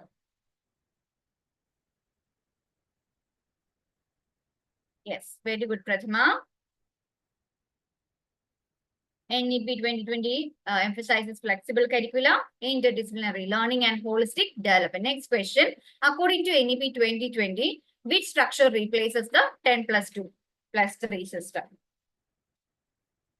According to NEP 2020, which structure replaces? Okay, Parvez is saying 5 plus 3 plus 3 plus 4. John is also saying the same. Jnanamala has also given the answer. Now, what about my regular students who comes in my online and offline classes?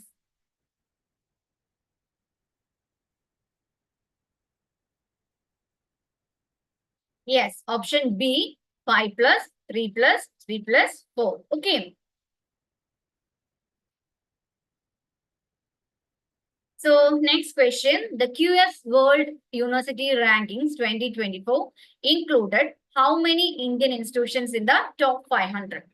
The QS World University Rankings 2024 included how many Indian institutions in the top 500? 2024. We learned up to 20, the list up to the latest we know now, right?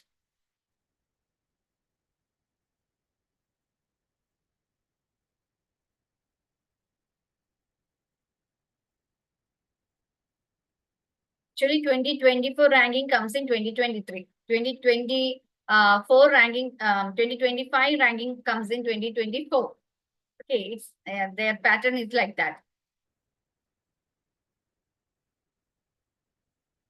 Okay, the latest information, as per the latest information, 54 of our institutions come in the QS University ranking. But as per the question, 11 is the answer. Okay, as per the question, a question is being asked about 2024. As per the question, option C, 11 is the answer. Okay. Next, match the following HE initiatives with their objectives. Swayam, Spark, GIAN, ARIIA. Try to match. Read and match.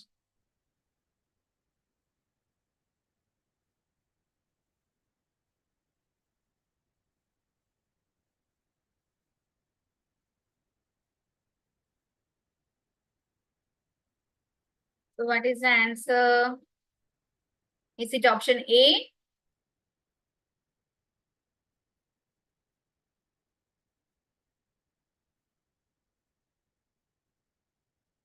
Okay, so Swayam, online learning platform. Spark. What do you mean by Spark? Spark is for?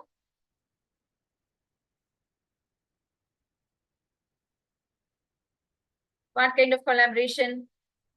Academic collaboration.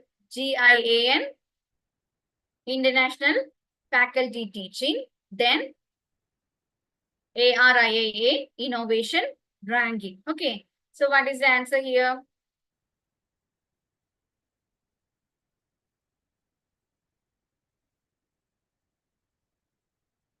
It's given correct. Let me check. Okay.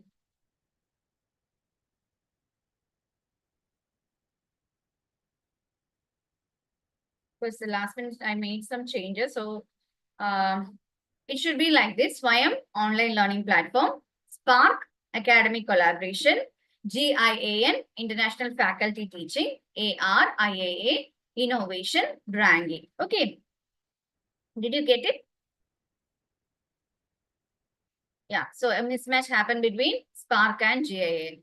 Spark should be academic collaboration and GIAN, International Faculty Teaching. Okay. So one nation, one subscription aims to. One nation, while we were discussing about the higher level teaching methods in teaching aptitude, we mentioned this. One nation, one subscription aims to digitize student attendance, provide free access to online degrees, centralize journal access in India, link students to Aadhaar.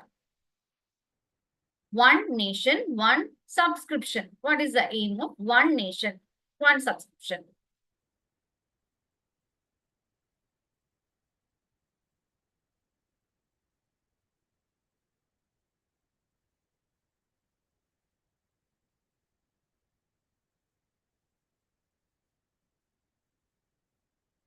What is the answer? Centralized journal access in India. Okay. One nation, one subscription, ONOS provides nationwide access to academic and research journals. Okay. Next question. Let's move to the next question. The National Education Policy 2020 promotes which of the following values in higher education? In higher education, the National Education Policy 2020 promotes which of the following values in higher education? Uniformity, innovation and critical thinking, passive learning, subject-specific rote learning. Which are the values supported by NEP 2020? Yes, Shakti. Yes, Ashwini. Yes, Lokesh and Nanamal. What is the answer? Option B, innovation and critical thinking. Very good, Renita.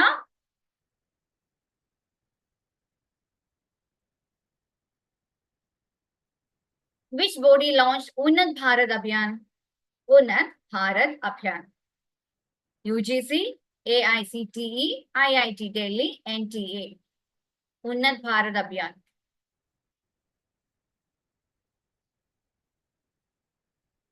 We discussed this. I hope you remember. Akas, we started our session late, no? So there will be more questions. If you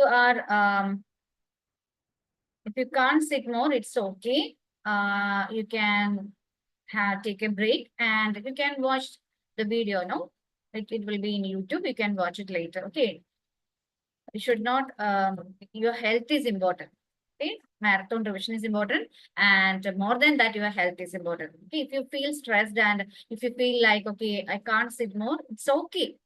No problem, okay? So which body launched Unnat Bharat Abhiyan?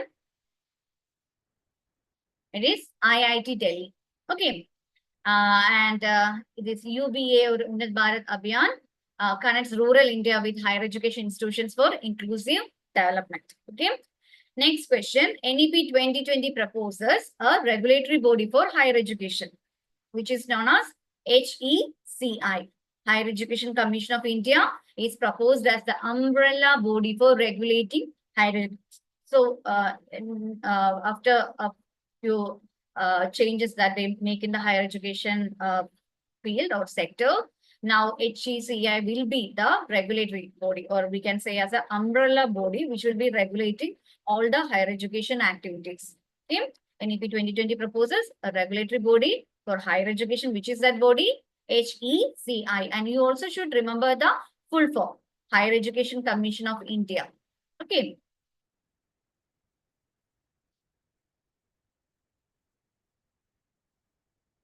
Okay, next, what is the primary aim of the GIAN initiative?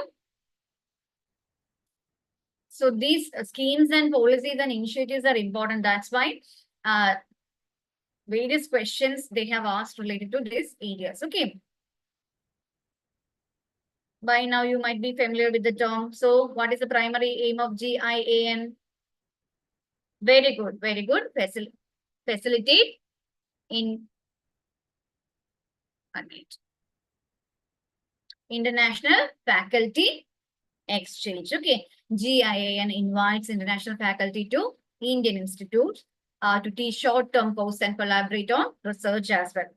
Next question is on National Knowledge Network. The objective of NKN or National Knowledge Network is, what is the objective of National Knowledge Network?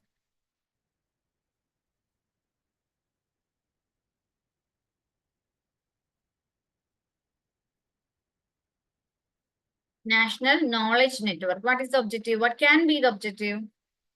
Think. Is it provide scholarship to rural students, connect all universities via high-speed data network, launch new engineering colleges, implement biometric attendance. National Knowledge Network.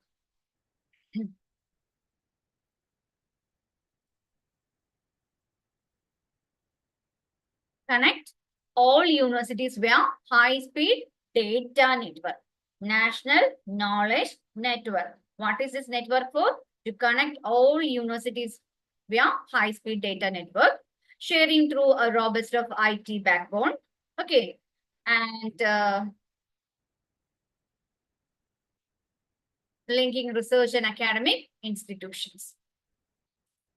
Next question, which of the following provides academic bank of credit ABC? ABC, which of the following provides ABC?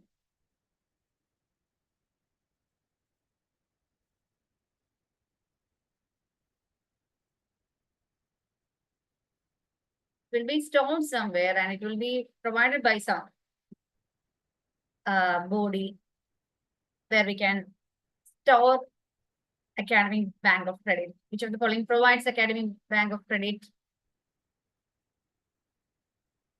Any answer here, YouTube?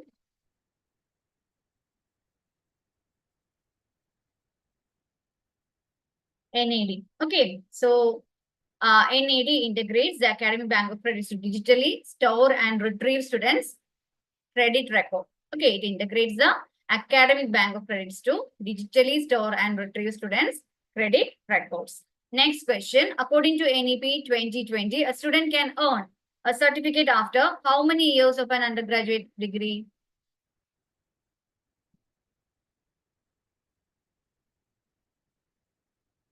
According to NEP 2020, a student can earn a certificate after how many years of an undergraduate degree? What is the answer?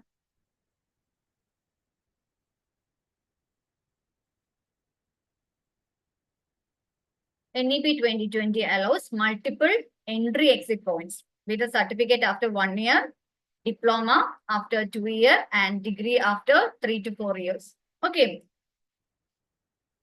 So here our question is not about a degree certificate. They are just asking a student can earn a certificate. A student can earn a certificate after how many years of undergraduate degree. So since they are having this multiple entry exit points and all, certificates they can receive after 1 year.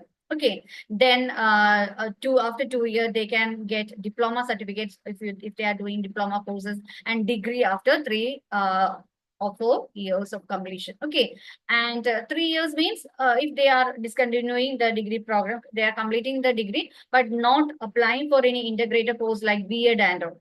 So whatever improvements or whatever changes that is happening in the higher education system, we can't see that now, but it's slowly coming. Okay, slowly most of the universities are adopting all these measures, and slowly we can see these changes that is mentioned in the NEP coming in our universities. Okay, so match the following commissions with their recommendations. Radhakrishnan Commission, Kothari Commission, Hunter Commission, Macaulay Smith.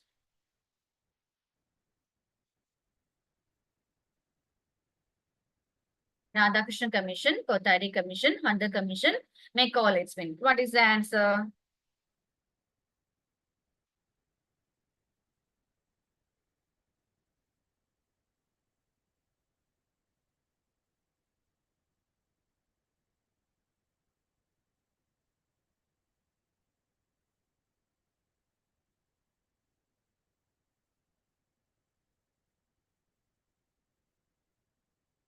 John, actually, they just introduce all this, no? So the future of all these suggestions and recommendations, we need to wait and see. Okay, so what is the answer here? Which are the wrong options or wrongly matched? Hunter Commission, primary education, Macaulay Smith, introduction to Western education. Okay, so Radhakrishnan Commission, higher education post-independence, Kothari Commission 10 plus 2 plus 3, Hunter Commission primary education focus, and Macaulay Smith introduction to Western education. Okay. So which commission recognizes the strengthening of social and national integration as one of the main goals of education? Social and national integration. We discussed this question in the last recap. Do you remember?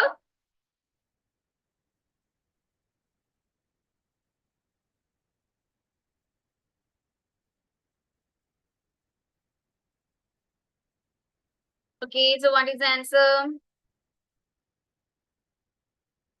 This is the clue that I have given in the last class also.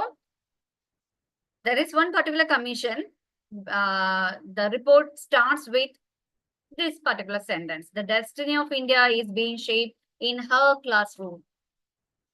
So what will be the answer? Destiny of India. It is connected to which commission? Yes, very good, Divya, Anjali, and everyone whom I missed. Kothari Commission. Okay. So Kothari Commission emphasized national and social integration, modernization, productivity, and moral values as the core themes for educational reform. Okay. This is the opening sentence of Kothari Commission. The destiny of India is being shaped in her classroom. They have asked us in question also. Okay. So based on the recommendation of which commission was the first national policy on education formulated by the government of India?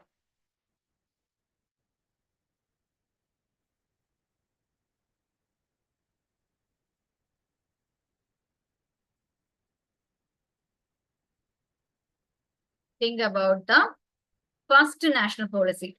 So the year of the first national policy, think about the year. Based on the recommendation of which commission was the first national policy of education formulated? Connect with the year. And then answer. What is the answer? Very good. Kothari Commission. Okay. Very good, all of you. If I stress something, will you change your option? Huh? You already know the answer. Okay. Don't get confused if someone asks you one more time. So which committee focused on higher education in rural areas and recommended rural institutes?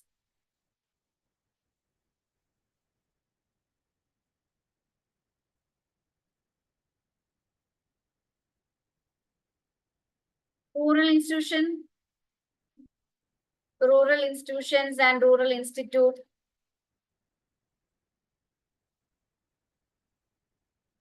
Think rural institution, rural institute. Okay, let me see your answer. Yes. Kiran, is it right?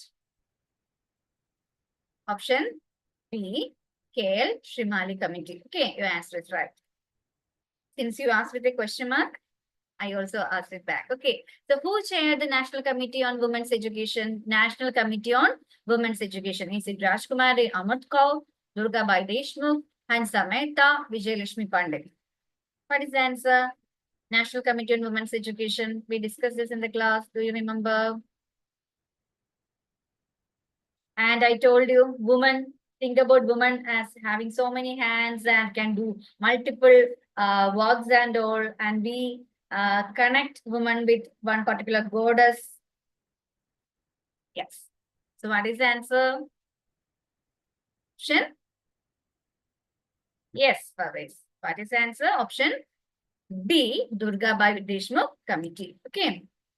In 1958, she led the committee that promoted education opportunities for women and addressed gender disparities as well. Okay. Next question. Which committee was set up for emotional integration and education? Emotional integration and education.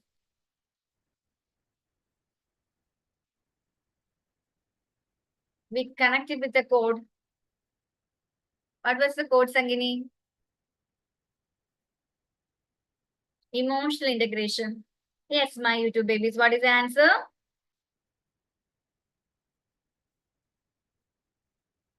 Emotional integration in education. Which committee was set up for?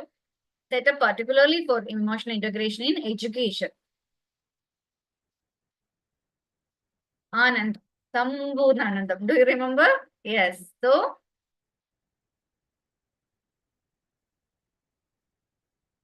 yes.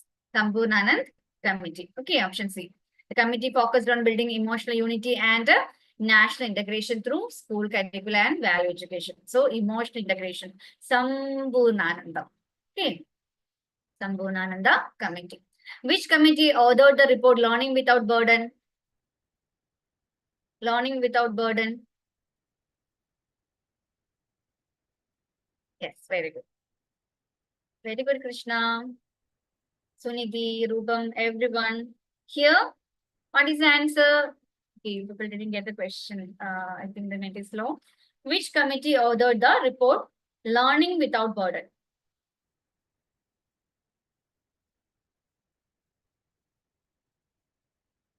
John, the code is just like, it is about emotional integration. Anandam or happiness is also an emotion. So, Sambhurna Anandam. Connect Sambhurna Anandam with emotional integration. Okay, that's. So, what is the answer for this question? You two babies, first. Here I already got the answer.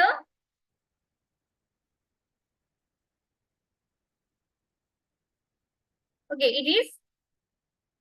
Yes, very good. Eshpal Committee. Okay, what is the answer?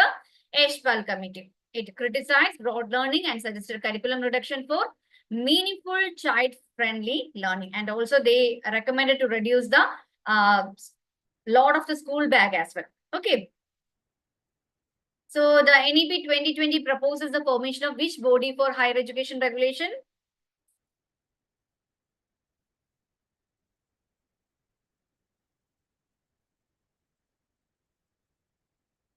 Yes. Option C. NHERC, other than excluding medical and legal. Okay. Then according to NEP 2020, the foundational stage covers with which age group? I'm winding up. Okay. Only two more questions. According to NEP 2020, the foundational stage covers with which age group?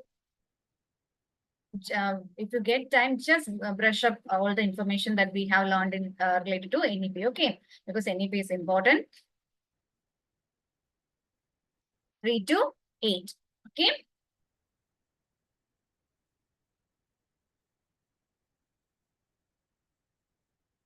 So the main pedagogical approach recommended for the foundational stage is?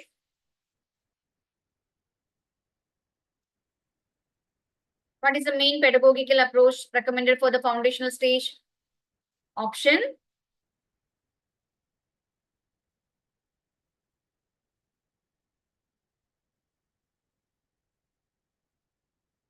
Yes, option B, play-based and activity-based learning. The main pedagogical approach recommended for the foundational stage is play-based and activity-based learning. Okay.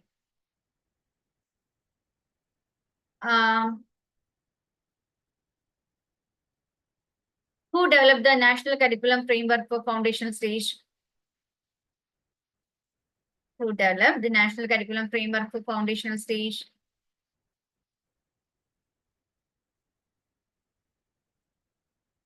Yes, it is NCERT. NCERT developed the NCFFS as per NEP 2020 guidelines. Okay. Who developed the national curriculum framework for foundational stage? NCERT.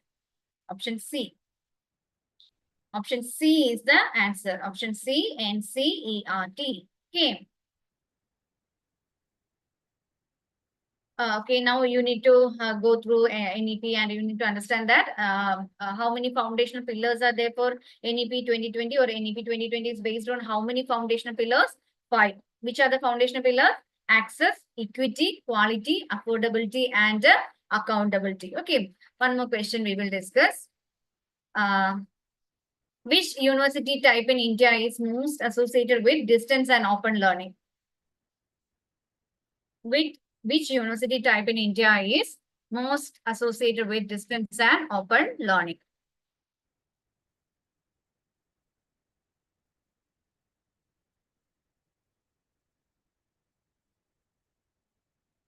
Yes, suppose it is option C, Open University. Okay.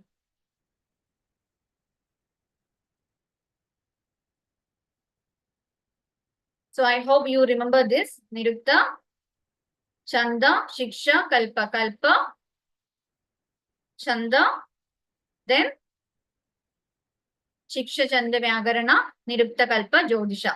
So what is the answer for this? Do you remember? Option B. So option B means Nirukta, etymology, then Chandas, metrics, Shiksha, phonetics, kalpa, ritual. Okay. And you have to remember the body parts also connected with this. Okay.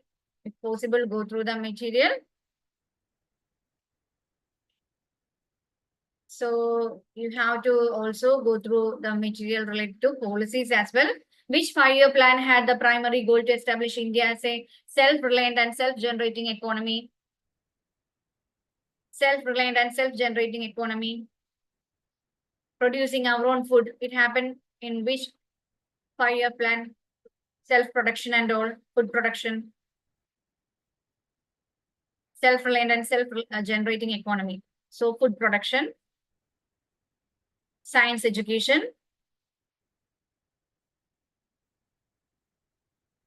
You two babies have answered because here they have given the answer option.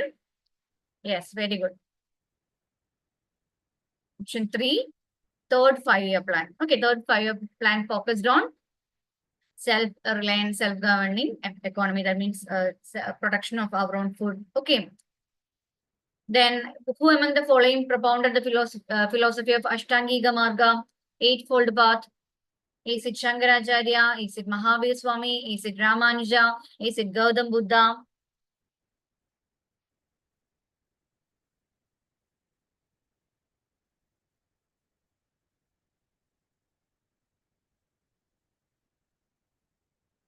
Yes, it is.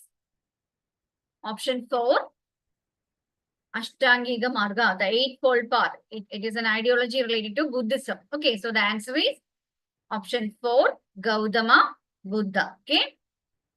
So the Chinese traveler who studied at the University of Nalanda, he came here, he studied, that means he visited, he studied and he taught for 5 years, okay, at Nalanda. And we also get to know more about Nalanda from the writings of Huang San, okay.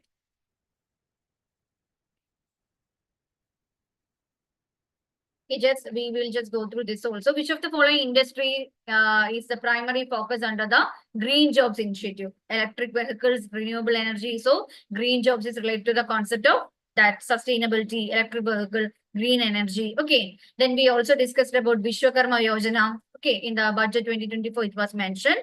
And Vishwakarma Yojana is related to enhancement of skill of traditional craftsmen. It is giving them an opportunity to enhance their skill and also to sell their product as well. Okay. So which of the following technology is a focus area under skilling for Industry 4.0? Skilling Industry 4.0 is the idea that is related to, that is connected to the need of the technology, according to the current trends, what technology needs. Skilling for Industry 4.0. So what skills you need for the current Industry 4.0, robotics and artificial intelligence. Okay. Okay, so that's enough. I have more question, but it's okay. I know you didn't have enough food and you also need to take rest. So let's wind up the session. Thank you for all your cooperation and all the best for your examination. Don't take too much stress. You have already done your preparation. Okay, you have done your preparation. We have come so far where we have taken rest. You people, we can say, have done a lot of work, a lot of hard work in classes and all. We can see while you ask question, while you ask doubt also, I can see how much effort you are putting in. And believe all your efforts will bring fruitful result. Okay, don't take too much stress. Keep calm. Now your mind need to be calm. Okay, and all the best. All the best for your examination. Okay, take care. We all will pray for you. You two babies. Bye bye. Take care.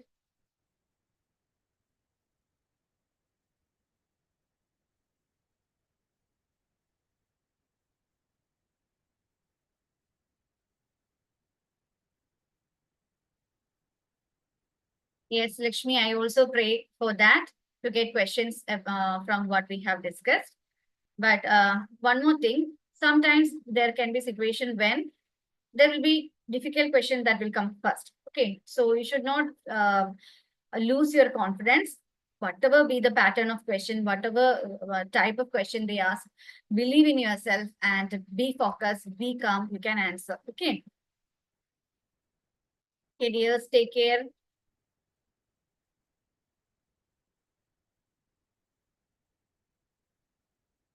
Tata. Yeah.